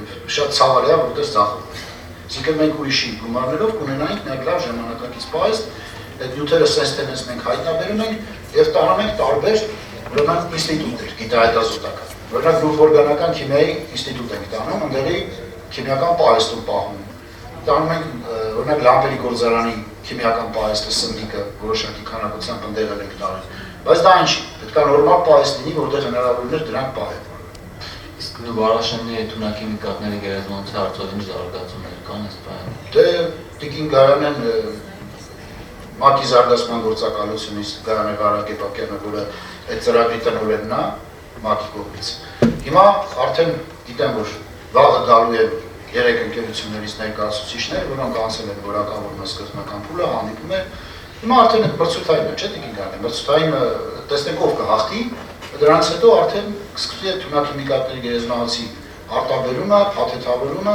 եւ տեղափոխումը ոչնչացումը։ Արտերկիր։ Աստամենայինի արտերկիր։ Հայաստանում ոչնչացման հնարավորություն չկա։ Հզորություններ չունենք այդպես։ Ուրեմն թափոնների ջերմային մշակման համար պիրոլիզի համար օգտագործվում են այսպիսի ուրեմն ապարատներ։ Թափոնների վնասազերծում կամ օգտահանումը 300-ից 550 աշնան Ցելսիուս ջերմաստիճանում պիրոլիտիկ վառարաններում, որի արդյունքում գարանում են հեղուկ օրգանական նյութեր, որոնք կարող են հանդիսանալ երկրորդային հում կամ հեղուկ վառարան։ Սա Հայաստանում գործում է։ Ոչ, Հայաստանում ոչ մի տեսակի թափոններ վառելու, քիմիական թափոններ ոչնչացնելու ուրեմն ձեռնարկություն չկա։ Կան երկու ձեռնարկություն, մեկը էկոլոգիան է, էջմիածն որ կա։ Մյուսն էլ Էկոպրոտեկտը բանի ճանապարհի վրա, Նուբարաշենի աղբանոցի ճանապարհի վրա։ Դրանք բոլորը բժշկական թափոններ են ոչնչացնում։ Բժշկական թափոններ, շպրիցներ, ներարկիչներ, բամբակ, փիտ, վիրակապեր, բանտես, բանը, ժամկետած դեղեր, բայց ոչ քիմիական նյութեր։ Բայց պիրոլիզի մի քանի բաներ կան, պիրոլիզանող, բայց իրանք եւս տենց իրանք այլ իրենք 900 աշճանում այլ կան։ Իրենք պիրոլիզ չեն, Չէ, պիրոլիզանողներ կան, բայց պիրոլիզանող չկա, այդ երկու ձեռնարկությունն է կապում վերամշակող։ Չէ, պիրոլիզանող կա, ուղղակի ուզում եմ իմանալ կա, տենց փորձ կա իրանց հետ աշխատելու քիմիական թափոններ, օրինակ վնասազերծել։ Չէ, որտեղ կա պիրոլիզանող իրական կա, ուղղակի անվադողեր են անում։ Անվադողեր գիտեմ, դրանց ստանում են հեղուկ վառարան։ Թափոնների ջերմային մշակումը պիրոլիզով արդեն խոսեցինք, հիմա թափոնների քիմիական մշակումը։ Վերաբերում է քիմիական եղանակով մշակման մեթոդներին, որոնք օգտագործվում են վտանգավոր թափոնների փոխարկման, չեզոքացման համար ոչ թունավոր նյութերի, գազերի կամ ավելի հաճախ թափոնների քիմիական հատկությունների փոխափոխման համար։ Այսինքն վերցնում են օրինակ թթուն, որը կա, օրինակ նայրիտում կամ այս քանակությամբ աղաթթու, կամ կա հիմք, նատրի OH կա։ Ինչպես վարվել դրանց հետ։ Դեռ տոննաներով մնացել է դեռ սովետական տարիներից։ Հիմա մենք այդտեղ ծրագիր ունենք, որ կառուցենք մի հատ հատուկ աշտարակ, որտեղ այդ նյութերը ռեագիրեն իրար հետ, աղը թթվի հետ հիմքը թթվի հետ փոխազդելուց ստացվում է աղ, եւ արդեն աղը ինքը թունավոր չի, բայց այստեղ արդեն հարց առաջանում այդ աղն ինչ անենք։ Ուրեմն դա աղաջուրը պետք է այնքան նոսրացնել, որ հասնի թույլատրելի սահմանների, որ հետո հնարավոր լինի լցնել կոյուղի։ Հաշվել էինք, որ նայրիտի այդ ամբողջ եղած այդ հեղուկ թափոնները որ կան, աղաջուրն է ինքը մեծ քանակությամբ, հետո կաուստիկ սոդան է, այնտեղ այդ աղաթթուն է մնացածը, մոտավորապես 5 միլիոն խորանարդ ջուր պետք է ծախսվի այդ բոլորը նոսրացնելու համար։ Պատկերացնելու համար ասեմ, այնքան է ինչքան Երևանյան լիճը որ տեսել եք, այդքան ջուրավեք։ Քիմիական թափոնների մշակում, օքսիդացում վերականգնում, քայքայում օզոնով, օզոնոլիզ, չեզոքացում թթուներով կամ հիմքով, քիմիական նստեցում, հիդրոլիզ կամ ջրային գոլորշինի մշակում, ֆոտոլիտիկ օքսիդացում։ Եվ հաջորդ եղանակը քիմիական թափոնների հեռացումը, ոչնչացումը ջերմաշրջանային այրման կայանների գործարաններում։ Միջազգային բնապահպանական չափանիշներին համապատասխան բարձր ջերմաշրջանային այրման կայաններ։ Գործարաններ կան Եվրոմիությունում եւ այլ երկրներում։ Այսպիսի ձեռնարկություններ են, որտեղ մինչև 1300-1400 աշճան ջերմություն է, դրանք ամբողջությամբ քայքայում վառվում են եւ վերածվում են որոշակի գոլորշիներ են անջատվում եւ ծխագազեր են անջատվում։ Հնարավոր է, որ այդ ծխագազերը նույնպես լինեն տոքսիկ եւ դրանց արդեն պետք է ֆիլտրելով որսալ։ Ֆիլտրելով որսալ, ասեմ որ օրինակ 1 տոննան վառելու դեպքում հնարավոր է դրանից ստանալ մոտավորապես 10 կիլոգրամ թափոն։ Էլի թափում, բայց նայեք 1 տոննայից ընդամենը 10 կիլոգրամ։ Արդեն դա կառավարելը կլինի շատ ավելի հեշտ եւ քանակությունը զգալի կնկատի։ Քիմիական թափոնների հեռացումը, այստեղ ներկայացված է չեզոքացման սարքավորում, պլազմային եղանակով։ Պլազմային տեխնոլոգիաները կիրառել են կոշտ կենցաղային թափոնների, կենսագազերի, արդյունաբերական թափոնների, պինդ ասված ջրածնային հանածոների քարածուխ, քարաթերթ, գազიფիկացման, ինչպես նաև վտանգավոր քիմիական թափոնների վնասազերծման համար։ Սա էլ այդ բարձր ջերմաշրջանային այրվող ուրեմն ցեմենտի գործարանում, որտեղ կա աշխարհում ընդունված տարբերակա ցեմենտի գործարանում, որտեղ էլի բավականին բարձր ջերմաշրջան կա թրծման վառարանի մեջ, մինչև 1400-1500 աշճան ջերմություն է, այդտեղ տալ նաև որոշակի քանակությամբ քիմիական նյութեր, որոնք կայրև են եւ նաև խառնվեն ցեմենտին որոշակի քանակությամբ եւ իրենց այրման արդյունքում իրանք նաև որոշակի ջերմություն են տալիս, այսինքն նաև գազի ծախսն է որոշակի գնում ցեմենտի գործարանը վառարանի համար։ Բայց ստեղ էլի ներկայություն կա, անջատվում են որոշակի ծխագազեր, որոնց բռնելու համար էլի պետք է ֆիլտրեր տեղադրել։ Մեր ցեմենտի գործարանների հետ չի եղել նման։ Եղել է ընդամենը երևի մի 3 շաբաթ, 4 շաբաթ տիկին գալի առաջ էր գնացինք Հրազդան ցեմենտի գործարան UNDP-ի հետ, UNDP անմիջական մասնակից իրանց առաջարկով։ Այնտեղ նայեցինք այդ ցեմենտի գործարանը, շատ այսպես հնարավորություն այրելու համար բավականին կար։ Իրանք երկրորդ վառարանն ունեին, ոչ չէին աշխատացնում, կարող էին աշխատացնել եւ այնտեղ այրել, նաեւ այրել օրինակ ոչ միայն ասենք քիմիական թափոններ, այլ նաեւ կենցաղային թափոններ։ Եվ ժամանակին այդտեղ ինքնուրույն իրենց ասելով իրենք անվադողեր են այրել։ Անվադողերը բերել են սովետական տարիներին, հատուկ պատուհան են ունեցել, բացել են այդ անվադողերը, ասում են օրական մոտավորապես երևի այդպես մի շաբաթվա մեջ մի վագոն անվադող Հայաստանում հավաքված իրանք վառել են։ Գոնե ասբեստի օրինակ վերացման բան տարբերակ չկա իրանց հետ, որտեղ ասբեստը շատ ընդունված պրակտիկա է։ Այլ այրելով եղանակով, այո։ Գիտեք, ասբեստը արգելված է, հիմա որպես նյութ օգտագործել է։ Դա է տեսականորեն շատ լավ հնարավոր է այդտեղ այրել։ Բայց հասկանում եք, որ դա խնդիրը ի՞նչն էր իրանց հետ։ Իրանց խնդիրը գիտեք որն էր։ Նախ այդ ֆիլտրերը, որ պետք է ֆիլտր դնեն դա մեկ։ Եվ երկրորդը խնդիրը նա էր, որ այդ մարդիկ այդ աշխատանքները կատարելու համար փող են ուզում։ Պետք է նրանց վճարել։ Gate fee հասկացությունը, gate fee, դարպաս մի խոսք։ Բայց իսկ ինչ որ բան կար, կարող է հիշեք կամ ասեք տոննայի համար ասենք։ Չէ, այդպես խոսակցություն չգնաց, ինչքան փող կուզեն, բայց հասկանալի է, որ երբ որ գործը հասնել են դեր բան վառելուն, իրանք արդեն դրա համար գումար կուզեն։ Բայց դա սովորաբար նորմալ պրակտիկա է, ասեմ օրինակ ինսիներատորները բան։ Դե բնականաբար ձելի ոչինչ։ Բեզայում ասենք 50 եվրոյի չափ է, մոտավորապես 1 տոննա կենցաղային այդ residual խառը թափոնների բան։ Դե չեմ կարծում, թե այստեղ դրանից ավելի ուզեն եթե շվեդի։ Ուզում ասեմ շուկայի նորմալ բան է դա, էլի շուկայի պայմանները։ Ասեմ որ դրանց այրելով տես ոչնչացնելով փող ծախսել ավելի ձեռք դրա, քան տանել աղբանոցը լցնել, հետո այդ աղբանոցի ձերը տասնամյակներով կրան։ Եվ ընդ որում նրանք ասում են որ կարող են իսկ գազ ստանալ, այս տարբեր բաներ անել, չէ՞։ Դիգին անը դա է ասում։ Ճիշտ չէ՞ օգտագործել այդ տեխնոլոգիան։ Չէ, դա ասենք ասբեստը ինչ է օգտագործվում։ Իսկ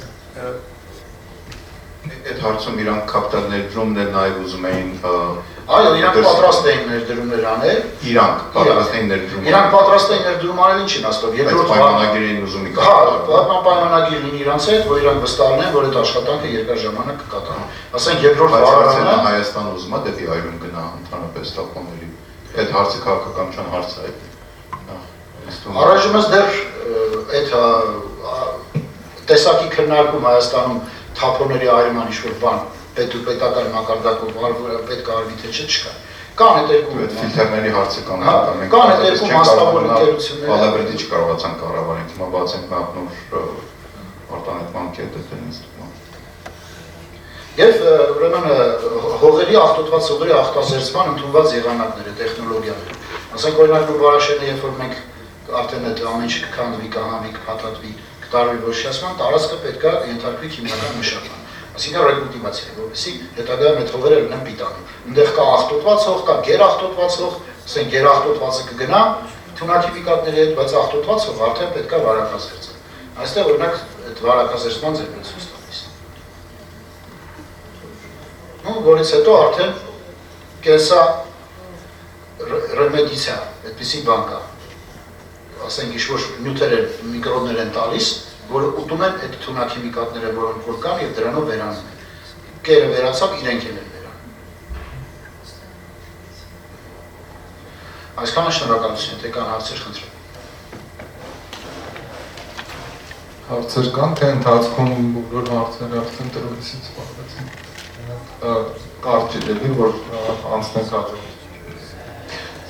Ոստորեն, դեր կողմից պատմած ուրեմն մոտեցումները, ասենք, արելն, բայց ասենք չէ, որ գոյություն ունի տեխնոլոգիաներ, ասենք, նույն անմատողերը, ասենք, օգտագործի շինարարության մեջ եւ այլն։ Ավելի ճիշտ չի մտածել այդ ուղղությամբ, գուցե տենդեր հայտարարել, եթե ասենք գումարը կամ պատրաստ են ներդնել, այդ ուղղությամբ մտածել համատեղ ուժերով, էլ ոչ միայն իրենց վրա։ Օրինակ, համաձայն եմ, ես օրինակ թափոնների մշակման լիցենզավորման հանձնաժողով կամ միջգերատեսչական բնապահպանության նախարարության կազմում։ Ես այդ հանձնաժողովի անդամներից մեկն եմ, ներնախարարություն եմ ներկայացնում։ Այնտեղ տարիներ առաջ եղավ մի հատ ընկերություն, որը ստացավ լիցենզիա, որը պետք է անվադողերից, ռեզինից, ինքը սարքեր աբլիցովիչնի պլիտեք, որ պետք է աբլիցով կաներ, եւ անում էր դա։ Եվ կար լիցենզիա ստացան, որոնք անվադողերը պետք է հավաքեին եւ դրանից ստանային ուրեմն վարելիք, այդ պիրոլիզի միջոցով ստանային վարելիք։ Էլի ստացան նման լիցենզիա։ Ճիշտ ասած, ես հիմա չգիտեմ նրանք աշխատում են թե չէ,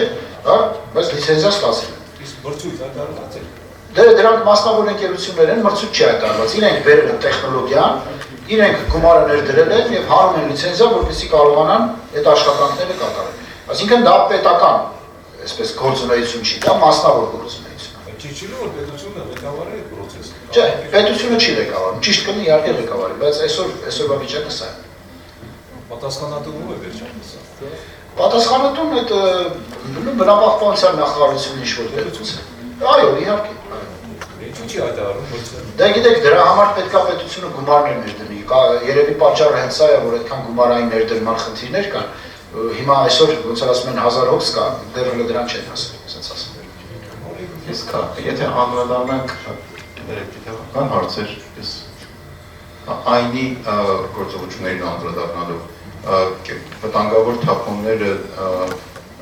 ինստիտուցիոնալին ձևը կազմակերպված, դուք միայն, ասենք, բանի ժամանակ եք հայտ գալիս, ասենք, արտակարգ իրավիճակի, ասենք, ժամանակի ժամանակ մոնիտորինգ չեք անում, տեսնեք, վտանգավոր կետերը մոնիտորինգ արել, դա բնապահպանության նախարարության խնդիրն է, առողջապահության նախարարության խնդիրն է։ Մենք ուղղակի երբ որ ինչ-որ քիմիական նյութեր է հայտնաբերվում, ինչ-որ տեղից, այդ ժամանակ մեր գործն է վտանգավոր քիմիական նյութեր։ Դրանք տեղափոխում էինք անվտանգ տարածք, պետք է դրանք չեզոքացնում ենք, ջրով մշակել եւ այլն։ Իսկ դուք վերահսկում եք այդ վտանգավոր նյութերի տեղափոխումը երկրում ճանապարհների վրա։ Տեղափոխումը վերահսկվում է, ուրեմն կա երկաթուղային տրանսպորտով վտանգավոր բեռների փոխադրման մասին կառավարության որոշում, կա ավտոտրանսպորտով վտանգավոր բեռների տեղափոխման օրենք։ Նման օրենք կա։ Եվ Հայաստան երբ որ մտնում են, ասենք օրինակ ցիանիդով բեռնված սիստեմներ, հա, որ գնում է բանի համար, ոսկու գործբանգործարանների համար։ Նրա մեծ տեղակ են բանում, որ այսքան տոննա եկավ։ Այդ մասին մենք իմանանք։ Այսինքն անակակալ չեն եթե։ Այո, եւ ասենք օրինակ նյութեր ա լինում, որ պետք է անում ուղեկցել, վտանգավոր բեռներ են իրենք, պետք է ուղեկցել, մենք ուղեկցում ենք։ Օրինակ ատոմակայան երբ որ ստանում են միջուկային վառելիքը, բերում են ինքնաթիռով։ Մենք մինչև ատոմակայան ճանապարհին անպայման ուղեկցում ենք։ Բացեր կան համակարգի մեջ, որ կուզենաք անդրադառնանք մենք, որտեղ այս հաշվետվության մեջ անդրադառնալու են այդ հարցերում։ Այնը որը Դե այդ պահեստային խնդիրն է, պահեստային տարածքի խնդիրն է, որտեղ լինի մի հատ ժամանակակից լավ պահեստ, մեծ պահեստ, որտեղ հնարավոր լինի դեսից դենից ի հայտ եկած քիմիական նյութերը բերել այդտեղ պահել, որտեղ շատ կան մեծ թվով գործարաններ, որոնք դեռ սովետական տարիներից չեն անկախությունից սկսած չեն աշխատում, բայց իրենց պահեստներում ահագին քիմիական նյութեր են մնացել։ Դպրոցների լաբորատորիաներում, բուհերի լաբորատորիաներում տարիներով շարունակ կուտակել են, հետո էլ ասում են ինչ անենք սրանք։ Եվ այդպես մենք ստիպված ստանում ենք այս ինստիտուտի պահեստը, այն ինստիտուտի պահեստը, գիտահետազոտական քիմիական ուղղվածության, էլի, որոնք ունեն այդ պահեստները։ Բայց դա արդեն էլ տեղը չկա տանը։ Այդպես մի հատ պահեստ որ լիներ կարողանանք այդ նյութերը այդտեղ պահենք, մինչև հետո կլուծվեր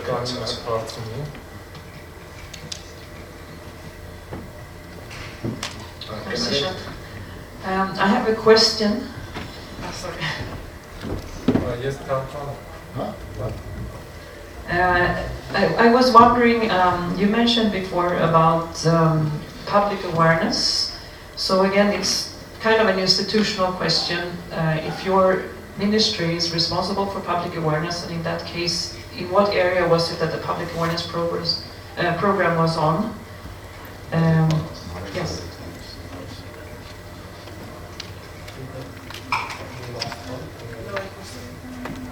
Initially, when we were talking about the Stockholm Convention and the phasing out of the POPs, you mentioned that there was a public awareness program. So I was wondering, what was the public awareness program about? And is it your ministry that is in charge of that? Or is it shared with Ministry of Health and Ministry of Environment when it comes to hazardous waste?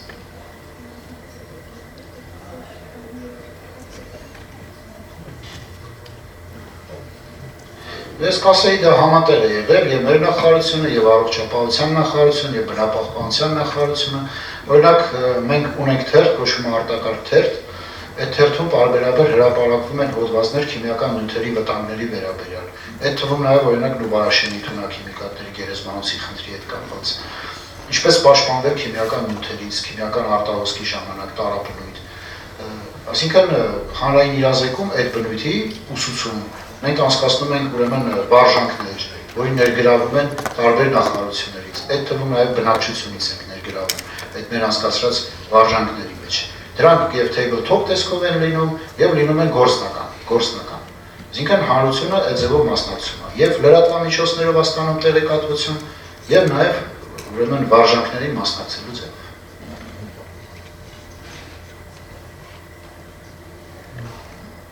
Merci, but so if people know, for instance, that batteries are dangerous, or if that they have solvents at home that are not supposed to be in the regular waste, what are they advised to do?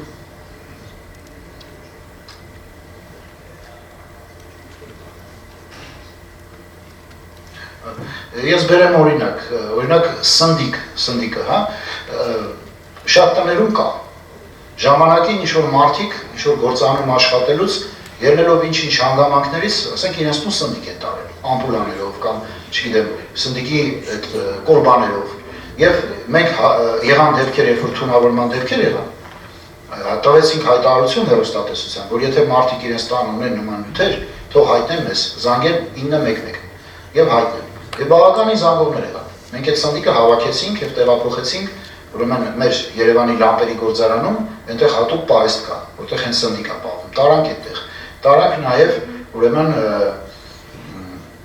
Նուրբ օրգանական քիմիայի ինստիտուտ։ Հատուկ մեթոդական ենք մշակել, ինչպես անել դեմորկուլիզացիա տանը, եթե կոտրվում է ջերմաչափը։ Սովորական ջերմաչափը, բժշկական։ Եվ շատ հաճախ նման դեպքեր անում, երբ որ մարդիկ զանգում են եւ հարցնում են։ Ջերմաչափը կոտրվել է, ինչ անենք։ Մենք շատ դեպքերում գնում ենք մեր օպերատիվ խումբը եւ տեղում դեմորկուլիզացիա է անցկացնում։ Այսինքն մարդիկ գիտեն, որ մեզ պետք է դիմեն եւ դիմում են եւ մենք իրենց էլ օգնում ենք այդ տեսակի հարցերում։ Merci շատ։ Վերջին հարցերի մենք եւ անցնենք հաջորդ։ Ինձ հետաքրքրում է այդ սնդիկը, որ տարվում է Նուրբ օրգանական քիմիայի ինստիտուտի պահեստ կամ ինչ-որ լամպերի գործարանի պահեստները համապատասխան լիցենզիա ունեն։ Այո, ունեն։ Օրինակ լամպերի գործարանը ժամանակին գիտեք, արտադրել է լումինեսցենտի լամպեր։ Լամպերի գործարանը միայն նորմալ լուսավորման լամպեր չէ, այլ նաև այդ երկար լումինեսցենտի լամպերներ արտադրում, որի մեջ սնդիկ կա։ եւ այնտեղ իրանք ունեն այդ հատուկ պահեստը, որտեղ որ պահվում էր սնդիկը, հենց այդ լամպերի արտադրության համար, հատուկ պատրաստված դրա նպատակով։ Եվ այնտեղ հիմա դեռ սովետական տարիներից մնացած մոտ 230 կիլո սնդիկ այդ կուրգաների մեջ հատուկ դեռ շարած կա, որ չեն հասցրել սպառել։ Այսինքն այդ տեսակի նյութերի պահպանության համար դա շատ հարմար է։ Իսկապես այդ նյութերի համար է հարմարացված։ Եվ մենք երբ որ տանում ենք, այնպես չի տանում, տալիս ենք իրանց ու գնում։ Հատուկ թուղթ ընդունեց, հանձնեց, այսքան գրամ, գիտենք որտեղ են դրել, որ վաղը միսօր այդ Minamoto-ի կոնվենցիան որ կա, չէ՞ սնդիկի արգելման հետ կապված։ Այ հարց առաջանա այդ սնդիկը հավաքել ոչնչացնել, մենք իմանանք որտեղ ինչ կա, որ բերենք։ Բայց այդ հաստատությունները օրենքով սահմանված կարգով անկախ Հայաստանում ստացել են լիցենզիա, թե չէ։ Սենց ասեմ, իրանք իրավունք ունեն այդ տեսակի նյութեր պահելու։ Իրանց պահեստներ հենց դրա համար էլ կառուցել են ժամանակ։ Դրանք հատուկ քիմիական նյութերի համար պահպանության պահեստներ, որ դեռ սովետական տարիներից է կառուցվել։ Եղավ, շնորհակալություն, կարճ, շատ կարճ, ամենավերջի հարցն է։ Որպես շարունակություն ես նախորդ հարցը, իսկ այդ սնդիկները նպատակ կա վաճառել օրինակ Ռուսաստանին կամ ինչ-որ երկրներին, որոնք տիեզերական այդ ինդուստրիայի մեջ օգտագործում են, ու նախորդ մաքսախոդները սնդիկ։ Չէ, փորձել են վաճառել, նույն լամպերի գործարանը փորձել է վաճառել, նույնիսկ մեզ ասում էին մարդ գտեք, որ ոչ թե վաճառում եք, այլ ձրի եք տալի, մենակ տանեն։ Այդ տեսակի մարդիկ չկան։ Իրանք Ռուսաստանի սնդիկի ձեռը հաստատ Մանավանդ որ հիմա այդ Minamoto-ի կոնվենցիայով էլի կարծեմ մինչև 2025 թիվը, դրանից հետո սնդիկ պարունակող լամպեր պետք է վերանան։ Այս լամպերը չեն դրել, հասնում են լեգ լամպերի։ Այսինքն հիմա արդեն հիմիկվան սկսում են այդ ներմուծումը կրճատել։ Եվ ընդհանրապես սնդիկը պետք է արտադրական այդ շրջանառությունից բացի ձեր ասած ոլորտից դուրս գա, հա։ Եղած լամպերը դրանք պետք է ոչնչացնել արդեն։ Այ բնապահպանության նախարարությունը, այնտեղ ֆոկալ պոինտը բնապահպանության նախարարությունից է, Ալեքսանդր Լեոնիդը։ Ինքը աշխատանքներ է տանում այդ ուղղությամբ, որպեսզի կարողանանք ճապոնացիներից հատուկ սարք բերենք եւ այստեղ իրականացնենք սնդիկի արդեն չեզոքացում։ Շատ լավ, շնորհակալություն, անցնենք մեր հաջորդ զեկույցին, Արտակ Նախաչատրյան, մենք 15 շրջակա միջավայրի նախարարություն, մենք 15 րոպեից նախատեսել էինք 15 րոպեանոց ընդմիջում սուրճի, կարող ենք ուղղակի մեր դրանից հետո պետք է ունենանք քննարկման մի հատ բաժին, քան որ քննարկումը արդեն մի տեսակ տեղի ունենում, այդ քննարկման բաժնից մի քիչ պակասացնենք, այսինքն հա, քննարկման խնդիր կա իհարկե, բայց ամեն դեպքում 5-ին ոնց որ նախատեսված է կավարտենք էլի։ Կամ կարող էինք հիմա ընդմիջում անել, բայց երևի շարունակենք, հա, վերջացնենք։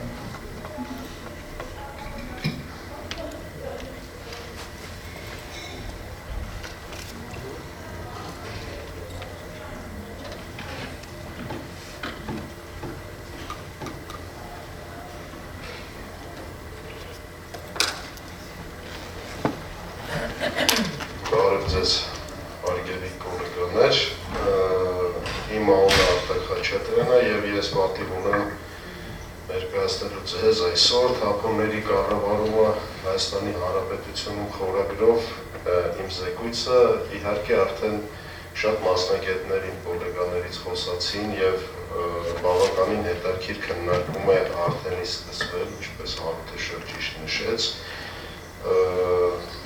Ես իհարկե կփոխեմ իմ ներկայացման հերթականությունը, քանի որ որոշ հարցեր արդեն իսկ տարբեր գերատեսչություններից տվեցի։ Ամեն դեպքում կցանկանայի սկսել ոչ թե թափումներից, այլ ընդհանրապես մեր սահմանադրությունից եւ երկու հոդված մեջբերում կցանկանայի անել, դա հոդված 10-ն է։ Պետությունը ապահովում է շրջակա միջավայրի պահպանությունը եւ վերականգնումը բնական պաշարների ողջամիտ օգտագործումը։ Սա շատ կարևոր է, թերևս մենք երբեմն մոռանում ենք սրա մասին, իսկ սա մեր վայրօրենքի մեջ է գրանցված։ Եվ 33.2-ը, որը ասում է, որ յուրաքանչյուր ոք իրավունք ունի ապրելու իր առողջությանը եւ բարեկեցությանը նպաստող շրջակա միջավայրում։ Պարտավոր է անձամբ եւ այլոց հետ համատեղ պահպանել եւ բարելավել շրջակա միջավայրը։ Սրանք լավ բառեր չեն, անկախ մասնագիտությունից, եթե Հայաստանի Հանրապետության քաղաքացի ես եւ ապրում ես Հայաստանի Հանրապետությունում, ուրեմն ունես այս պարտավորությունները եւ եկեք ոչ մեկս չմոռանանք սրա մասին։ Ինչևէ, խոսենք թափոնների կառավարումից, թափոնների կառավարումը իրավական կարգավորման մասին սկսենք խոսել, առաջի հերթին կարգավորում է թափոնների մասին օրենքով, մի շարք միջազգային համաձայնագրերով եւ այդ օրենքից եւ համաձայնագրերից բխող մոտ 43, եթե չեմ սխալվում, ենթաօրենսդրային ակտերով, դրանք զուտ են ակտերն են, որոնք ես 50 ինձ հուշում են արդեն ամեն տարի նոր ուրեմն նորմատիվ ակտեր են դուրս գալիս եւ մենք հիմա բոլորին կանդրադառնանք եւ դա կտևի մի 4-5 ժամ, խնդրում եմ համբերությամբ զինվեք, իսկ եթե դուրս 15 րոպեում ես միայն նրանց անվանումները կհասցնեի կարդալ եւ հետեւաբար չեմ պատրաստում նրանց դες ներկայացնել։ Մի քանի բան, բայց կասեմ, որ հասկանանք, թափոնների մասին օրենքը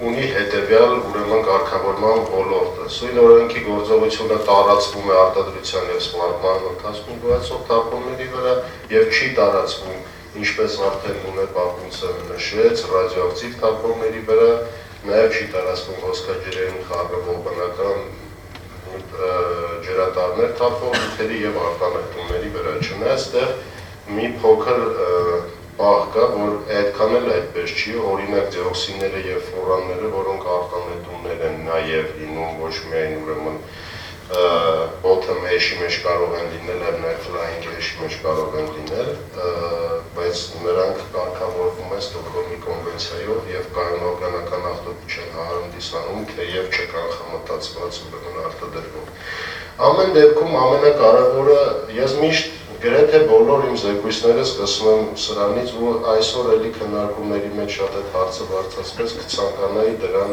նորից անդրադառնալ։ Ինչ է նշանակում թափոն։ Թափոն ասելով շատ բան կարող ենք հասկանալ, բայց եթե մենք խոսում ենք իրավական կարգավորման մասին, մենք պետք է օրենքին հպում անենք, իսկ օրենքում գրված է արտադրության եւ վերջի վերելայումից հետո այնտեղ մտել է այդ թվում ընդերք օգտագործման եւ սպառման թափոնները, դրանք արտադրության կամ սպառման ընթացքում գոյացած հումքի, նյութերի, արգասիքների, այլ արտադրանքի կամ մթերքի մնացորդներ են, ինչպես նաև ապրանքներ, որոնք փորձել են իրենց ուրեմն սկզբնական սպառողական հատկությունները եւ չեն կարող ծառայել այն նպատակին, որի համար նրանք արտադրվել կամ սինթեզվել են, Այսինքն կլինի արտադրության արդյունքում, կլինի ծառայության արդյունքում, նրանք կարող են առավելանալ, ինչպես Տիկին Բակունցը նշեց, բժշկական ծառայությունների արդյունքում, քիմիական արդյունքում, լաբորատոր ծառայությունների, պահպաղակի արտադրության ոչ մի կարգ չունի թափոնում, թափոն։ Եվ միանգամից, քանի որ մեր այսօրվա թեման վտանգավոր թափոններն են, եկեք հասկանանք իսկ այդ թափոնների որ մասն է վտանգավոր, կամ ինչ ենք հասկանում վտանգավոր թափոններ ասելով։ Կրկին ստիպված են թափոնների օրենքի մեջ կիրառվող հասկացությանը հղում անել։ Վտանգավոր թափոններ, դրանք այն թափոններն են, որոնք կախված իրենց ֆիզիկական, քիմիական կամ կենսաբանական հատկություններով վտանգ են ներկայացնում կամ կարող են ներկայացնել մարդու առողջության կամ շրջակա միջավայրի համար, Այդտեղ հենց Տիկին Բակունցը իր խոսքում նշեց, թե որն է այն վտանգ, օրինակ կարող է լինի բժշկական թափոն կամ ոչ բժշկական թափոն, որը առաջանում է բուժինդարկում, կենցաղային թափոն, օրինակ բաժակ, ուտելիքի մնացորդներ, բայց նա արդեն վտանգավոր չի։ Մի քիչ այդքան էլ այդպես չէ, որտեղ նույնիսկ կենցաղային աղբյուր, որը որ տարանջատ չի հավաքվում եւ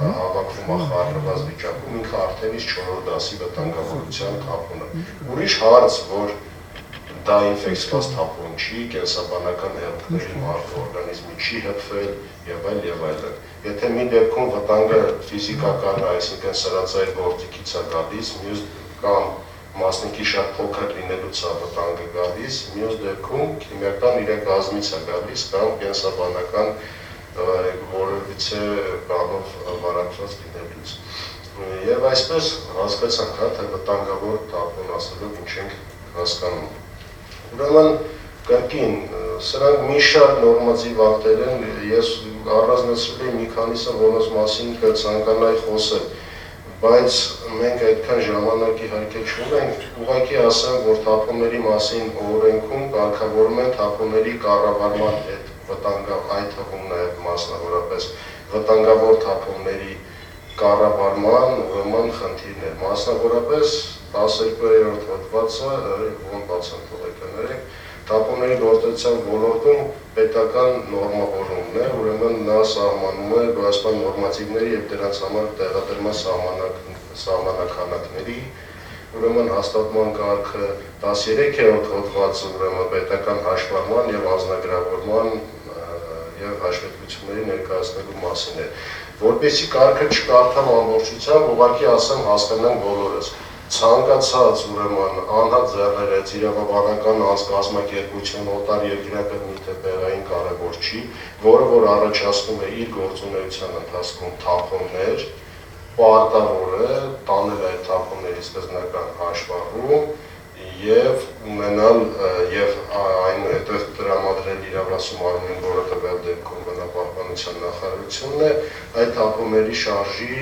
մասին տեղեկատվություն, որը և նրանք անում են թափոն ձեռնեք վարչական հաշվետվության միջոցով։ Ինչ վերաբերվում է վտանգավոր թափոններին, յուրաքանչյուր վտանգավոր թափոն առաջացնող պարտավոր է անձնագրավորել իր վտանգավոր թափոնները։ Ինչ է սա ընդհանրապես իրանից ներկայացնում, թափոնի անձնագիրը մի ուրեմն փաստաթուղթ է, սա կարգն անձնագրավորման, որը հիմնականում նրա նպատակը նա է, որ ռեսուրսախնայողություն լինի և թափոնների գործածությունը տեղի ունենա էկոլոգիապես ողջամիտ եղանակով։ Այսինքն նրա մեջ գրված է, թե այդ թափոնի կազմը, որն է ինքը որ դասին է վտանգավորության պատկանում, իր հետ պահպանման, ցանկացած տեղափոխման, պայստավորման, վերջնական ոչնչացման կամ վերամշակման ինչ ուրեմն պահանջներ կան։ Այդ ուրեմն կազմված թափոնի անձնագիրը հաստատվում է հենց ձեռնարկության ուրեմն տնօրենի կողմից և համաձայնեցվում է մեր իրավասու նորից մեր նախարարության հետ ուղղակի համաձայնեցվում է։ Իհարկե կարող է նախարարության համապատասխան գործակալության բաժինը տա, որ ինչ-որ ուղումներ, շտկումներ պահանջի և դրանք շտկելուց հետո նա կհամաձայնվի։ Բայց հաստատում է, թափոնի անձնագիրը կազմում և հաստատում է, դա իր պարտականությունն է հենց թափոն առաջացնում։ Այսինքն խորհրդատվական նաև բնույթակերում, այսինքն ես որպես թափոն առաջացնող կարող գալ և խորհրդատվություն ստանալ, ճիշտ գնահատելու, ճիշտ նախարարության տարբեր իհարկե օրինական գործակալություն, որը որ պատասխանատու է արդեն իսկ կազմված, հաստատված անձնագրերի ուրեմն համաձայնեցման փուլին կարծիք տալու, իհարկե նրանք էլ, երբ որ դուք իրաց դիմեք արդեն պատրաստի անձնագիրը տարի կտան ձեզ տեղեկատվություն, խոր կտան, պարտավոր են տան, որ շտկեն ինչ-որ նյուանսներ ավելի ճիշտ կազմվի։ Օրինակ կա նաև մեր ՊՕԱԿ-ը, նա իր գործունեության ընթացքում նույնպես կարող է խորհրդատվություն տրամադրել ընկերություններին, որոնք չեն կարողանում ինքնուրույն լինել, ու ընդհանրապես շուկան ազատ է, շատ տարբեր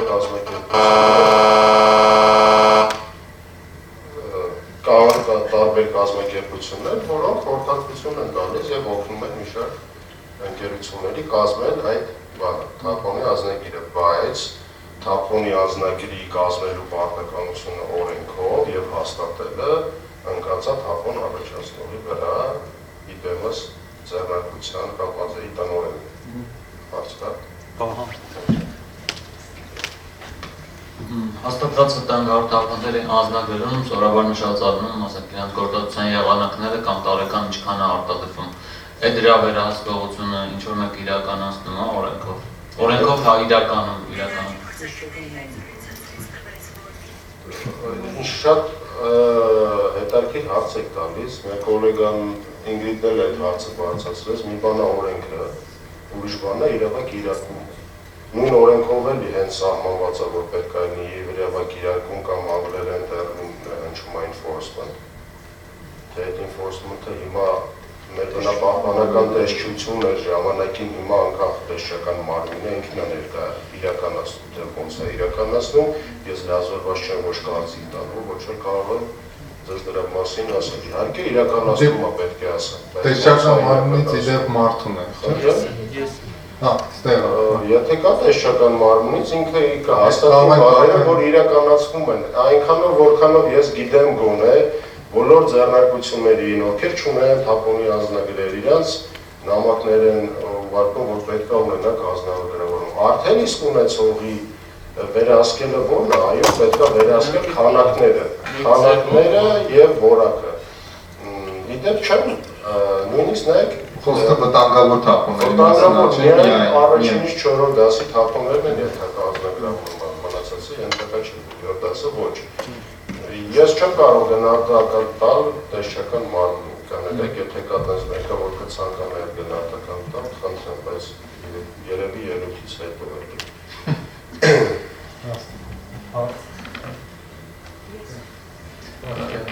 Եթե կարելի այդ սլայդը ցույց տվեք, որտեղ դուք սահմանադրությունից 10-րդ կետը ցույց տվեցիք։ Իհարկե ցույց կտամ։ Առաջին սլայդերից մեկն էր։ Առաջինն է։ Տեսեք, դե գրած է, պետությունը ապահովում է։ Այո։ Եվ այլն եւ այլն։ Հիմա հարցս մի քիչ ավելի ընդհանուր է գուցե, բայց կոնկրետ անդրադառնանք այդ վտանգավոր, օրինակ վտանգավոր քիմիանյութերի օրինակով, որ այսօր էլ պատմվեց, տեսեք, տարիներ շարունակ այդ խնդրումը կա, ժամանակին մենք փորձել ենք զբաղվել նաև, ասենք համատեղ Հայաստանի գիտությունների ազգային ակադեմիա եւ այլն, եւ պարզվեց, որ պետությունը զբաղվում է այդ հարցով, այսինքն հատկացվում էր գումար եւ ոչ մեկ անգամ նախագիծ եւ ես անգամ կարդացել եմ հաշվետվություն, որտեղ գրած էր, որ արել ենք, բայց տեսեք հիմա տեսնում եք, որ միջև հիմա դե ոչ մի բան արված չի, վտանգը մնում է։ Հիմա հարցս հետեւյալն է, կա օրենք, որը հստակ գրած, որտեղ հստակ գրած է, ինչը նշանակում զբաղվում է կամ անում է, հստակ գրած է, ինչ պետք է անի, ինչպես, ինչ ժամկետներում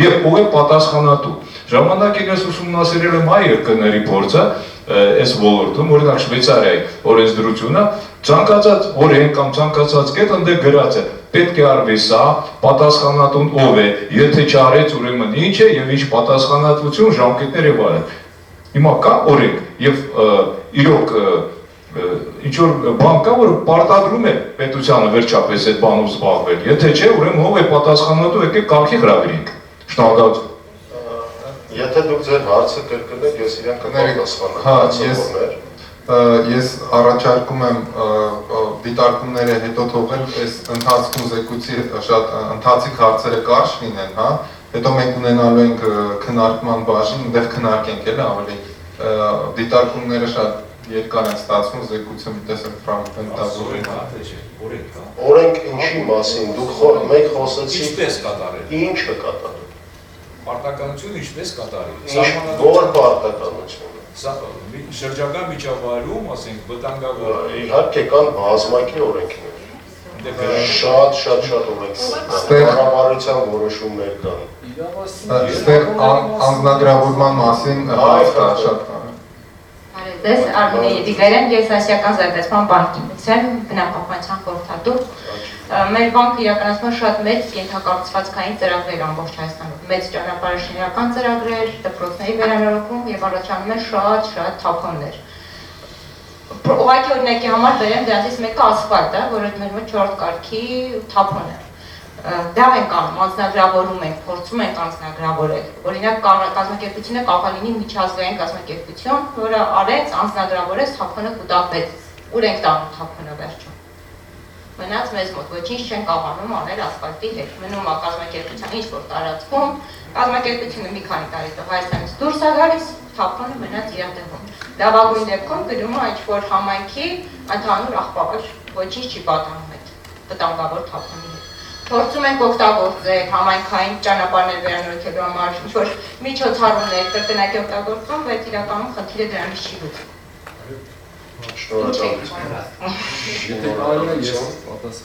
Իմ կոլեգան է ուզում պատասխանի, հետո ես կապրոպեմ։ Զորդ արդեն քննարկման փուլ ենք մոտել։ Շատ մեծ դեր պրեզենտեյշն։ Կարող է վերջացնենք հարցերը հետո նորից։ Շատ ունեմ, բայց կխոսամ այնքան, ինչքան կհասցնեմ, Ես Արամն եմ Սայաթյան, ներկայացնում շրջակա միջավայրի նախարարությունը, մի քիչ ոլորտային ավելի մոտիկ էր, դրա համար խնդրեցի Խաչատրյանին, որ ես պատասխանեմ։ Անձնագրավորվելուց հետո այս մասնավորապես ասֆալտի թափոնները ունեն կազմակերպություն արդեն հիմա նախկինում կառավարություններ տրամադրում գործունեության, վտանգավոր թափոնների գործունեության լիցենզիա, հիմա շրջակա միջավայրի նախարարությունն է կազմակերպում, բայց միջգերատեսչական հանձնաժողովի եզրակացության հիման վրա դրական կապացիական ընթացք ստացվում է, ունենք արդեն կազմակերպություն, ով որ լիցենզիա է ստացել հենց կոնկրետ վտանգավոր թափոն հանդիսացող ասֆալտի մնացորդները վերամշակելու, նոր ասֆալտ արտադրելու համար, դա չի գնում ինչ-որ տեղ աղտոտվում, որպես ում կօգտագործում են, դա իրանց արժեք է ներկայացնում, հենց անձնագրավորման իմաստներից և լիցենզավորման մեկը նա է, որ այն թափոնը, որը որ կարող է հանդիսանա վտանգավոր, կիրառվի ոչ վտանգավոր տեղում, դառնա հումք և օգտագործվի, այսինքն այդ ռեցիկլինգի պահը ապահովում։ Խաչհարի մասին է, չէ՞ խոսքը, Խաչհար։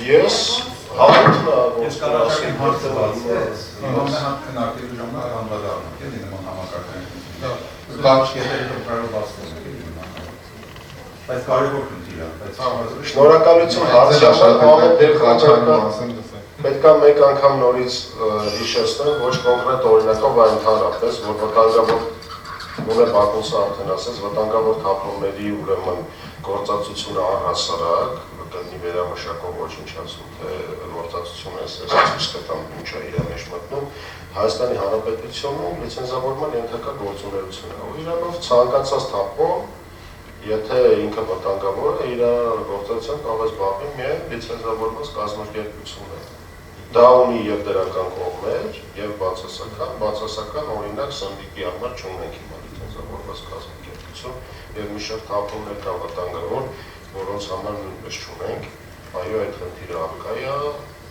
քննարկումների ժամանակ ավելի մանրամասն կարող ենք դրա մասին խոսել, բայց միասնական Ես ինչի մեր բերումը բերեցի մեր ուրեմն սահմանադրությունից, ամեն ոք անկախ իր նորից եմ ասում մասնագիտությունից ու աշխատավայրից, պարտավոր է շրջակա միջավայրը պահպանել և ամեն ճանել, որ մենք ապրենք առողջ շրջակա միջավայրում։ Հիմա այդ անձնագրավորման հետ կապված, այո, նույն անձնագրի մեջ հենց ձեր եթե ասֆալտի հետ աշխատել եք, պետք է նշված լինի, թե իսկ ոնց է պետք իր հետ վարվել, ունդեղ հաստատ, եթե նորմալ կազմված անձնագիր է, գրված է, թե երկրորդային ինչ օգտագործում կա ոչնչացում, ցանկացած այլ թափոններ նույն է։ Ասացինք, որ թափոնների գործածությանը լիցենզավորման ենթակա է, իսկ ինչ է վտանգավոր թափոնները, իսկ ինչ է գործածությունը ընդհանրապես, դա հավաքումից սկսած, փոխադրում, պահում, մշակում, օգտահանում, հեռացում,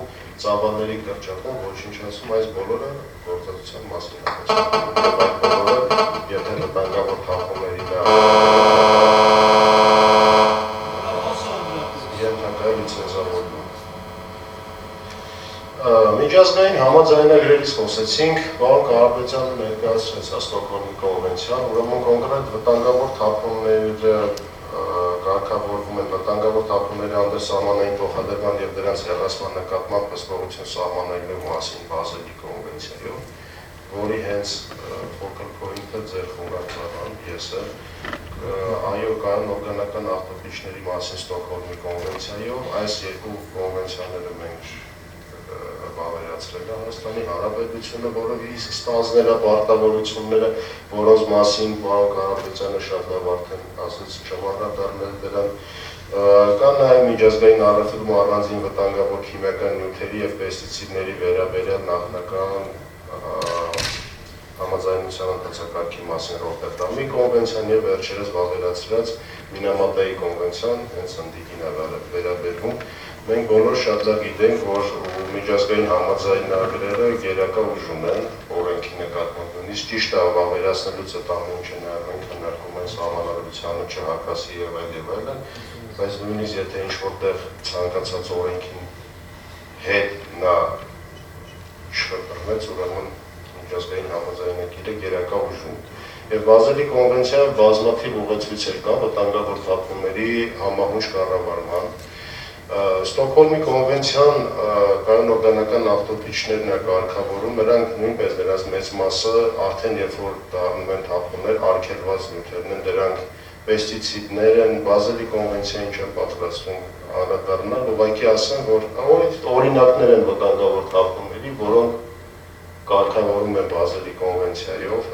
անդրսահմանային փոխադրումը, այդ թվում նաև գոաներն են, պոլիկլորինացված բիֆենիլներն են, սնդիկն է, կապարն է, ասբեստն է, կադմիումը, բժշկական թափոններ, մի խոսքով բոլոր վտանգավոր թափոնները, որոնք ուրեմն հանդիսանում են տարանցիկ փոխադրման առարկա եւ նրանց ոչնչացումը կարգավորվում է Բազելի կոնվենցիայով։ Կայուն օրգանական ավտոտիչներին էլ էի ուզում անդրադառնալ, բայց պարոն Կարապետյանը հպանցիկ բավականին լավ ասեց, որ հիմնականում նախկին պեստիցիդներն են կամ քիմիկատներն են կամ արդյունաբերական քիմիկատներն են, կան հին կողանները, հիմա դրանց շարքը անդադ թարմացվում է օրինակ պիֆոսով եւ PBD-ով եւ այլ նյութերով, պոլիֆլորօկտանային թթուն եւ նրա աղերը եւ այլն, այսինքն կոնվենցիան լայնանում է, մեծանում է, դրա հետ կապված մեր պարտավորություններն են շատանում եւ մենք փորձում ենք նրանց ուրեմն կատարել։ Այո, մինչև 2025 հացանկը, մինչև 2025 թվականը մենք ունենք ստացած պարտավորություն, որպեսզի ուրեմն բոլոր կանորգանական ավտոտիչների պաստային ծավալներից պետք է ձեռբազատվենք, բայց ես ձեզ ասեմ, որ նույնիսկ Եվրոպայի մի շարք երկրներ այդ դեդլայնին չեն կարողանում համապատասխանել, ինձ չի որ Հայաստանը միակն է, այո մենք ունենք Նուվարաշենի խնդիրը, առողջապահական մասնաբաստողը, ասա մեր տոնակիմիկատների գերեզմանոցն է շատ հայտնի, որը բազմիցս անգամ քննարկվեց, այնտեղ հիմնականում լինդան ու DDT, չնայած կագրանոզան եւ այլ նյութեր, բայց մոտ 1500 տոննա թաղված կա, ինքը գտնվում է այսպես գոտում, որը նույնպես տեսնում եք էրոզիան երևում ասներից։ Ռիսկերը այդ գոտու հետ կապված կան, չի կարելի նրանց անտեսել, ունենք խնդիր ժամկետան պեստիցիդների այդ պայեսների, նախկին գյուղքիմիայի պայեսների հետ կապված, ահա ինչ վիճակում են նրանք հիմա գտնվում, եւ հիմա էլի կասեք, բա պետությունը ինչ մտածում, ամբողջ խնդիրը նրանում է, որ նրանց մեծամասնությունը 99% ժամանակին պրիվատիզացվել են, եւ հիմա սրանք մասնավոր տարածքներ են, եւ դրա հետ կապված լուրջ խնդիրներ կա, այդ տարածքները մաքրելու եւ այլնի հետ,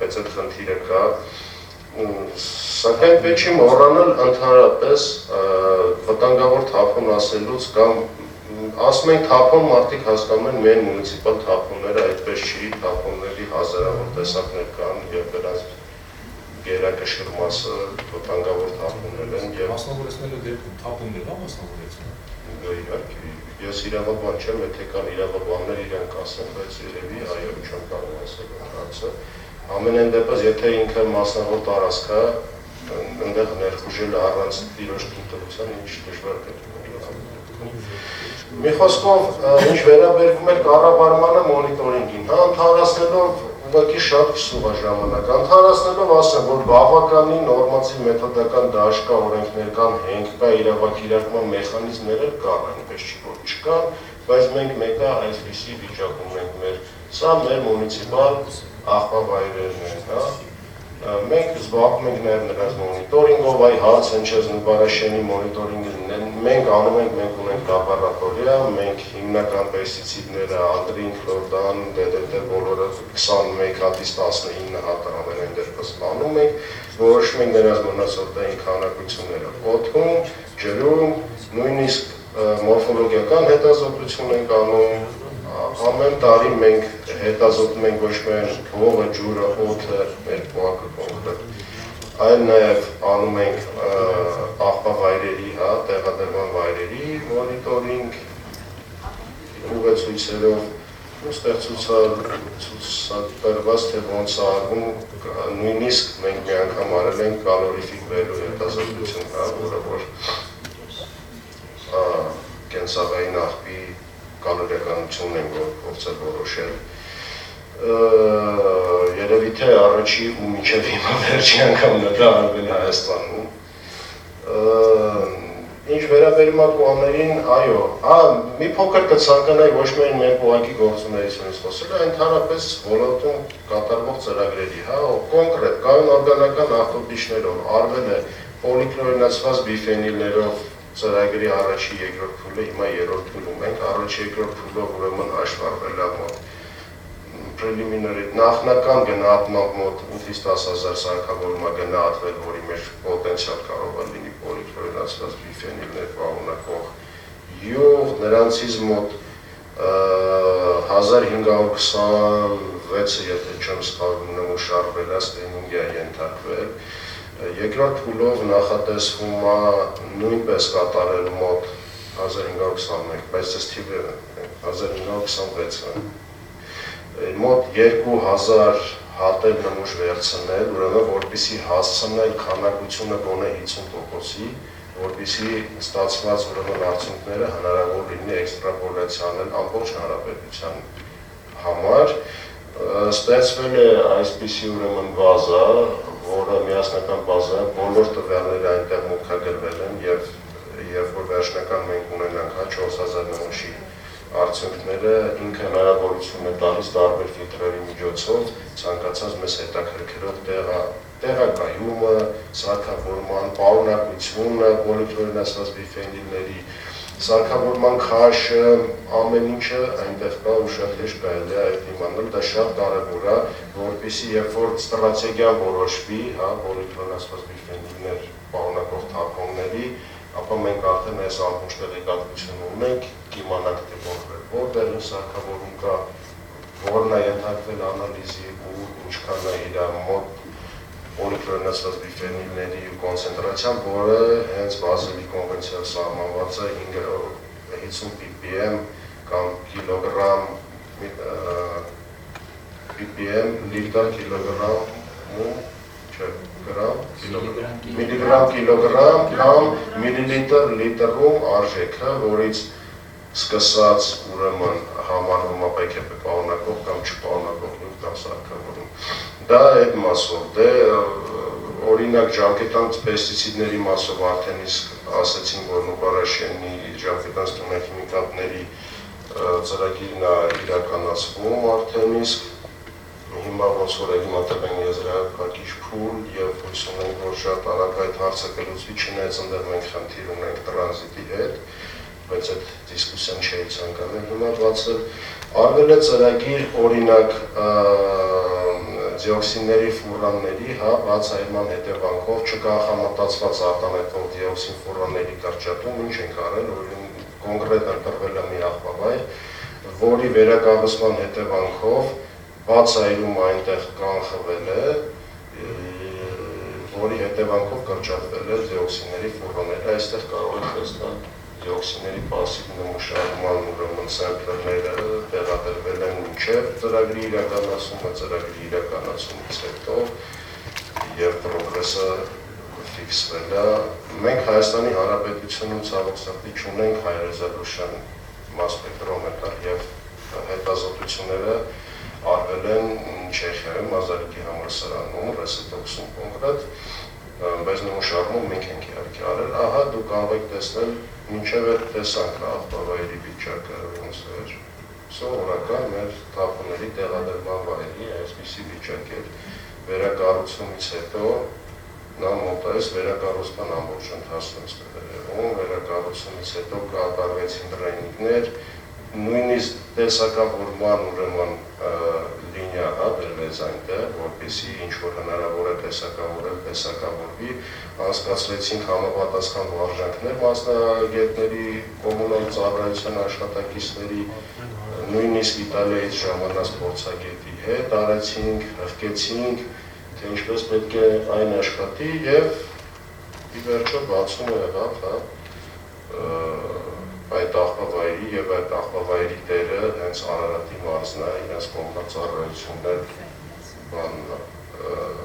օպերատորն է, որքան որ ես տեղյակ եմ։ Մի խոսքով խնդիրներ իհարկե կան, կառավարման մեջ այնպես չի, որ չկան, մենք գիտենք, որ ունենք մոտ 500 տապոնների տեղադրման վայր, ու գիտենք, որ ոչ մեկը, հա, ուրա չկան, այնքան ես ակասիդ է կավից, ոչ մեկը չի համապատասխանում, լավ գերակշռով մեծամասնությունը չի համապատասխանում այն տարհիգիենիկայի նորմերին, որոնց մասին, որ տիկին Բաքոնցը խոսում էր, այո, ունենք այդ խնդիրները, ունենք շատ վտանգավոր թափոններ, որոնք թեև ժամանակին հաշվառվում, զեկուցվում են և անձնագրավորվում են, բայց չկա նրանց ուրեմն գործածության էկոլոգիապես համահունչ ոչնչացման կամ վերամշակման տեխնոլոգիաները, այո, ունենք, այո, աշխատում ենք, մեր շրջանակա շրջակա միջավայրի մոնիտորինգ և տեղեկատվության կենտրոն պոակը, որը արդեն մի քանի պոակների միաձուլումից ստացված նոր պոակ է, նրա մեջ մտնում էր նախկին մեր թափոնների ուսումնասիրության կենտրոն պոակը, շրջակա միջավայրի մոնիտորինգը և այլն, մենք հենց մոնիտորինգով ենք զբաղվում, և զբաղվում ենք մոնիտորինգով ոչ միայն շրջակա միջավայրի, այսինքն հողի օդի ջրի, այլ նաև թափոնների տեղադրման վայրերի։ Կցանկանայի խոսել, թե չէ պարոն Սահակյանն ասի, բան չի չասեցիր, ռեստերների մասին, կադաստրի մասին, թափոնների այստեղ ուղղակի արագ անցա, կարգը կա օրենքով սահմանված թափոնների, լավ ես ասեմ, թափոնների ուրեմն առաջացնող օբյեկտների և տեղադրման վայրերի ռեստր գոյություն ունի, ինչպես նաև կա կադաստր, որը որելի նպաստում է ռեսուրսախնայողությանը և թափոնների համահունչ կառավարմանը, այդ ամեն ինչը ի սկզբանն է ու թափոնների օրենքով է նախատեսված, իսկ ենթավորված դրային ակտերով, կառավարության որոշումներով կարգավորվում է, այսինքն բոլոր պայմանները ստեղծված են նրա համար, որպեսզի կառավարում ու վտանգավոր թափոնների տեղի ունենա ու տեղի ունենա ըստ պատշաճի։ Իհարկե կան թերություններ, օրինակ, հա, մի հարց էլ կար, որ կցանկանայի անդրադառնալ ինչի հիշեցի դիսկուսիայից, սնդիկից դուք եք, չէ, հարցնում այդ սնդիկը, որ տարան է, ուրեմն ժողովուրդ, էլի նորից անդրադառնանք գնանք հետ, պետք չի խառնել քիմիական նյութը, որ ապրանքը հոնքա թափոնի հետ, եթե սնդիկը ամբուլայի մեջ կողմով սնդիկը ինքը ոչ մի հատկություն չի գործել, չի կարագործել, ինքը ապրանքա դեռևս թափոն չի, երբ որ թափոն կլինի, այդ ժամանակ ուրիշ հարց է, այդ ձեր ասած պայստում իմ խորին համոզմամբ սնդիկը պահվում է դեռևս որպես հունիկ ոչ թե թափոն, այվ որ ինքը կլինի վտանգավոր թափոն, այդ ժամանակ այդ հարցը ակտուալ կլինի, բայց քանի որ քիմիական նյութերից խոսացինք, պետք է նաև ասեմ, որ քիմիական նյութերը այո առհասարակ կարգավորման ենթակա են ու իրենց մասին օրենք պետք է լինի, որը դեռևս սահմանցրի վերջնական տեսքի չի եկել Հայաստանի Հանրապետությունում, բայց շատ հարցեր կան, որոնք մենք հույս ունենք, որ կկարգավորվեն քիմիական նյութերի մասին օրենքով,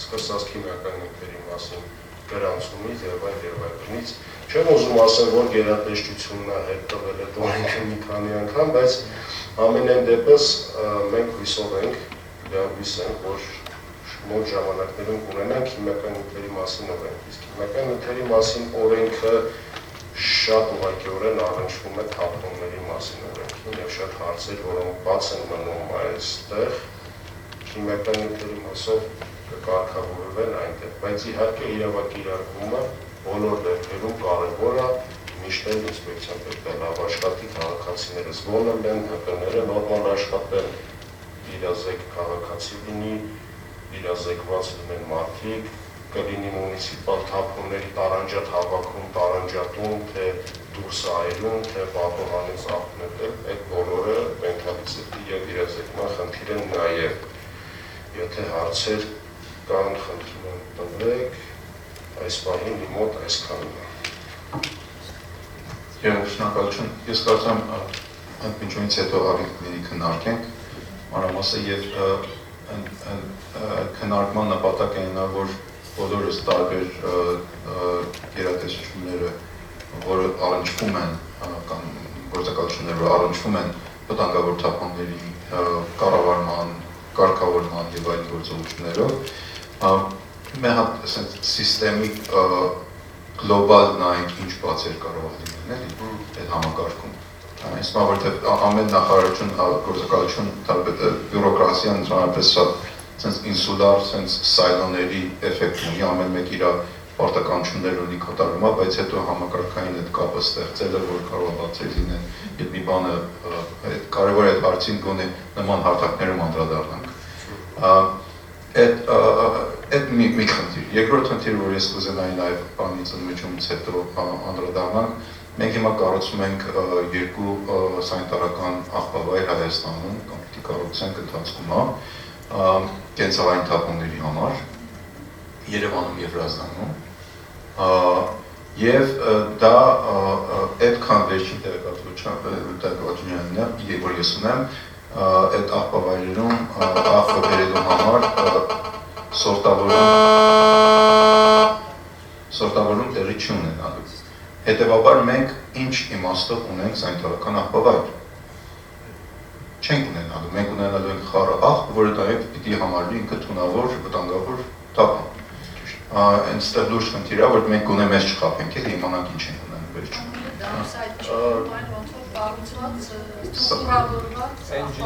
Կանարեք մի բան ավելացնեմ դժվար ոչ թե մոռացա եք քանի որ պարոն Սայազյանը նստած է ինձ թվում է ինքը կասի բայց ինքը երբեք չի ասի ես ասեմ այո մենք ունենք վտանգավոր թափոնների ցանկ եւ ունենք արգելված վտանգավոր թափոնների ցանկ եւ իմպորտը էքսպորտը ներմուծում արտանում եւ տարանցիկ ուրեմն տեղափոխում Հայաստանի Հանրապետությունով վտանգավոր թափոնների լիարժեք կարգավորված հետուղակի ասեմ որ հարցեր չլինեն էլի որ կարգավորված է թե չէ իհարկե կարգավորված է եւ ճիշտ եք ասում իհարկե ես ինքս ինձ ես չգիտեմ հիմա կոնկրետ որի մասին է խոսքը գնում բայց բազմիցս կարծիք են եկել նման նախագծեր բոլոր քննարկումներին կլինի թե երբ որ դիտողությանից փաստաթուղթ կգալի ես ամենտեղ ասում եմ որ չկա տարանջատում չկա նախատեսված տարանջատ հավաքում դա պետք է նախատեսել կամ գոնե նախատեսել պատոհան, որտեղ թեկուզ private-ը կարող է մասնավոր սեկտորը լինել, բայց գոնե ստրատեգիապես պետք է դա նախատեսված լինի։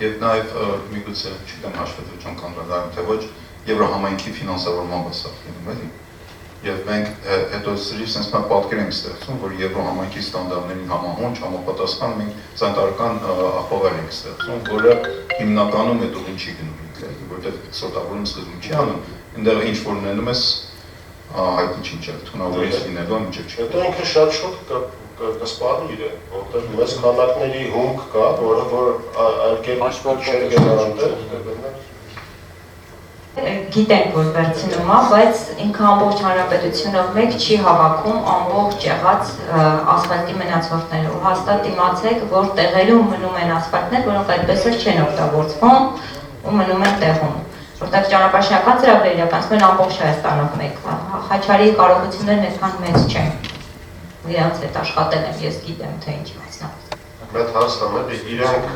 չեն հավաքում, նկատի ունեք իրանք հրաժարվում են գան հավաքեն, թե երբ որ տանում եք իրանք չեն վերցնում։ Տեսապես իրանք ձեռնտու չի, օրինակ երբ որ կոմբինատը Արարատի մարզում ինքը գնա Մեղրիից բերի մի քիչ ասֆալտ, որ վերամշակի։ Իսկ ինչի ինքը գնա, ոչ թե դուք տանեք իրան։ Ով ես։ Ով դուք ասել եք, որ այդ թափոնը առաջացրել է։ Չէ, ինքը իրան պատկերացնեք փոքր գյուղական ճանապարհ է սարքում, ծածկը հանել է, հիմա պիտի տանի Մեղրիից բերել, հասցնել Արարատ, դա իրան ուղղակի ինքը տենդերի մեջ չի տեղավորվի նման գործունեություն։ Բան չեմ ասելու, բայց օրենքով պարտավոր է թափոն առաջացնողը ինքը իր թափոնները կառավարի։ Կուտակում է իրանք, չէ։ Կամ ինքը կարող է պայմանագրով հանձնել այդ ընկերությանը, որի մասին խոսքը գնում է, ըստ պայմանագրի ինքը գա տեղափոխի, բայց ամեն դեպքում պարտավորություն է կրում, հա մենք խոսում ենք ստեղ producer responsibility եւ մնացածի մասին, նույնը թափոններին ինչ վերաբերում է, ով առաջացնում է թափոնները, պարտավոր է թափոնների համահունչ կառավարման համար, այսինքն եթե ինչ-որ մեկը ասֆալտի մնացորդը թողե ճամփեզրին, դա ինքը ճամփեզրին չի թողում, ինքը հավաքում է, տանում է դնում է համայնքային աղբավայրում, ինքը չի թողում ճամփեզրին։ Այստեղ եթե թույլ տաք, այստեղ պարզապես խնդիր կա, բաց կա մի բան։ իրականացման մի խնդիր ունենք, էլի։ Ինձ մա պարզապես սա գրանցենք, նշենք, որպես բացերից մեկը։ Ու խոսքը միայն ասֆալտի մասին չէ ճանապարհաշինության ընթացքում։ Մենք ունենք օգտագործված յուղեր, որոնք օգտագործում են։ Հարցը չի լուծվում, ասենք, Համեսկան, պիրոլիզը։ Ուրեմն մեծ կամպանիա պիտի անի բնապահպանության նախարարությունը իրականացնի բոլոր ճանապարհաշինական կազմակերպություն եւ ընդհանրապես շինական կազմակերպություններին ծանոթացնի, թե իրենք ինչ կարան անեն իրանց նյութերի հետ, ավելացած նյութերի հետ։ Երկրորդը եւ ստա միայն նմանատիպ նյութեր չեն, որ արժացվում են շինարարության ընթացքում։ Օրինակ ճանապարհաշինության ծրագիրը իրականացվում Երևան քաղաքում, քանդվում են տներ, տեղը կառուցվում են նոր ճանապարհներ, առաջանում են ազբեստի, ուղղակի եմ ասում, ամենատարածված խնդիրը, ազբեստի մեծ ծավալներ, ուր են գնում ասբեստը, գնում է սովորական աղբավայր։ Բացի դրանից, օրինակ Կարմիր բլուրի տակ իրականացվում է ճանապարհաշինարարություն, Կարմիր բլուրը դա մեծ հնագիտական տարածք է, բայց իրականում դա ծածկված էր ազբեստի հսկայական կուտակումներով, ուր է գնում է ազբեստը, նորից սովորական աղբավայր։ Այսինքն մենք չունենք այն աղբավայրը, գիտեք, եթե լինի աղբավայրը, շինարարին կարող է ստիպել, որ դու քո աղբը պիտի տանես այս աղբավայր, չկա աղբավայրը, ինքը տանում է սովորական աղբավայր, իրականությունը։ Ունենք, այդ բացերում ենք։ Եվ նաև մեր շվեդ մասնագետներին խնդրեմ, որտեղ ասենք Բուլղարիան, Ռումանիան այն երկրներն են, որ Եվրոհամայնքի այդ process-ը անցնում են, պահանջներին պիտի համապատասխանեն, եւ իրանք են ունեն ասբեստի խնդիր, շատ ավել, քան թե ասենք նախ երկրներով 70 թվականից չի բաներ թույլ տրվել։ Անդեղ եթե փորձը իմանում ենք, հիմա միգուցե պիտի նայենք Ռումանիայի, Բուլղարիայի փորձը ինձ է վերնակ ասբեստի վերաբերվում, որտեղ այդքան որ ես գյուղական շրջաններում ճամփորդել եմ Ռումանիայում, կա դեռ, բայց շատ ավելի քիչ ճամփական թե Հայաստանի տարածքական տարածքներն եմ տեսել։ Սովետական երկրների Կարելի է բանացնա տոտանդոս։ Տեսեք, դուք հարցնում եք բանացված յուղերի, չգիտեմ, ավադողեր եւ այլն նասեն, դրանք վտանգը լիցենզիա են ստանում այդ ընկերությունները ու առլիսում հասնում են մոտավորապես 2 տասնյակի առնում։ Այդ կազմակերպությունը կարող ուղղակի պարզապես բացի նայել, հետո կազմակերպություններին զանգի ու պարզի, որ նա ինչ անդունում։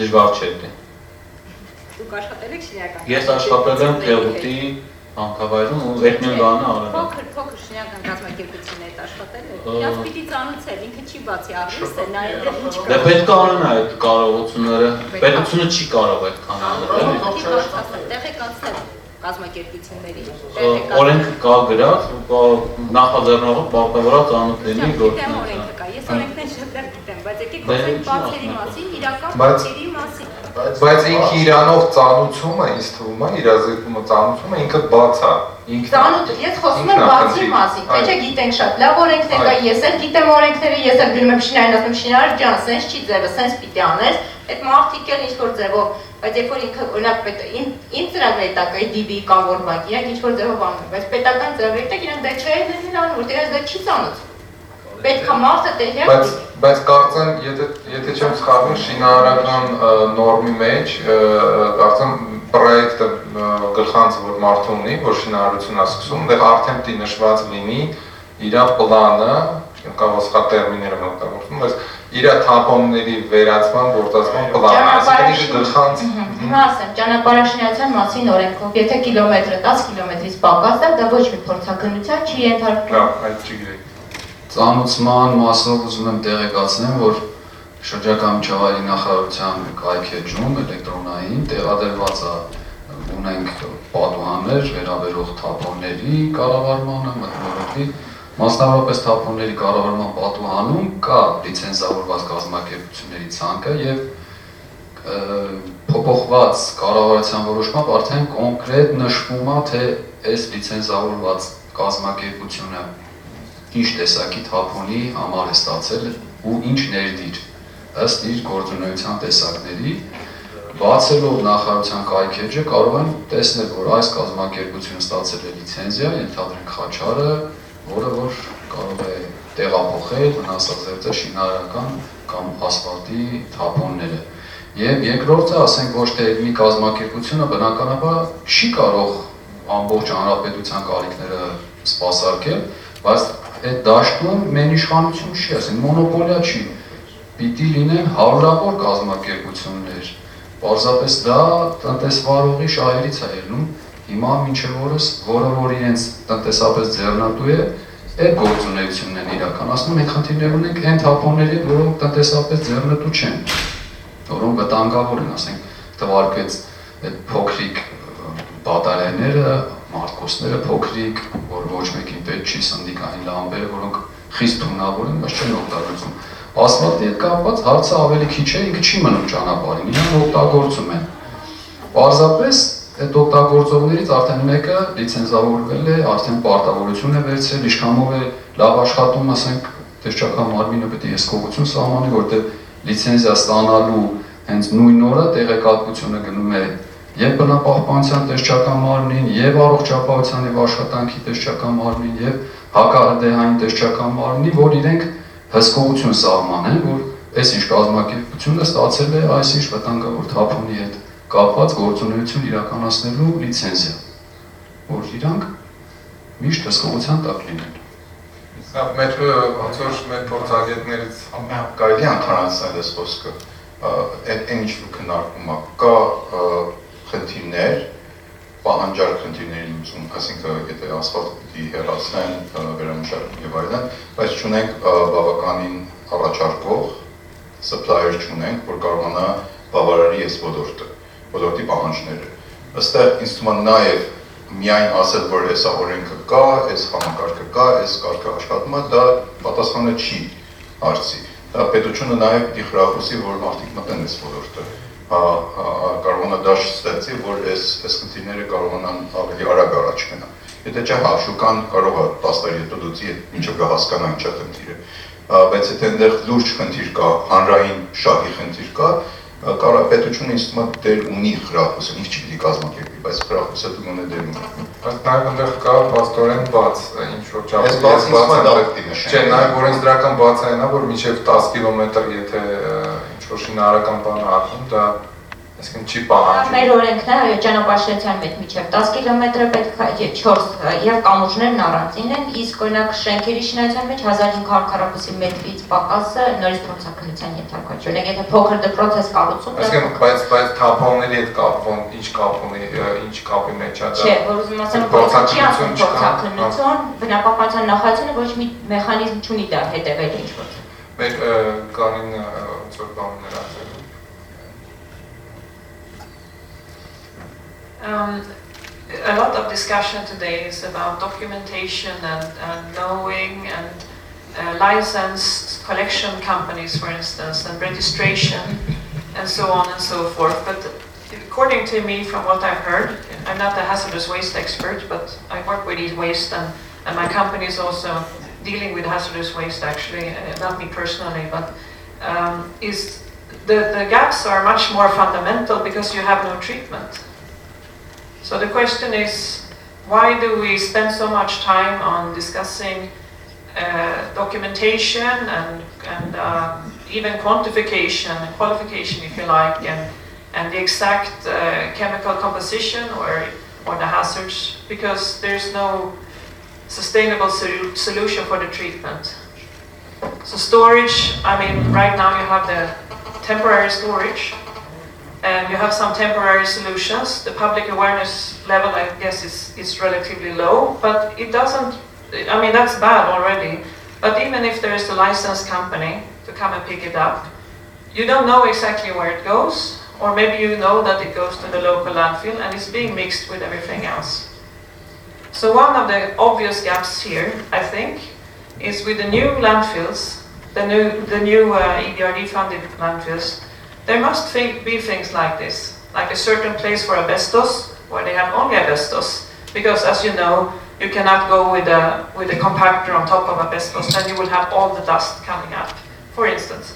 There must be another place for other hazardous waste, and depending on the waste character, for instance, contaminated soil, you can treat that biologically, but you cannot mix it with asbestos and municipal waste and organic waste and a lot of other things first, and then treat it. So there are many things here that boil down to the fundamentals, which is not really the characteristics, but the final treatment, the available site for treatment. One comment about the landfills center in. Actually, there's this nuance of հայերեն ասեմ, I will translate. Հայերեն ասեմ, այդ այնտեղ շատ կարևոր է նշել, որ այդ իբիարդի նախնական ասենք փաթեթները մշակվել են եւ հաստատվել են արդեն, չգիտեմ, 6-7 տարի առաջ, ու այդ փաթեթների մասին է խոսքը, որտեղ որ չկա սորտավորում, չի նախատեսվել, ինչը ինքը իրանով բավականին տարօրինակ է, այսինքն Եվրոհամայնքը փոխատալի մի բանի, որ ինքը չի անում իրականում էլի իր մոտ, այսինքն չսորտավորված աղբյուրանները։ Հիմա ես ինչքանով տեղյակ եմ, քաղաքապետարանը Երևանի, որը հիմնականում ինքնազբաղվում է նոր աղբավայրով, Գոնե Բարաշենի նոր աղբավայրով, ինչքան որ ես տեղյակ եմ, գոնե բանակցություններ են գնում, որ այդ կոմպոնենտը սորտավորման բան գուցե եւ մտնի։ Տեսակավորում։ Ինչը, which is not the case, ինչը իրականում կոտայքի, օրինակ, աղբավայրի հետ այդպես չի, ունդեղ այդ բանը չի նախատեսվում։ Այսինքն, էլի սանիտարական աղբավայր, այսինքն 9 միլիոնանոց նախագիծա, կոտայքի սանիտարական աղբավայրը, 9 միլիոն եվրանոց նախագիծա, որը կեսը վարկա, կեսը գրանտային կոմպոնենտ, եւ այնտեղ չի նախատեսվում դա, ուղղակի ահագին բան մեքենաներ, աղբամաններ, աղբատարներ լինելու են, ամեն ինչ լինելու են, նախատեսվում է ինչ-որ ինֆրաստրուկտուրա, նաեւ փակման բանն է նախատեսվում եղած աղբավայրերի, բայց ոնց որ սորտավորման բան չի նախատեսվում, ես ինչքան գիտեմ, Դավիթը գուցե ինչ-որ բան կոտայքի ծրագրի 11 միլիոն ակներ եք 11 միլիոն ու իմ ունեցած տեղեկություններով Երևանի քաղաքապետարանի ստացած ընդդատեսակավորման կայան չի նախատեսվում սարքել, այդ թողնված է մասնավորի վրա։ Բանկը չի տալի դրա համար։ Հա, բանկը չի տալի, դա հարցը, փաթեթի մեջ չկա, բայց ինչ որ հնարավորություններ են քննարկվում, որպեսզի այդ բանը մտնի, որտեղ փաթեթը վաղուց հաստատվել է այն ձևով, ոնց որ ինքը կարելի է արդեն։ Ես կարող այդ բացերի մեջ նշել է ինչ որ Կարինը ասեց, որ մենք շատ խոսում ենք սորտ բանի վրա, classification-ի, categorization-ի վրա, բայց վերամշակով այդ համակարգը չկա, ինչ իմաստ ունի այդ ամեն classification անել, եթե վերջը չենք իմանում։ Դա խնդիր է, մենք մեզի բավարարացնում ենք, որ խոսում ենք այս խնդիրները հասկանում ենք, բայց իրոք լուծման մասին չենք խոսում։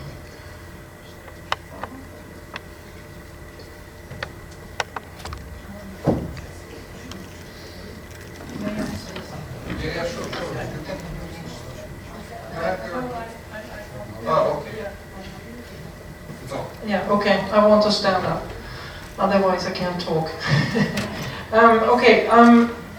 I just wanted to give you a few reflections on what we heard from the ministries that were here to present what was going on, with the legislation and everything and what it looks like with respect to hazardous waste. My immediate reflection is that when it was presented, a number of treatment options for different kinds of hazardous waste, I think that we are not there yet, not here, and I think that here my recommendation is to go for export. There are so many different kinds of waste, and sometimes we are not dealing with huge amounts. Instead of maybe building a lot of storage capacity, maybe one should just get a proposal from go to some different companies in Europe. They have one in Latvia that they built. It's an incinerator for obsolete pesticides, for instance. I think to get a quote, how much does it cost to take the waste there? Because the transportation is not. Unfortunately, the transportation is very cheap in the world. Yeah, seriously. So. And we have to cooperate. As I said before, we cannot have capacity for dealing with all kinds of waste in every country or in every city or whatever. We have to cooperate between countries and sometimes far away. And as I mentioned, you know, if we are dealing with, for instance, with PCB oil capacitors and transformers, we do have a company in Sweden, they are specialized in that. So they do receive transformers with PCB oil from all over the world. And it's actually a good deal for everyone, because they have the treatment capacity, and it's also, and the company that has to do something or has to get rid of it, it's also a good deal for them. Then another thing is that when we talk about this Novoroshan, and I have to say that I don't know all the details, and I don't know all the details about the hazardous waste that is buried there. But my reflection is that usually when we have a problem, we have hazardous waste somewhere, we always think about that we want to take it out and, you know, and hopefully, sometimes we think that we want to get rid of it as far as possible, because we're out of sight, out of mind. But a lot of times it makes much more sense to do some good enough measures, like for instance cover. And this is something I think that we have to acknowledge, that when we talk about, for instance, covering old dump sites, that we always, then we have to deal with, then we have to go with the European directives and all their requirements. No, not necessarily. We can do a good enough cover.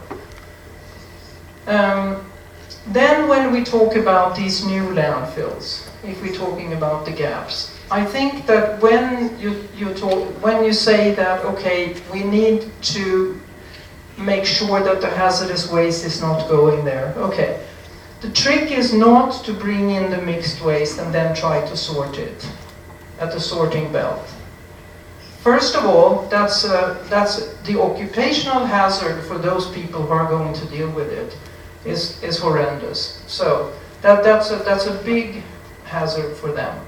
And the other thing is that the hazardous waste going there has already contaminated. We tried that in Sweden a long time ago. We brought in mixed waste. It was called biological mechanical treatment. And we tried to get a compost out of that.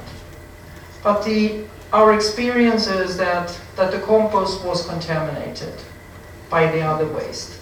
So if you want to make sure that there is no hazardous waste, or if you want to reduce the amount of hazardous waste, there is no way to go around that. You have to make sure that it's taken out at the source. That's an absolute. I know that there are so many companies, and that's another thing that I wanted to say to you. There are so many companies, there are so many consultants, not from Sweden, from other countries, that are coming in, and they have an agenda. We also have an agenda, but you don't know it yet. No, but seriously, there are lots of consulting firms that come, they have an agenda. They want to sell something. From my perspective, I work for an independent consulting firm. We are not representing any client or someone that wants to sell something. We want to make the best for you or for the clients we are working for. We don't have an agenda. We don't want to sell anything. There are lots of companies and consultants that want to sell things that doesn't work for them. And when I told you about this, this was in Georgia actually. Now I will say the country name. In Georgia, they were, there was a company that managed to sell reversed osmosis to a number of landfills for the leachate. And it doesn't work, we know that.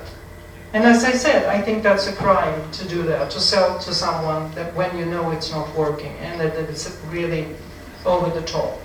So you have to go for simple solution. I'm not saying that separation at source is a simple solution. You have to raise the awareness. People have to know why and how and you know what's in it for me. But you have to start there, and don't even think about bringing in mixed waste and try to sort things out.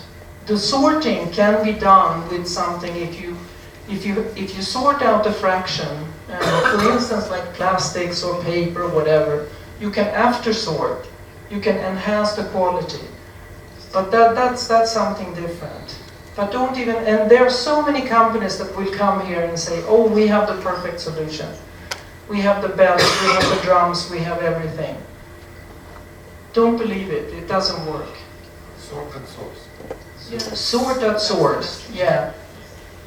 So, a short reflection, and think about, I mean, exporting waste, sending waste all over the world, as long as you know that you send it to a reputable company, that you do not sell it to someone that, you know, sits in their backyard taking care of it, then you're fine.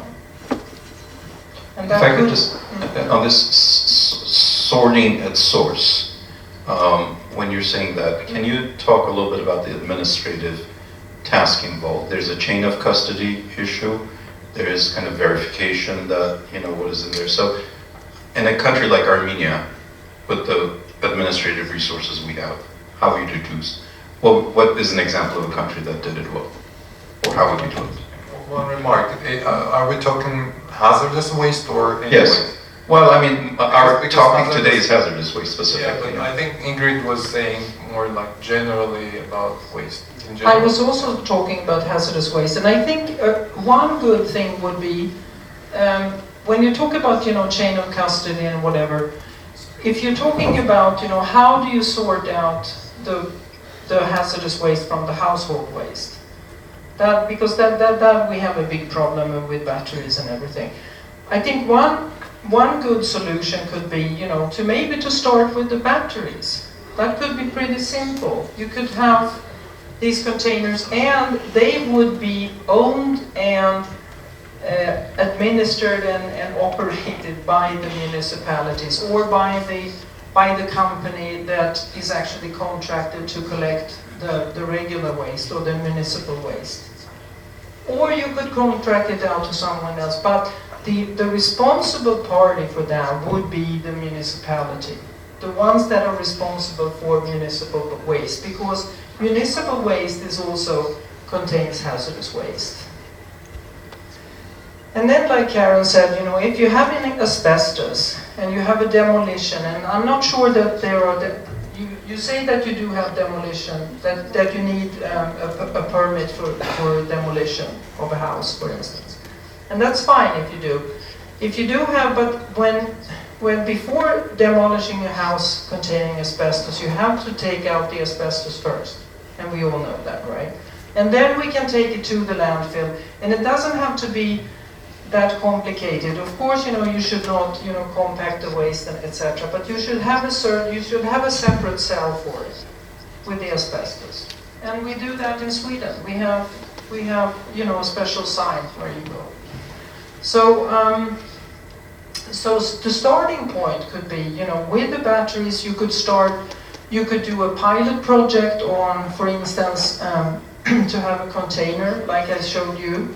You know, you can have like a walk-in container, or you could have, you know, a little room for hazardous waste in the gas station. But I think the ownership of that for municipal waste should be the municipality, and the municipality can contract out. They can contract a special company. And now I'm talking a lot, okay, so now I'm getting carried away. But anyway, when we talked about these two companies that are collecting healthcare waste, and somebody said that what they do is they collect it and they store it for a while, and then when they have a large amount, then they will fire up the incineration. And then In Sweden, we say that we want to run our incineration facilities 24/7. And you can only close them down for a period during the summer to do some maintenance. But otherwise, they should run. And I think that this is a big mistake, and I know that they talked about that in Georgia. We had, I spoke to some people there, they were worried about animals with anthrax. So they wanted to build an incinerator just to take care of dead animals. And I think that when we think about, okay, we need an incinerator or we need something to, we need a treatment facility, think big. Think that we should be able to treat different kinds of waste. Not just one particular targeted thing, like, dead carcasses or whatever. I think that's also a mistake, and this is also something that people come in and say, we have this fantastic incinerator, and they will solve your problems. Comments, challenges, please.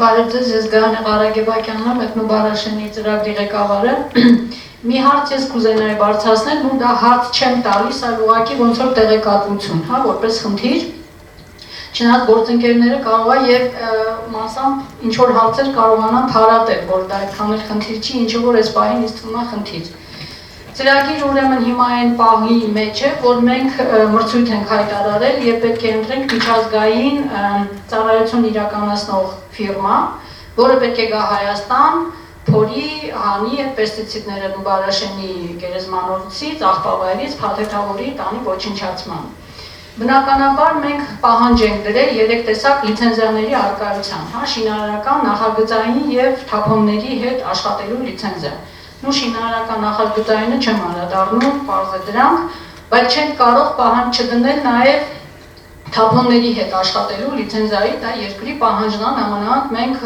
բարձր վտանգավորության թափոնի հետ աշխատանքներ ենք իրականացնելու։ Քանի որ սա մրցույթ է, մենք իրավունք չունենք մատնանշել այս ֆիրման կա տեղական կամ այն ֆիրման կա, իդեպ ասեմ, որ մենք մրցույթային հայտում իրենց առաջարկել ենք այսպիսի տարբերակ. Եկեք տեղական համապատասխան կազմակերպություն գտեք եւ ենթակապալարեք կամ դուք դիմեք ստացեք լիցենզիա։ Բայց մրցույթի արդյունքում որպեսզի շահող լինի, մենք պետք է իմանանք, որ այդ ֆիրման ունի կամ ապահովում է տվյալ լիցենզիան։ Եթե ինքը գնում է այս երկրորդ ճանապարհը, որ ինքը ձեռք կբերի լիցենզիա, ոչ թե տեղականի։ Եվ հենց կասեմ, այստեղ է մեր խնդիրը։ Այդ պահին ստացվում է, որ ինքը դեռ չունի լիցենզիա, մենք պետք է կոնտրակտ անենք, հետո ինքը պետք է դիմի կամ կստանա, թե չի ստանա, հլի տեխնիկան դեռ չկա, քանի կոնտրակտ չկա եւ այլն, հասկանալի է, չէ՞ խնդիրը։ Եվ այստեղ ուզում եմ գամ այդ մյուս հարցին, որտեղ մեր համար բնական է գերադասելի կլիներ, որ իրենք կարողանան տեղական կամպանիայի մեկ կամ մի քանի, որտեղ հիմա նախկինում եթե մեկ լիցենզիա էր բոլոր տեսակորձունությունների համար, իդեպ մեր կազմակերպությունը մեր ծրագիրը դեր ունեցավ, որ մենք դա ինչ որտեղ քննադատեցինք, որ տեղափոխումը, օգտահանումը, վերամշակումը եւ այլն դրանք բավականին տարբեր հզորություններ, կարողություններ են պահանջում եւ մեկ լիցենզիայի տակ սխալ է, եթե ընդհանուր մենակ ունի բեռնատարներ, բայց պահեստավորում, վերամշակում, այսինքն ինքը արդեն ավտոմատ ունենում է։ Ինչևէ, հիմա մենք անցած տարվանից ունեցանք նոր լիցենզավորման գործընթաց, որ այդ ամեն մի բառի համար ոնց որ առանձին լիցենզիա պետք է ստանա։ Բայց եկեք հիշենք, ուրեմն միջև լիցենզիա ստանալը տվյալ տեսակի, կարծեմ 3 գործողություններից բացի, դա պահեստավորում, տեղափոխում եւ տեղադրում է երևի վնասազերծումը չեն պահանջում շմակ, մնացած բոլորը ընդհանուր վերամշակումը, պարզ է, որ ինքը պահանջում է, որ նախապես կամպանիան պետք է անցնի շմակ, ցույց տա իր գործունեությունը ինչ է, ինչ վտանգավորություն եւ այլն, երբ որ կստանա շմակ էքսպերտային դրական գնահատական, դրանից հետո տվյալ գործունեությունը կարող է արժանանալ լիցենզավորման։ Հիմա ես ուղղակի ինչն եմ վերհանում, որ մենք մի քիչ այսպես թրիքի վիճակում ենք, մենք պահանջել ենք, որ դուք պետք է ապահովեք լիցենզիան, Տեղական կազմակերպությունները նշեցիք կան 18-20 կազմակերպություններ, որ ունեն թափոնների հետ աշխատել լիցենզիա, դրանցից մեծ մասը դե բժշկական թափոնների հետ աշխատող լիցենզիաներ են, մի քանիսը կան, որ այլ տեսակի թափոններ են, բայց քանի որ նրանց շմագը վերաբերվել է կոնկրետ տեսակ նյութի, օրինակ, ենթադրենք նույն անվադողերի պիրոլիզի գործարանն է, նրանք գործում են միայն անվադողերի հետ, կարող է 1-2 տեսակ նավթամթերքային էլի ինչ-որ բանի հետ, բայց նրանք գործ չեն ունեցել երբեք պեստիցիդների հետ։ Այսինքն, եթե անգամ նրանք ունեն լիցենզիա, բայց նրանց շմագը վերաբերել է այս նյութին, ապա այն նյութի համար դա կիրառելի չի։ Եթե անգամ մենք ուղղորդենք, ասենք, տեսեք, երկրում կա 1, 2, 3, 4 կազմակերպություն, դիտարկեք նրանց հետ, որտեղ նրանք երկրի կոնտեքստ, օրենս ամեն ինչի գիտենք, հաստատ դուք դրսից բերեք, ենթադրենք այդ տեսակ կազմակերպություն։ Մի խոսքով ուզում եմ ներկայացնել, ես ինքս լուծումը չեմ տեսնում, որտեղ շմագ դե պարզա որ պետք է, առանց շմագի էլ սխալ կլինի, հա, ասես դու վերամշակում իրականացու դա լուրջ տեխնոլոգիական գործընթաց է, շմագ չլինի, հենց նենց վերցնենք, ասենք, լավ, շինություն ունես, մեքենա ունես, սարքեր ունես, մարդ ունես, արքես լիցենզիա։ Ճիշտ է, որ շմագ լինի։ Բայց մյուս կողմից էլ որ շմագը տալիս է կոնկրետ միայն տվյալ տեսակի նյութի համար, հետո դա ոնց որ ունիվերսալ չի այլ բանի, դա դժվարություն է։ Ենթադրենք կներեք, ենթադրենք տվյալ կամպանիան արդեն հանել է հենց պեստիցիդների համար, ինքը շատ լավ է գործունեություն, բայց արդեն ինքը բավականին ընդլայնվել է, հմտություն ունի, կարող է 2-րդ, 4-րդ տեսակ նյութեր, ուրեմն ամեն նյութի համար պետք է մտնի շմագ, նոր լիցենզիա, շմագ, նոր լիցենզիա, մի քիչ ես դա լավ չեմ պատկերացնում, անկեղծ ասեմ, ձեզ եմ նայում, դուք նախարարություն ավելի լավ կպատկերացնեք, հա, այս կոմպլեքսը գործողությունների ու հիմա մի քիչ սա խնդրահարության նաև մեր համար, թե մենք օրինակ որ ճանապարհով կգնանք, էլի տեղական սա ենթակապալ ֆիրմա կվերցնեն, թե իրանք կան մտնեն, հələ սարքը նորից եմ ասում, իրանք ինչ փաթեթ ներկայացնեն լիցենզիոն կազմակերպությանը, որ լիցենզիա ստանան, մենք է կոնտրակտը կնքենք, ասեն եկեք գործ արեք։ Քանի դեռ ինքը տեխնիկա չի բերել դաշտ, չէ, տեխնիկան պիտի բերի, որ լիցենզիա տան համապատասխան դրա, որ դու այո ունես այս սարքերը, այս տեխնիկան, այս անձնակազմը, կրթել ես, այս ամեն ինչ ունես, այս է քեզ լիցենզիա։ Ինչով բարդ շղթա է առաջացել։ Իսկապես այդ արտահանման Ես օրինակ շատ համամիտ եմ, ենթադրենք թափոնը երկրից հանելը լավ լուծում է, երկիրը փոքր է, մեր քանակները այնքան մեծ չեն, այսինքն իրանք նույնիսկ կոմերչեսկի իմաստով այդքան էլ կարող է շահեկան չլինի գործարանները տարբեր ունենա թափոնների։ Ճիշտ է ասում, հա, out of sight, out of mind, շատ լավ է, գնաց դուրս, մենք թուղթը հետ ստացանք, ոչնչացած է, բայց այդ հեշտ է ասել, մենք շրջափակման մեջ երկիր ենք, հենց մեր Նուբարաշենի թափոնը տարհանելու լուրջ խնդիր ունենք Վրաստանի տարհանման։ Մի բանն է, երկրորդ բանն է, որ ես այնպես take out էլի, որ իսկապես եթե մտածենք ոչ թե հենց այդ Նուբարաշենի գերեզմանի մասին, այլ որտեղ մենք շատ ավելի շատ թափոններ ունենք, չէ՞, փաստորեն։ Դե իրական ես էլ ասեմ, սա մեծ քանակներից մեկն է։ 1000 տոննա, որը կներեք մեկ սաստավ գնաց կա, ինքը Հայաստանի համար բավական։ Բայց օրինակ ինչ գնահատական կա այդ 1000-ից բացի էլ ինչքան կա, որտեղ ասենք խոսքը կարողություն ստեղծելու մասին է վերջո, այդ կամպանիան չի կարող ինչ-որ մի հատ device-ով ստեղ ինչ-որ մի բան անի, device-ը վերցնի։ Այսինքն միանգամից մտածել են մնացած թափոնների վնասազերծման մասին։ Ես համամիտ եմ ձեր հետ, եթե լավագույն լուծում ինչ-որ նաև Ինգրիդն էլ առաջարկում ու անկեղծ ասած այս հարցերի մեջ ինչքան որ խորացել եմ, ես շատ համամիտ եմ, որ լավ կլինի երկիրը տարհանի։ Արտահանի այնտեղ, որտեղ արդեն գրագետ ձևով դրա handling-ը, management-ը դրված է, ինչ վատ է, չէ՞։ Ոչ միայն գրագիտության մասն է, այստեղ իսկապես ասենք։ Դե best practice եւ այլն կինը։ Չէ, թեկուզ այդ նույն best practice-ը ստեղ դնեն, բայց ասենք եթե դա մեր ամբողջ թափոնների 80%-ն է, օրինակ կազմում, օրինակ, ինչքանով իմաստ ունի այդ կարողություն ստեղծել։ Դե municipal waste-ը ամեն դեպքում գուցե իմաստ ունի, որտեղ դա անընդհատ առաջացնում է, բայց արտադրականը, կներեք, արտադրականը հիմա քանի որ մենք մեծ քանակներ ունենք այն ինչ որ սովետի ժառանգած, հատկապես օրգանական։ Եկեք նորից հողում տակեն ցանկին, որ կան որոնք որ ենթակային վերամշակման, կան որոնք ենթակային ոչնչացման, կան որոնք պետք է գնան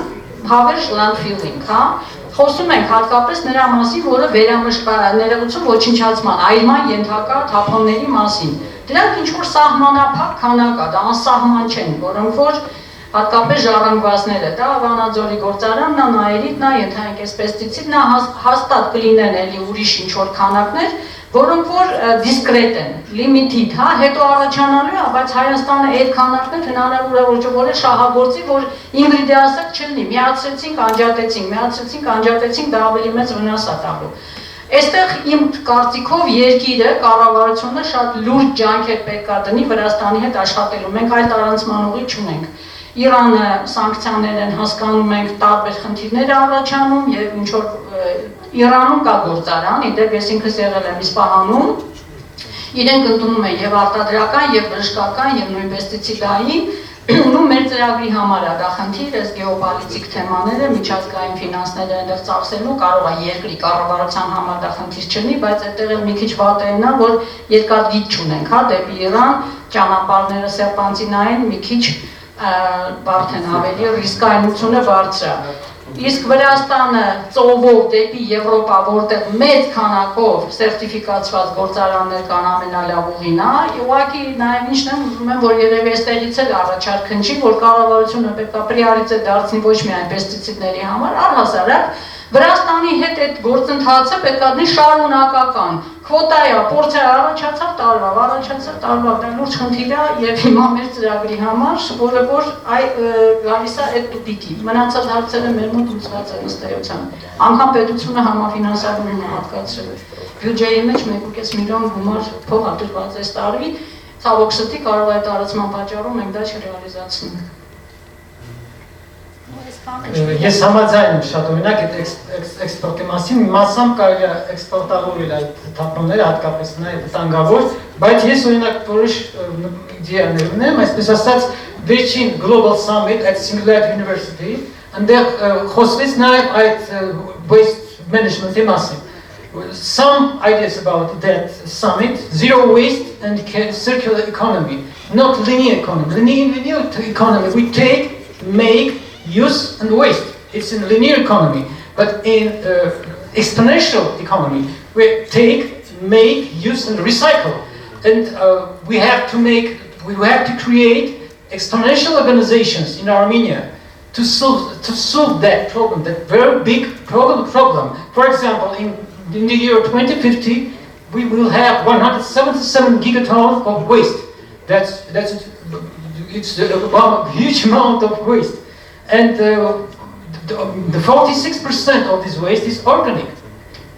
The second place is plastic, glass, metals, and other waste. What's the wishful thinking for that, for solving that problem? It is avoid, reduce, reuse, recycle, recover, treat, and at the last, dispose. I think that avoiding waste is the most important part for Armenia, for future exponential organizations in this hazardous waste management and oral waste management. I think we have to think about creating exponential waste organizations in Armenia to solve that problem perfectly. Before the year 2050, when we will go all the way the climatic catastrophe, some waste catastrophe, and so on. Merci. Yeah. Թափոնների հիերարխիայի մասին խոսվեց ահագինում իրանք։ Ես ճիշտ ասած մեկ հարց եւ մի քանի ասելիք ունեի մեր նախորդ ելույթների, բայց սակայն երևի վերջի ելույթին անդրադառնում ձեր ասացիք այդ մրցույթին, որը դուք ասեցիք, ուրեմն երկու բան, նախ արդյոք բավարար գումար եք տերապիտում, որպեսզի այդ ռեալ կատարվի այդ process-ը, այդ մեկ, երկրորդը ձեր ասացի մեջ դուք ընդգրկում եք նաև այդ թունավոր քիմիկատների այդ գերեզմանոցը, որը կա դրա մասին է, չէ՞ խոսքը, շատ լավ։ Հետևաբար, ուրեմն, որպեսզի ցանկացած մրցույթ արդյունավետ լինի, երևի շատ կարևոր է, որպեսզի նախնական պայմանները շատ հստակ լինեն, ասենք, ուսումնասիրված եւ այլն։ Չէ՞ որ ժամանակին այդ հարցը բավական ուսումնասիրվել է եւ Գիտությունների ազգային ակադեմիայի եւ այլ կազմակերպությունների կողմից դուք այդ նյութերին խորը ծանոթացաք, ասենք իրավիճակը լավ պատկերացում կա, գուցե դեռ ինչ-որ բաներ կան, որ ասենք արդեն հայտնի է, իմաստ չունի դա ինչ-որ լրացուցիչ հետազոտություն անել, այդ մեկ, երկրորդը, եթե չէ, այդ ժամանակ այլ եմ մտածել, իրոք, ասենք, ոնց որ ասած հրավիրել մի կազմակերպություն, որ ոնց որ ասած ծերից այդ գործը անի։ Եվ ասենք երրորդը դուք փորձել եք ամենադեպս նայել, ասենք, այստեղ մեր մոտ Հայաստանում որ կազմակերպությունները կարող են գոնե մասնակցեն կամ ասենք աջակցել այդ հարցին։ Այդ երեք ասած բանի մասին Տիկին Ղարագեմակյանը ինքը շատ մանրամասն խոսեց հենց ձեր ասած երեք բաների մասին։ Սա իմ ջելոց էս պեստիցիդների հարցով արդեն 6 տարի UNP-ին ծրագիր անցկացնում, շատ խորը տեղեկատվություն կա, վերլուծություններ կան, թենդերի փաստաթղթեր ամշակվել, միջազգային թենդեր անցել, հիմա 3 կարծեմ ֆայնալիստների հրավիրում են, քննարկվեցին ինքը շատ լուրջ process անցել, այսինքն վերջին փուլերում է, եւ հիմնականում ես նախնում ինչքան տեղյակ էի, սա էքսպորտի մասն էր խոսքը։ Բայց կարող առաջարկ լինի, որ տեղում անեն, ասինքն դա բացա դեռ։ Միակ թեման պատճառը դրա կարող է լինել այն, որ տարանցում հնարավոր չլինի Վրաստանում։ Ցավոք սրտի տարբեր վատ պրոցեսներ ունենք Վրաստանի հետ։ Այսօր վարչապետը հրաժարական ա տվել այն կառավարության անձնակազմով, որտեղից մեզ բազմիցս բանավոր մեզ չէ։ Մեր պետական ինստանցիաների, արտգործնախարարություն, բնապահպանության նախարարություն, տարբեր ինստանցիաների նրանց բարձր մակարդակով խոստում տրվել էր, որ հարցին լուծում կտան։ Այսօր պրեմիեր-մինիստրը հրաժարական ա տվել, ողջ կաբինետով դուրս կգան, չգիտեմ մեր մրցույթի ավարտին 1 ամիս հետո ինչ իրավիճակ կունենանք։ Ինչով բան եք բաց թողել ես ինքը հայտարարել է, որ ես իմ մանդատս արդեն կատարել եմ, հենա որ հրաժարվում եմ։ The Prime Minister of Georgia resigned today. Վրաստանի, ինձ թվում է Հայաստանը մասնակցում ասացես, ես ինչ եղավ ես։ Առավոտից իջո կարևոր բան է պաստը։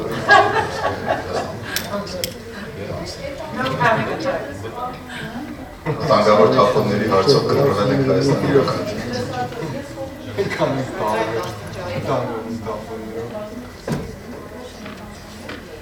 Any observations? We need to hear from you more. Alan, you asked for a gap analysis, didn't you? A what? A gap analysis. Gap, issues, broad, yeah. May I draw? Yeah, please, yeah, of course. Sorry, no. Thank you. I need your help on this one. Let it be a public... I'm asking you to help me, because otherwise we will fall asleep or we will get depressed because we will never solve this issue. I was just drawing to myself, I'm in waste collection, right? So I like logistics. So here we are. Now, this is a company, and they have some hazardous waste. Yes? What's the first challenge here? No, that's not the first. To know that they have hazardous waste. Yes? That's the first one. So they have to know, they have to have the capacity to know that this is waste or this is hazardous waste. And then of course you have the law, right?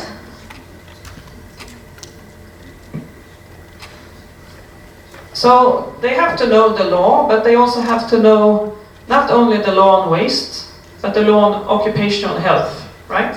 How to handle it to be safe. Yes? Now, so what to do? And also what is actually considered as hazardous waste. Exactly, what is considered to be hazardous waste. So, second step. Now here we have already, I think, maybe, you can contradict me anytime. I think we have the first gap. Am I right? Yes? In knowing to know what is hazardous waste, what is not. Because, I mean, they're producing something, I don't know, they're producing whatever, plastics, or mirrors, or agricultural, whatever. Not all of them are hazardous waste experts, like in this room. All of you are hazardous waste experts, so you're somewhere here, you know? But they have their, like, everyday production. They're not hazardous waste experts. We're somewhere above them in our discussion. Yeah. Just a comment. But this company, do they have a license? Do they have a license to operate? An generators or environmental permit. Do they have an environmental permit?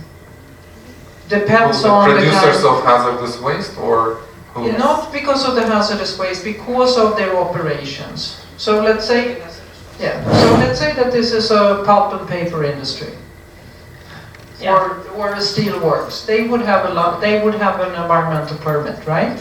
Yeah. So in that environmental permit, it should be stated, what kind of waste do they have? What do they do with the waste? What is considered a waste, right? Yes, so here we come with the next. What's the next step? You said it. Yeah, sorting. Right. Sorting and what more? Sorting, transporting, packaging, storage, packaging, calling the licensed company. Yes. So they have to. We can put storage. Okay, so here comes one of those 18 to 20 companies, right? Yeah, licensed. Just licensed? Yes. And I'm also wondering, this inspectorate, do they check that they are actually complying with the permit? Are they? Now? It's an open question. I mean, that's one question to ask, because they have a form, they walk into companies and they check this. Whether in the checklist there's all these issues. And the thing is that Karen and I, we have been working in this field for a long time. Too long, I think. Too long, yeah. Maybe. Time to retire. It's very difficult if you don't know the type of activity or the type of industry. You have to be very knowledgeable in order to go in and to inspect.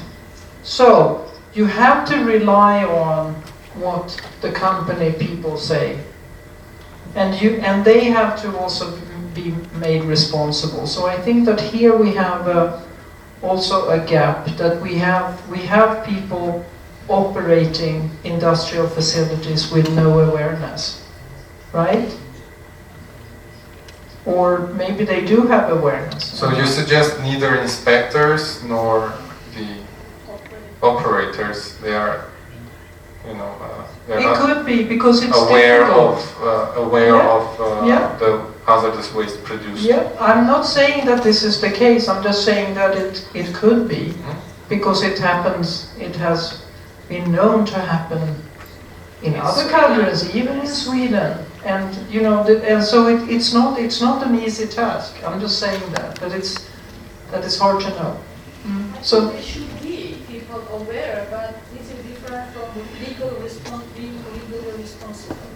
Yeah. Technologist or someone in the facility. Yeah, you should. Definitely should be In every facility, there should be like an environmental manager, or there should be. But also the people that are working in the facility has to be knowledgeable. So we realized we have hazardous waste and we need to get rid of it with a licensed company. Okay, so we have to know whom to call, and I think we have to pay them. Yes? Okay. Do we have money? I don't know. Do we prioritize this one? Now we're having a big company party maybe. It's much more fun than waste collection, isn't it? Well, not dollars, obviously, it's drum. But this is where it comes. Can I just throw this? Everyone as a gap analysis, as a gap question to ask. They're collecting. Do I have the company that's producing the waste? Do I have an obligation to make sure that they're disposing it properly? And that's a question because I think in Armenia companies give it and that's it, done. It's not my responsibility. I think, but someone else can answer this. I think in your permit, you have to certify.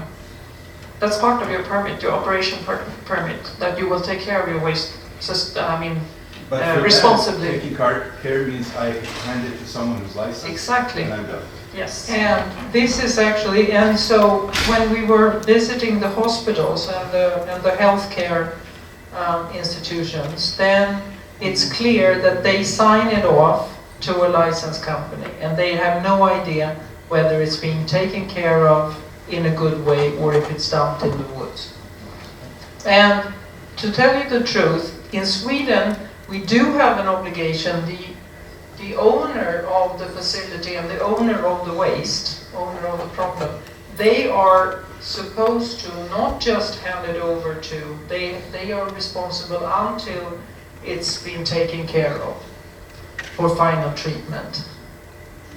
In the real world, so if it would happen that, let's say that this licensed company, that they suddenly, drop it somewhere, this has not been tried yet in the legal framework. So I don't know, but this is really, I think, a responsible industrial operator owner should worry about, or should at least, take care, make sure that the waste is taken care of properly. Yeah, so I agree, and I mean, of course, the obvious outcome of this would be that if they cannot, I mean, the waste generator, they are actually responsible for the waste. If they cannot prove that this waste has been taken off in a legal way, in a proper way, they should lose their operation permit. If you don't have that kind of institutional or a regulatory mechanism in place, you will never touch it, because they will just continue to operate like this. And then, of course, comes the question with the documentation. Again, you have to know, you have to have capacity to fill it in. Even in my company, the waste collection guys, sometimes they're scratching their heads because they have never seen that kind of waste before, and they have to make a number of calls and try to categorize it and put it with the correct WQCS code or something like that. So even this one is a challenge. And then, of course, the next challenge, like you have how many of these per year? Like thousands or tens of thousands. Should they not go to some kind of statistics? It's just a handwritten paper in the hospital. It's not even digitalized. How can you ever get any idea of what are the total volumes? Or what do you need to build or not build? Or how many companies should there be? Or how should they transport? If we don't know what is going on. On a national level. We know maybe individually for this company, but now the knowledge is lost somewhere. Yes? Yeah, exactly. So, do you agree? The solution can be like online reporting system, right? Yes. Yes, that could be a solution. Absolutely. And then for some kind of waste. So you can start it from medical waste, and then you can expand it on other streams. I have to ask, did you discuss this before? Digitalized solutions to let's say, effectivize and do something more sustainable with this, the reporting, the statistics, the data?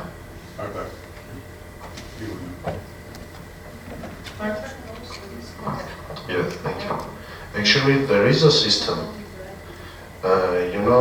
When I was talking today in my presentation, I told that every hazardous waste, every waste producer has to report about quantities of waste generated, and yes, and there are these sort of data already electronically. So what happens if someone is not reporting, or how do you know that companies have reported? Yes, again we are talking about enforcement. There is inspection. Now it's not anymore under our ministry, it's under government. And it's under their responsibility to go visit, check, and if there is a need, even to find. By the way, we have a representative to WQCS, տեսչությունից չէ, չէ, տուգանքը հասկանալի է, չկա, բայց ոնց են իմանում. So let our waste continue its journey, right? So this company, again, depending on the, let's say, seriousness, maybe they don't call the 18 to 20 companies, maybe they call their neighbor with a truck. That can happen, yes? Yes, so maybe this guy is just going to any dump site. Most of the time. So there it gets lost forever and we have no idea whatever happened to that waste. So that is obviously a gap. But even if it goes to, let's say, a sanitary landfill, where there should be some kind of control. Now, if let's say a new landfill, or a Swedish landfill if you like, or any European landfill, there is a gate, right? So they have to pay something. Now, the question, is this corresponding to this one? If this one is too high, maybe they go there anyway. Am I right? Do you agree with me? Do you have any experience on this, that people go to, I mean, you don't pay gate fees in any landfill right now, am I right? No. There is some fee, some operators pay, but it varies from community to community.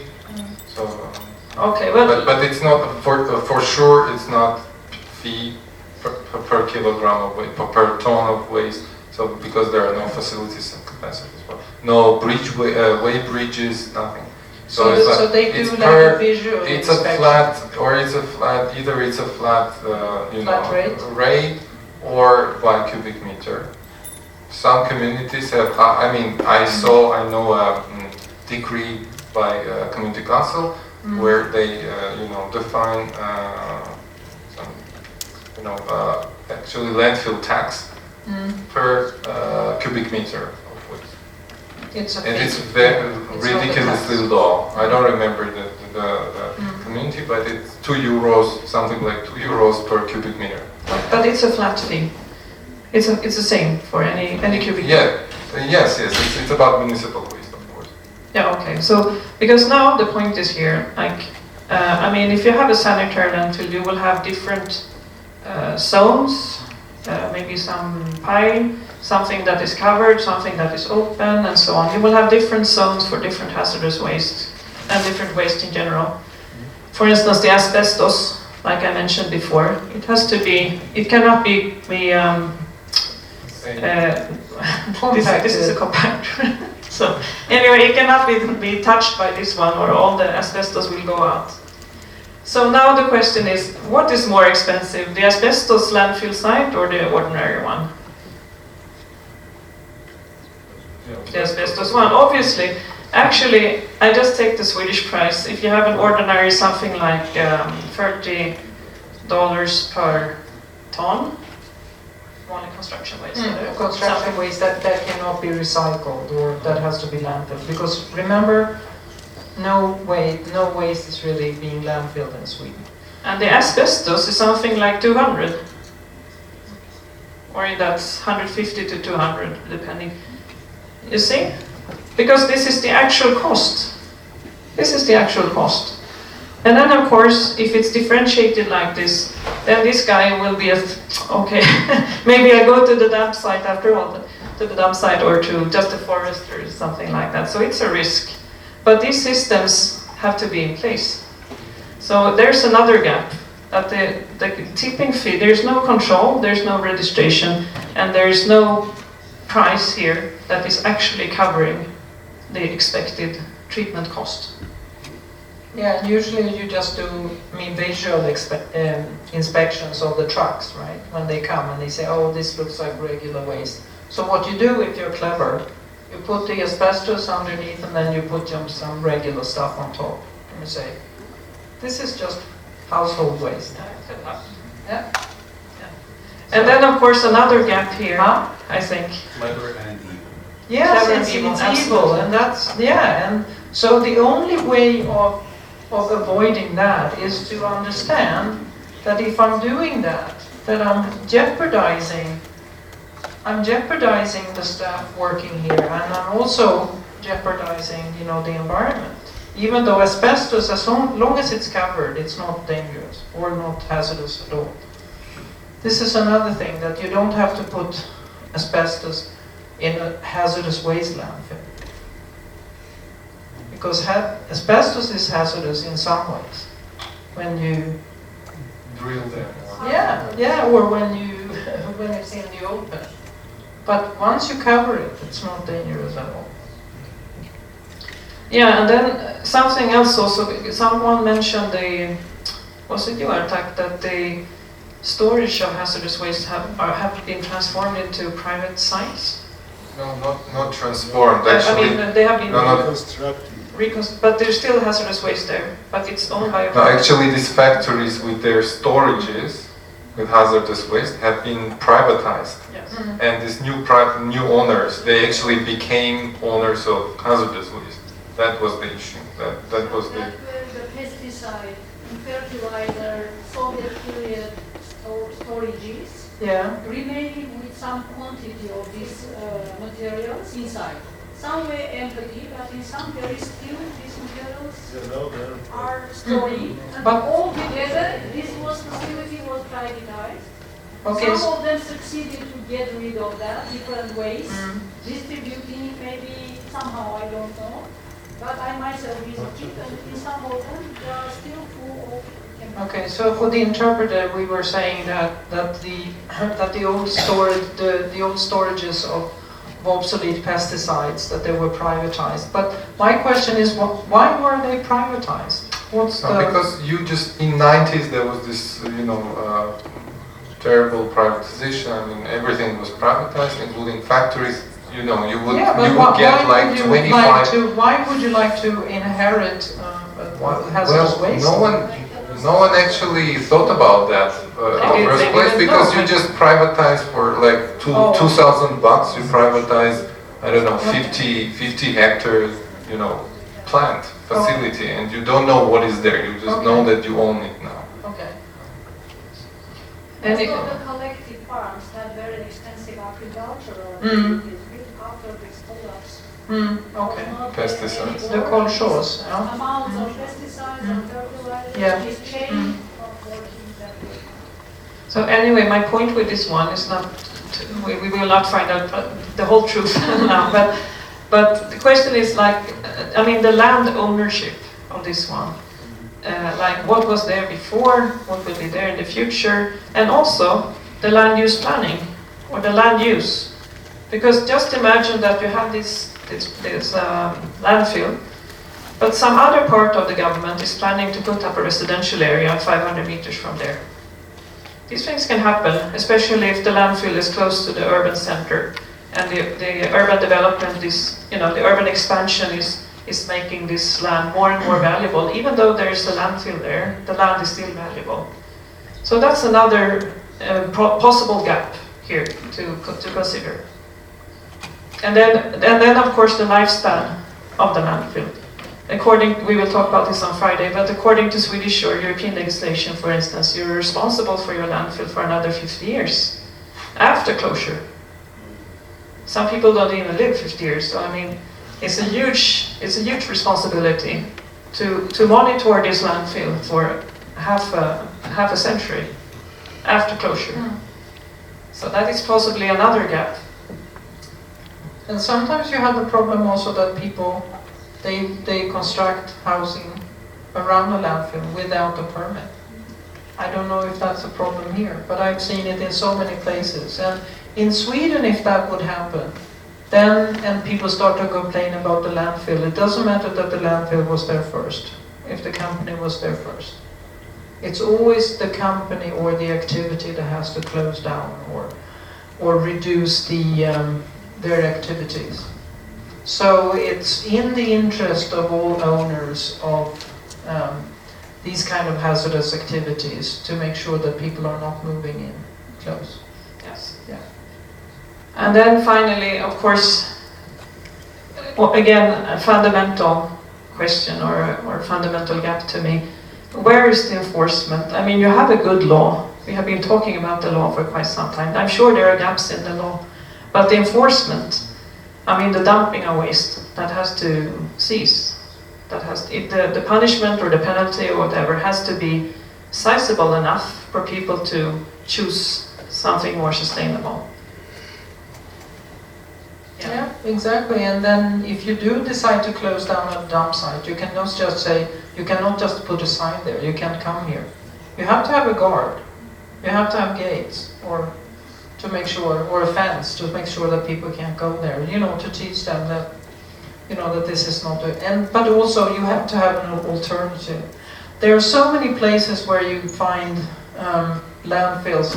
Let's say that you say that in this landfill, we will not accept waste from, for instance, from industrial facilities. We will only take municipal waste. Okay, that's good. But what happens to the industrial waste then?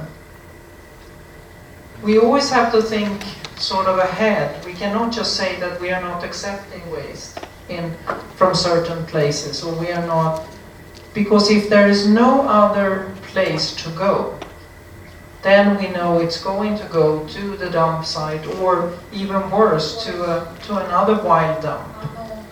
Yeah. So yeah. So you cannot say that, and that's a problem if you have. They said that you would privatize the landfills, or you know, when you have these private companies, of course they can say, we're not going to take that waste. It's too. It's not so much fun. We are not making so much money. So that's the risk of privatization, and so usually the municipality, you know, they at the end of the day they will be responsible for whatever is left. But I do think that we have identified a number of gaps. That's one key gap. One key gap in all of this is, of course, on the municipality side, the capacity to manage contracts.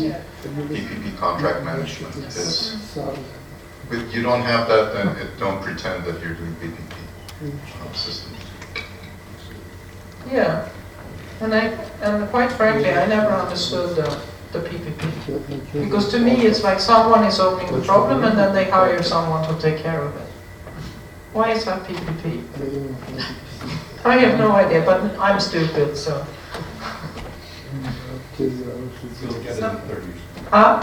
Next 30 years you'll learn that. Yeah, very good. Okay. Maybe.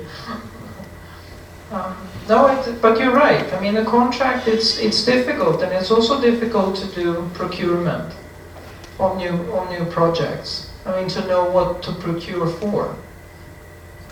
Not so easy. It's doable. Huh? It's doable. Yeah, it's doable, but sometimes you don't. Sometimes I think that in a tender, maybe you ask the wrong questions, or Leaders come with questions and clarify. Yeah, but the thing is, but sometimes, you know, the question is not the right question.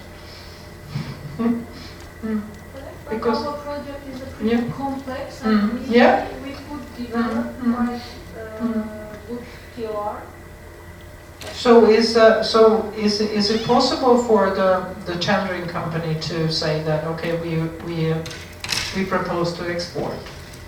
Is that an option? Actually, that prioritized already, so they have to respond to that. Okay. Okay. Exporting. So this is a priority option. Very good. We don't have capacity in the Okay. We Yeah. will not suggest otherwise. Okay. Good. Unless they bring the technology. Theoretically, this is an option. Okay. Good. Yeah, that's, maybe this can help you. I don't know about you, but it helps me sometimes to just go through things from the very beginning to the end, because even if we spend a lot of time on one of these things, the whole chain of events has to be solid, right? It's the same with source sorting, which we will talk about on Friday. I was in Rwanda last month, and they told me that they're doing a big public awareness program on source segregation of waste in all schools and to the general public. So I said, why? I said, because it's good for the environment. I said, but you still put it, after sorting, you mix everything into one truck and you go to the dump site, which is illegal, by the way.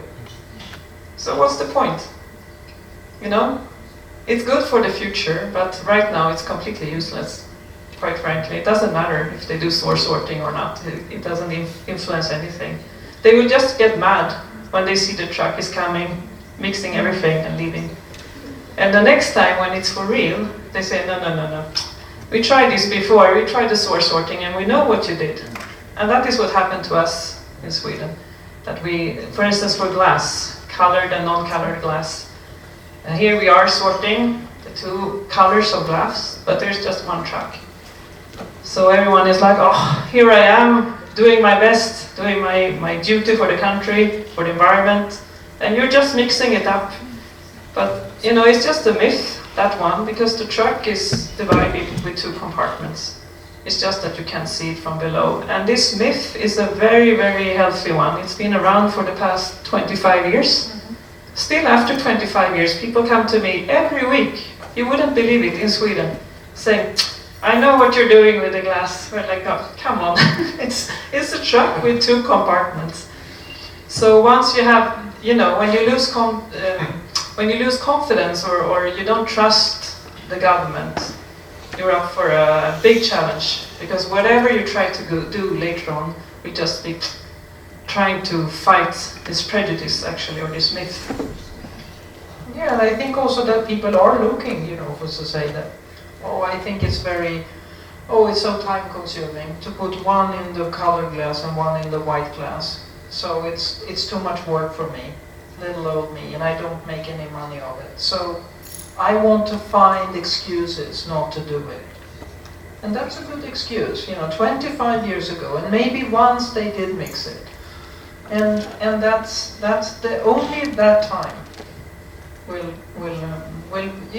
ruin for the rest of you know, for very many years. So I think it's very important in Rwanda, like you say, that they say that this is something that we do because we are planning to, but not to make people believe that they are actually doing something that will make a difference right now. But maybe they could, you know, maybe they could do some, I don't know, local composting or whatever. In the meantime, I'm doing my best. Very, very good. Yeah, because then they could make a little bit of a difference anyway. So I just wanted to say that now this is, you know, now we're talking about this is industrial facilities, but then we also have, you know, in the household waste, and I think that we have the same. We have a lot of gaps as well. I mean, how much. We do have a low awareness among people. What is hazardous waste? And also if you do sort it out. And I think that there was, we tried to make that question also to the gentleman from the Ministry of Emergency. What do you actually tell people?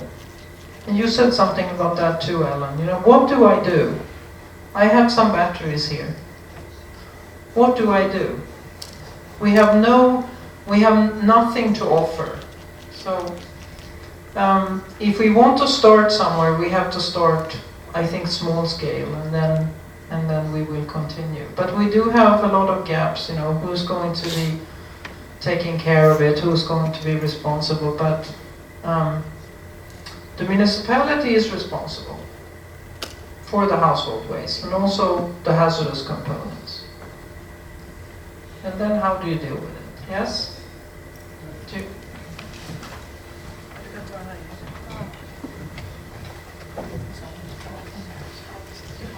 Well, as for batteries, the main question is who produces these batteries, which are unaware what to do after the use of these batteries. I think that the main point should be on for the smart people of the world, for the scientists. Scientists must produce batteries that work 30 years, 50 years, or 5,000 years, it will save our planet from these batteries. We will not think about how to recycle these batteries, how to get rid of them in any way. I think that scientists should...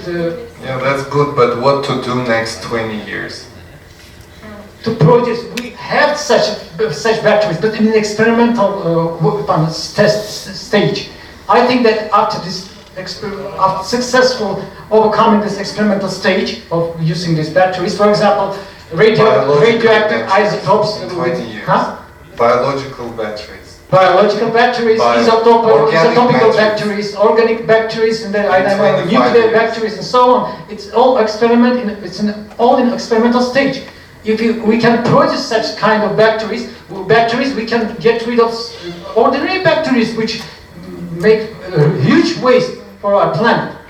I think in every technological industry, for example, in biology, in nanotechnology, for example, in IT, and so on, we can do such things to make eternal things, not wastable things, which we don't know how to deal with in the future. But you know what? I have a question for you.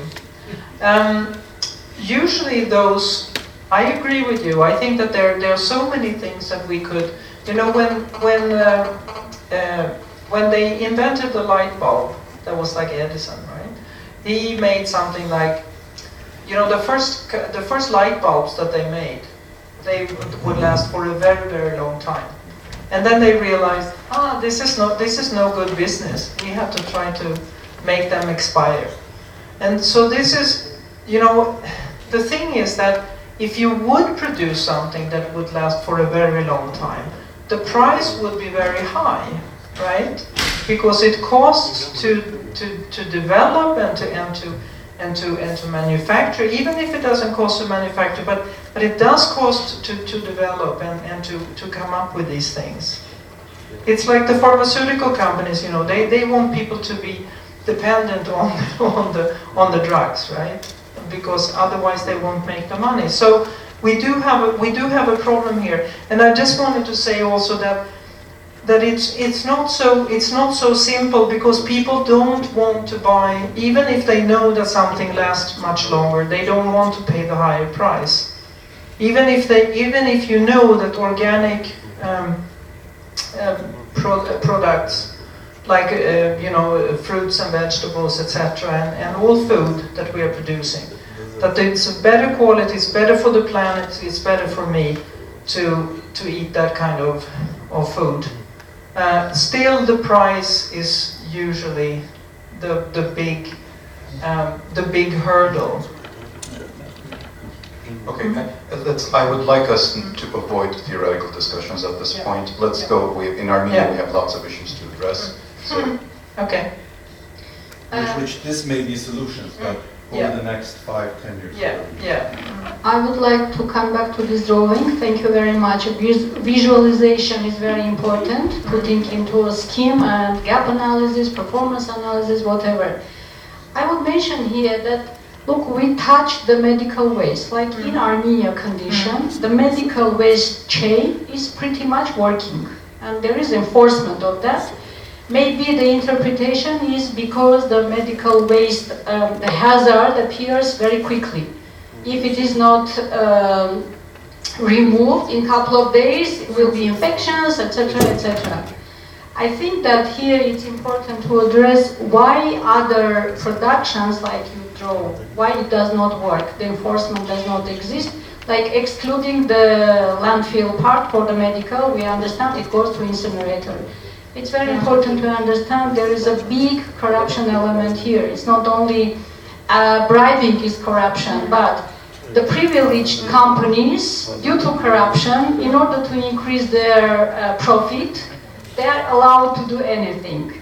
If not privileged, either the company and the business will die or find its own way. It always existed here. It's an important element to understand that. I mean, this is a rhetorical speech. I understand what I'm saying. It's also, but it is also important to, in a drawing, to somehow demonstrate why it did not work. There are laws, there are bylaws, governmental decrees. Some people know, have knowledge, but it does not work. Why? It's hidden part. Okay. So, and it's interesting that you bring this up, because I think also that as I said, I think that here we have a very good platform to start from with respect to healthcare waste. And I think that maybe, as I said before, that there's this movement about healthcare without harm, that actually the people that work within the healthcare business or within hospitals, they know that they cannot, that they are treating the patients, and they want the patients to stay healthy, which means that they cannot, cause anything at the other end. I mean, that's going out from the hospital. So I think that maybe this is one thing, and the important thing is also that in the hospitals, you do have trainings, and maybe you want to say something about that. That you do have trainings of the staff in the hospitals, how to deal with the waste and how to separate at source. I mean, how to do it consciously.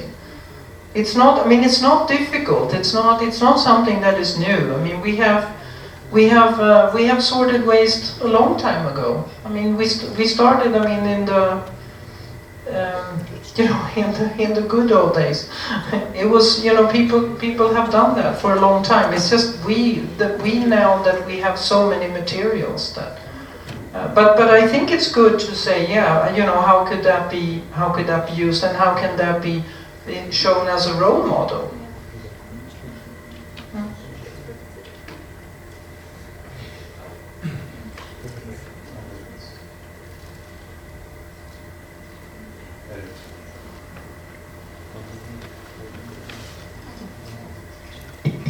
Okay, so just introducing myself, I'm Aram Grigoryan, represent Hazardous Center and Armenian Technological Academy. Years ago, we started a few researches on landfill here on Nubarashen, and then like a comparison in Switzerland, in Aarau district, the very famous landfill there. And so the research was there was some wide range of researches regarding technology, business, even we also the previous you said about, we found that it's very corrupted business. Even you just to remind you about some events in Italy like 10 years ago, what was there, in Italy too. So not only in Armenia we said, so corrupted country. No, everywhere it was. So, and then even some other social problems. So visiting our Nubarashan here, we found that you cannot just visit there. You have to have a kind of permit. But visiting the landfill, we found a group of people. That was their job. Every morning they were coming there, groups of people with cars. They were coming with cars, do something there, digging and some other stuff. So it was really, and then it's quite known that it's really good business. And so it's not just, to find something, so it's really a business. So historically, just to remind you, historically, what kind of technology was? So people use something and then throw out their things, and then in the city they found they established a kind of technology, like they built some landfills. First it was they just buried their stuff, and then start to build landfills. To keep safer the waste. Afterwards, recent technology is a kind of new business, and then technology to waste processing. Some factories, and like in Europe and in your countries, very good established technology. And then I'm coming to my question. What do you think about the recent trends? So can we expect that in the near future we have no landfills? Just you move to the factory and then they do some processing of the waste, and then no landfill. Is it possible? And next, a comment about Mr. Karapitan was talking about what kind of technology they expect to implement. Usually they are talking about how to fire something, but there are some technologies we can reuse, or so there are many other technologies how to use even a hazardous waste. So I guess the best way is to be more open. To organize a kind of open competition, tender to involve academy, to involve some other organization, to compare some. What can they say? What can they do? To implement new technologies, not just to fire. I mean, to use it better. We have some projects how to use this. And then finally, Artak said about, you said a kind of problem if with the private sector, they say it's kind of privatization with the airlines. But I think that you cannot privatize hazardous stuff. You cannot. If it is in your land, then you cannot. So it says about you need to improve some maybe laws to better understand who is responsible. Even if we talk about constitution, they say the government has to do that. But if no, and then what? So not so good responsibility here. So question about, Ingrid, a question about, do you expect in the next future that we will have no landfill? Is it possible? No. The simple answer is no. No, I don't think so. I think that we can reduce heavily, like what we have done in Sweden. We can reduce the amount of waste going to landfills, yes. But not to seize them out altogether. I think that the zero waste, it's a vision, but I think that we are far from there, unfortunately. So I think that that we are still, at the end of the pipe. Ingrid, if I may, yes. I know we're really running out of time, and there's lots of interesting, important questions to discuss here. There are a few government representatives left here. I don't know, 3 or 4 of them. Could you tell us from your perspective, David, tell us from your perspective, what is missing about hazardous waste management structure? Just 1 or 2 words about, from your perspective, what would be, where should we look if we want to, but very quick, if you could formulate your thoughts. Իհարկե ես կուզեի նայի նշված հարութը ես նայում եմ շատ կարևոր հարցեր նշել է, բայց կուզենայի առանձնացնել երկուսը, որը որ առանձնապես շատ խոչընդոտում է, ասեմ, խանգարում է մեր աշխատանքը ամբողջությամբ արդյունավետ դարձնելու համար։ Մեկը իրոք այդ հեռացման վերջնական վայրերն են, որ գոյություն չունեն Հայաստանում կամ ասենք կենցաղայինի դեպքում սվալկաներ են, տենց աղբաբայներ չեն, հա։ Եվ երկրորդը վերամշակողների կամ վնասազերծողների մասնագիտացված կազմակերպությունների սակավ լինելը, ասենք կան մի քանի տեսակի թափոնի վերամշակող վնասազերծող, բայց շատ բազում թափոններ չկան։ Ուստի մնացած մեխանիզմները, որը որ կան, Հայաստանում բոլոր այդ քայլերը նախատեսված կան, օրենսդրությամբ սահմանված են, մեխանիզմները եւ հաշվառելու, եւ վերահսկելու, եւ մոնիտորինգ իրականացնելու, եւ դրանք արվում են, բայց արդյունավետությունը ամբողջական չի, քանի որ բացակայում է վերջնական հեռացման վայրը, այսինքն մենք բերում ենք այդ ամբողջը, հասցնում ենք այն կետին, որը որ եզրահանգումն է այդ թափոնի էկոլոգիապես ճիշտ հեռացման, բայց քանի որ վերջնական վայրը եթե չկա, արդեն դառնում է կոպիտ ասած անիմաստ, որի դեպքում որ կա, ասենք առողջապահական լինել կա,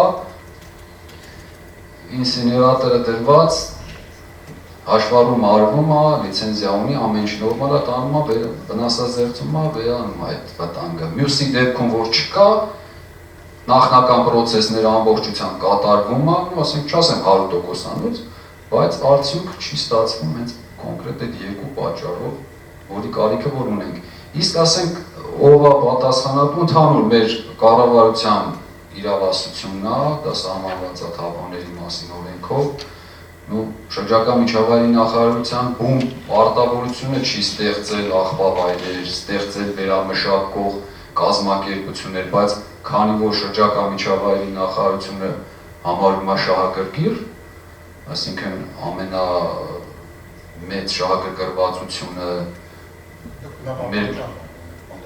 այո, դրա համար մենք անտարբեր չենք, մենք փորձում ենք ճանապարհներ գտնենք, մենք դիմում ենք, ասենք, մյուս նախարարություններին, դիմում ենք ծրագրեր իրականացնող կազմակերպություններին, որ ասենք արտասահմանյան կազմակերպությունների հովանավորությամբ, օգնությամբ ստեղծենք, որտեղ ճանապարհը դա է, նպատակին հասնենք, թե չէ մնացածը կա։ Վայրասելով դուք նկատում եք գերեզմանոց։ Հեռացման վայրեր, կլինի թաղման վայր, կլինի անվտանգ պահման վայրեր, երկարատև, կլինի վնասազերծման, կլինի վերամշակման, վերջնական հեռացման, որը որ կբերի թափոնի անվտանգ եղանակով հեռացման։ Իսկ այն նախարարությունը, որ պատասխանատու այս վերի ոլորտը կազմակերպելու տարածքային կառավարման եւ ենթակառուցվածքների նախարարություն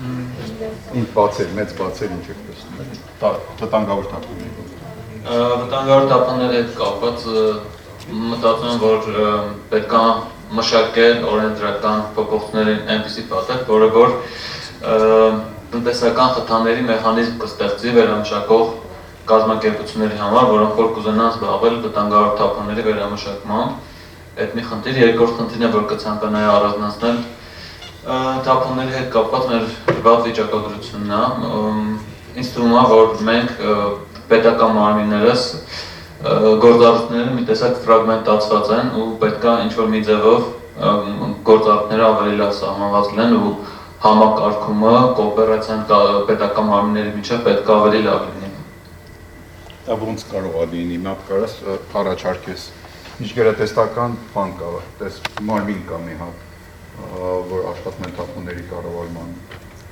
բայց կարող է դա չի լուծումը, կա առաջարկներ, որ ինձ ավելի համագործակցությունը բարելավեց։ Իմ կարծիք կարամ ասեմ, պետք է լինի մի հատ ընդհանուր մարմին, որ պետք է զբաղվի ընդհանուր թափոնների կառավարմամբ Հայաստանում, լինի դա ոչ կենցաղային է, թե վտանգավոր է։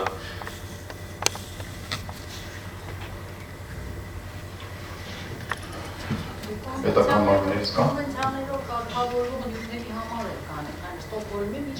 Կան, focal point-երը կան արդեն, այո։ Բացի focal point-ից, իրանք ունեն նաև steering կոմիտեներ։ Use the microphone, please. Oh, sorry. Այսինքն որոշ թիրախային նյութերի կառավարման համար, ինչպիսին են օրինակ նույն Ստոկհոլմ կոնվենցիայով թիրախավորվող նյութերի համար կա միջգերատեսչական մարմին, կոմիտե, մինամատայի համար, եթե չեմ սխալվում, արդեն այդ կոմիտեն ստեղծվել է աշխատում, որոնք անում են եւ գործունեության պլան են ստեղծում, ժամանակացույց, ամեն մի գերատեսչություն ինչ անելիք ունի, դրանք կառավարության որոշումով հաստատվում են։ Այս կոմպլեքս բազմակոմպոնենտ աշխատանքները, որ շղթայի բոլոր էլեմենտները պետք է աշխատեն։ Ինչպես դուք նշեցիք, ես ձեր հետ համաձայն եմ, նույն օրինակը ես բերեցի, այդ ոնց է, որ բժշկական թափոնի համար նույն երկրում, չասենք իդեալական, բայց սկզբունքորեն շղթան աշխատում է։ Եթե շղթայի մի էլեմենտը չի աշխատում, ամբողջ շղթան չի փակվի։ Դրա համար իր բավականին լուրջ բազան կա,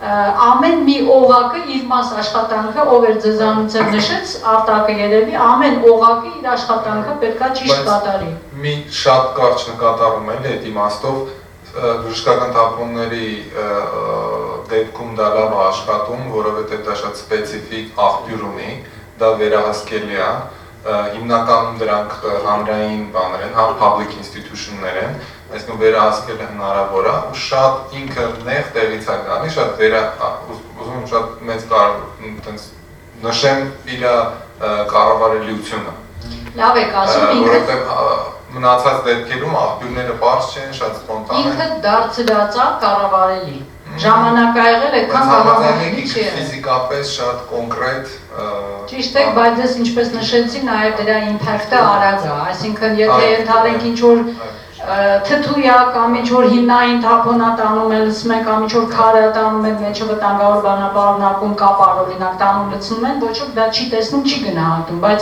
բժշկական թափոնի ինֆեկցիան 2 օր հետո տարածվելու է։ Plus եւս մի գործոն իհարկե այդ առաջացնողները, առաջացման տեղերում իրանց իր իրազեկվածությունը վերջապես վերջը բժիշկների մասին է խոսքը, ուղղակի իրանց իրազեկվածությունը արդեն իսկ դիֆոլտը ոնց որ բարձր է, ինքը գործոններ կա։ Ինքը անգլերեն բառը լավ է, enforcement-ը կա, ինքը աշխատում է։ Այսինքն բուժ հիմնարկը գիտի, դեպ իրանք էժաններ չեն վճարում, ասեն 1 կիլոգրամ բժշկական թափոնը Հայաստան բավականին բարձր գնով է disposal լինում։ Մինչև 750 դրամ։ Մինչև 2000 դրամ տեղափոխումը մեջը, որը միջազգային գներով վտանգավոր թափոնների, նույնիսկ օրինակ այս պեստիցիդները, որ 1200 եւ այլ աշճանա, ավելի էժանա, քան այստեղ բժշկական թափոնն է, բայց շղթան աշխատում է։ Ես ինչի դա օրինակը բերեցի, նույն երկրում նույն օրենսդրական, կոնստիտուցիա, սահմանադրություն եւ այլնի պայմաններում այս երկրում դա աշխատում է։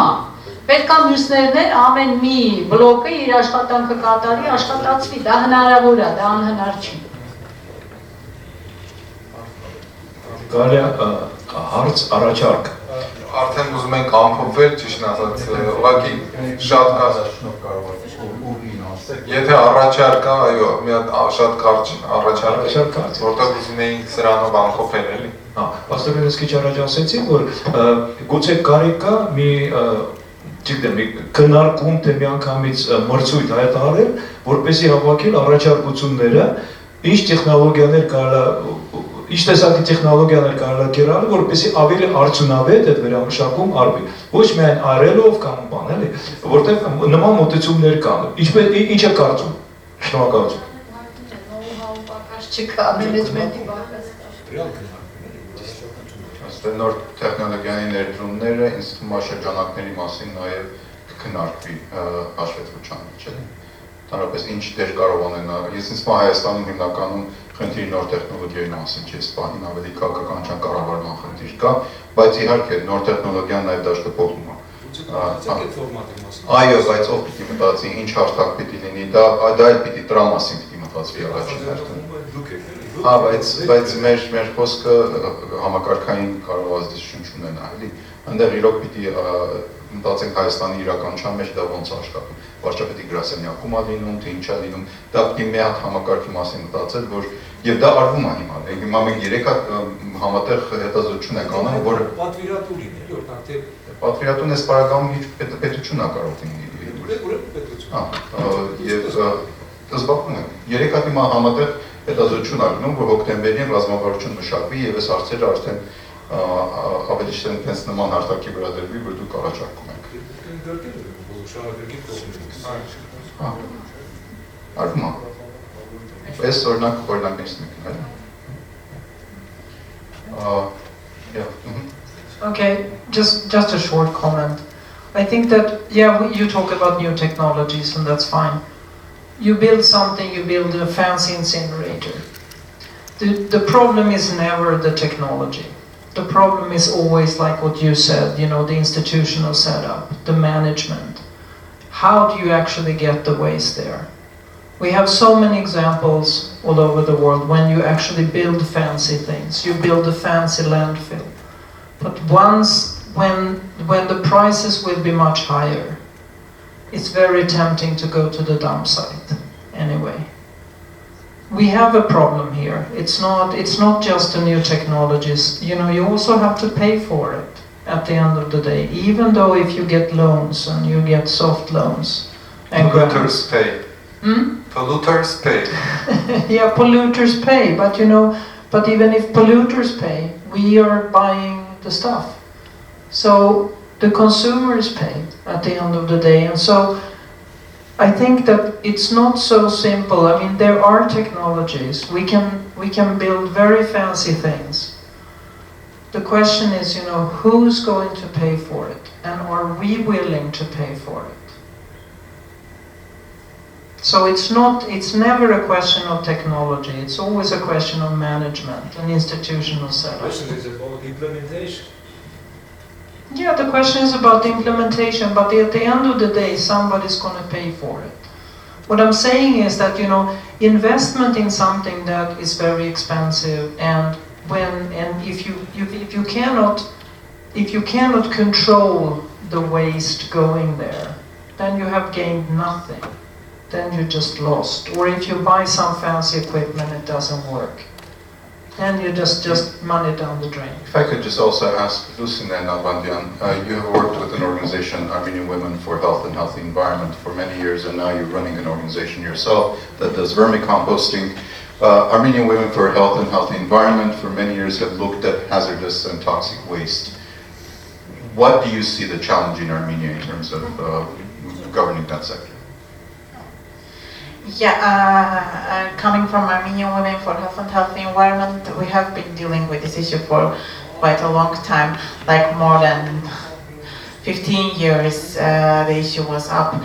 And it's like, it's not one question, it's two questions for me. The first question is that what we have to do with obsolete pesticides, and the question we already inherited this problem from post-Soviet Union and etc. And then this is the question of management. And the issue of pesticides burial site was, like you have been talking about this so many times, and the projects are continuing to be on the table, but it's never ending, the issue, because you are saying that it's not about the technologies, it's about who is going to pay for that. Yeah, sure, there are technologies to take care of obsolete pesticides as well, and I do agree that the issue here is the management thing. And from my point of view, there were so many scientists that were coming and saying, we'll bring bacteria which will eat these absolute pesticides, we will do like incineration and many other things, but it's still the problem is there, and hopefully that the last project will come up with the final solution. But more important for me here is that the new problem, the rising problem of pesticides and other stuff, especially pesticides, we are saying, or the ones who are presenting the market saying that we are bringing that much, which much we can sell to customers. It's not true, not at all. It's not like that. It's very close to be true, but it's not true. We still have this problem, and this problem is solved in two ways. One way, they are changing the labeling and selling the old stuff to the farmers, and then the other problem, yes, I'm sorry to say, but this is the reality. And then the other thing is that maybe it's just ending up in an ordinary landfill and no one knows about that. Because when you ask, and here again we are coming back to the statistics, to the information about the waste created, because it's not controlled.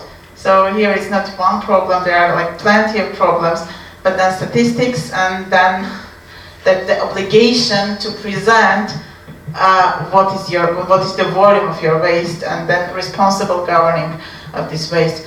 Recently I have heard, I don't know how much true it is, but recently there was a seminar, again organized by Armenian Women, and then from the phytosanitary inspection they told that now in one of these old Beriutian storages they are collecting obsolete pesticides.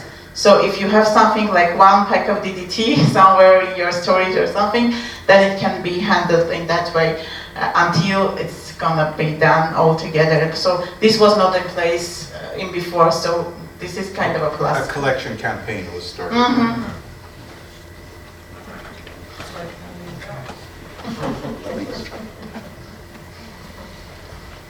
Any last comments? Yerevan municipality, does anyone have anything to say? Eva, I know you don't represent the municipality of Yerevan, but you're informed. Anything Municipality of Yerevan is thinking about sorting, hazardous waste management. Any comments? Yeah. Just not officially. Yeah, of course. Some good news. So hello, my name is Martin. I'm actually from Yerevan State Medical University, but I can say that I have some not officially representing the municipality, but some good news from municipality regarding municipal hazardous waste. There is a contract not signed yet with the European Union for like a grant granted to our municipality to treat Yerevan municipal hazardous waste.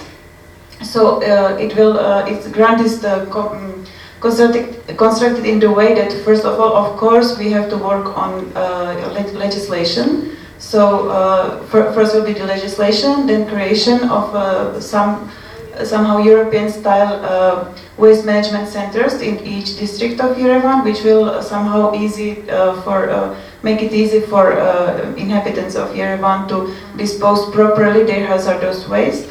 Of course, we have to think about the whole circle, like not only to collect, which is the main purpose of municipalities, I think, to collect in a correct way the hazardous waste, but we have to think how to close this circle. So then it will be the place for the PP projects with the private companies, as you said, to create some good incentives to be able to dispose it properly and treat it, find a way. This would be a voluntary, at the neighborhood level, it would be centers set up? Actually, I don't see many possibilities to enforce it. It will be like voluntary, so you will be able, if you have if we have educated citizens, we hope they will be willing to dispose the hazardous waste properly. So there will be, of course, part of education, particularly targeted to children. It's really an opportunity to raise public awareness. Definitely. Yeah, once infrastructure is in place,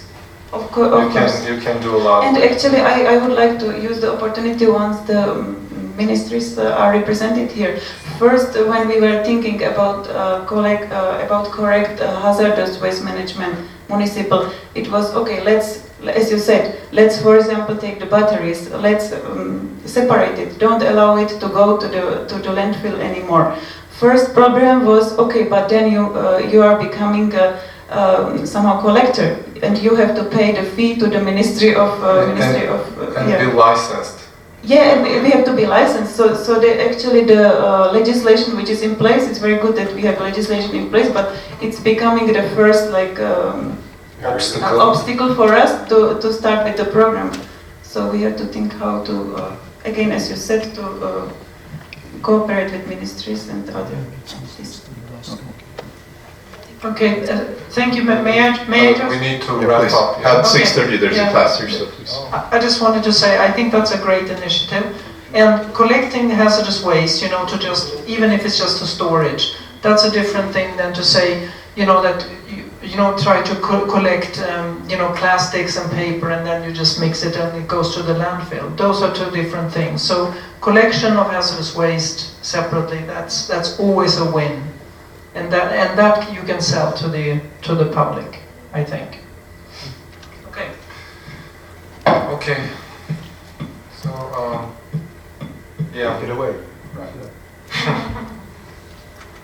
All right. I think we need to wrap up, and I think it was a very good discussion, successful.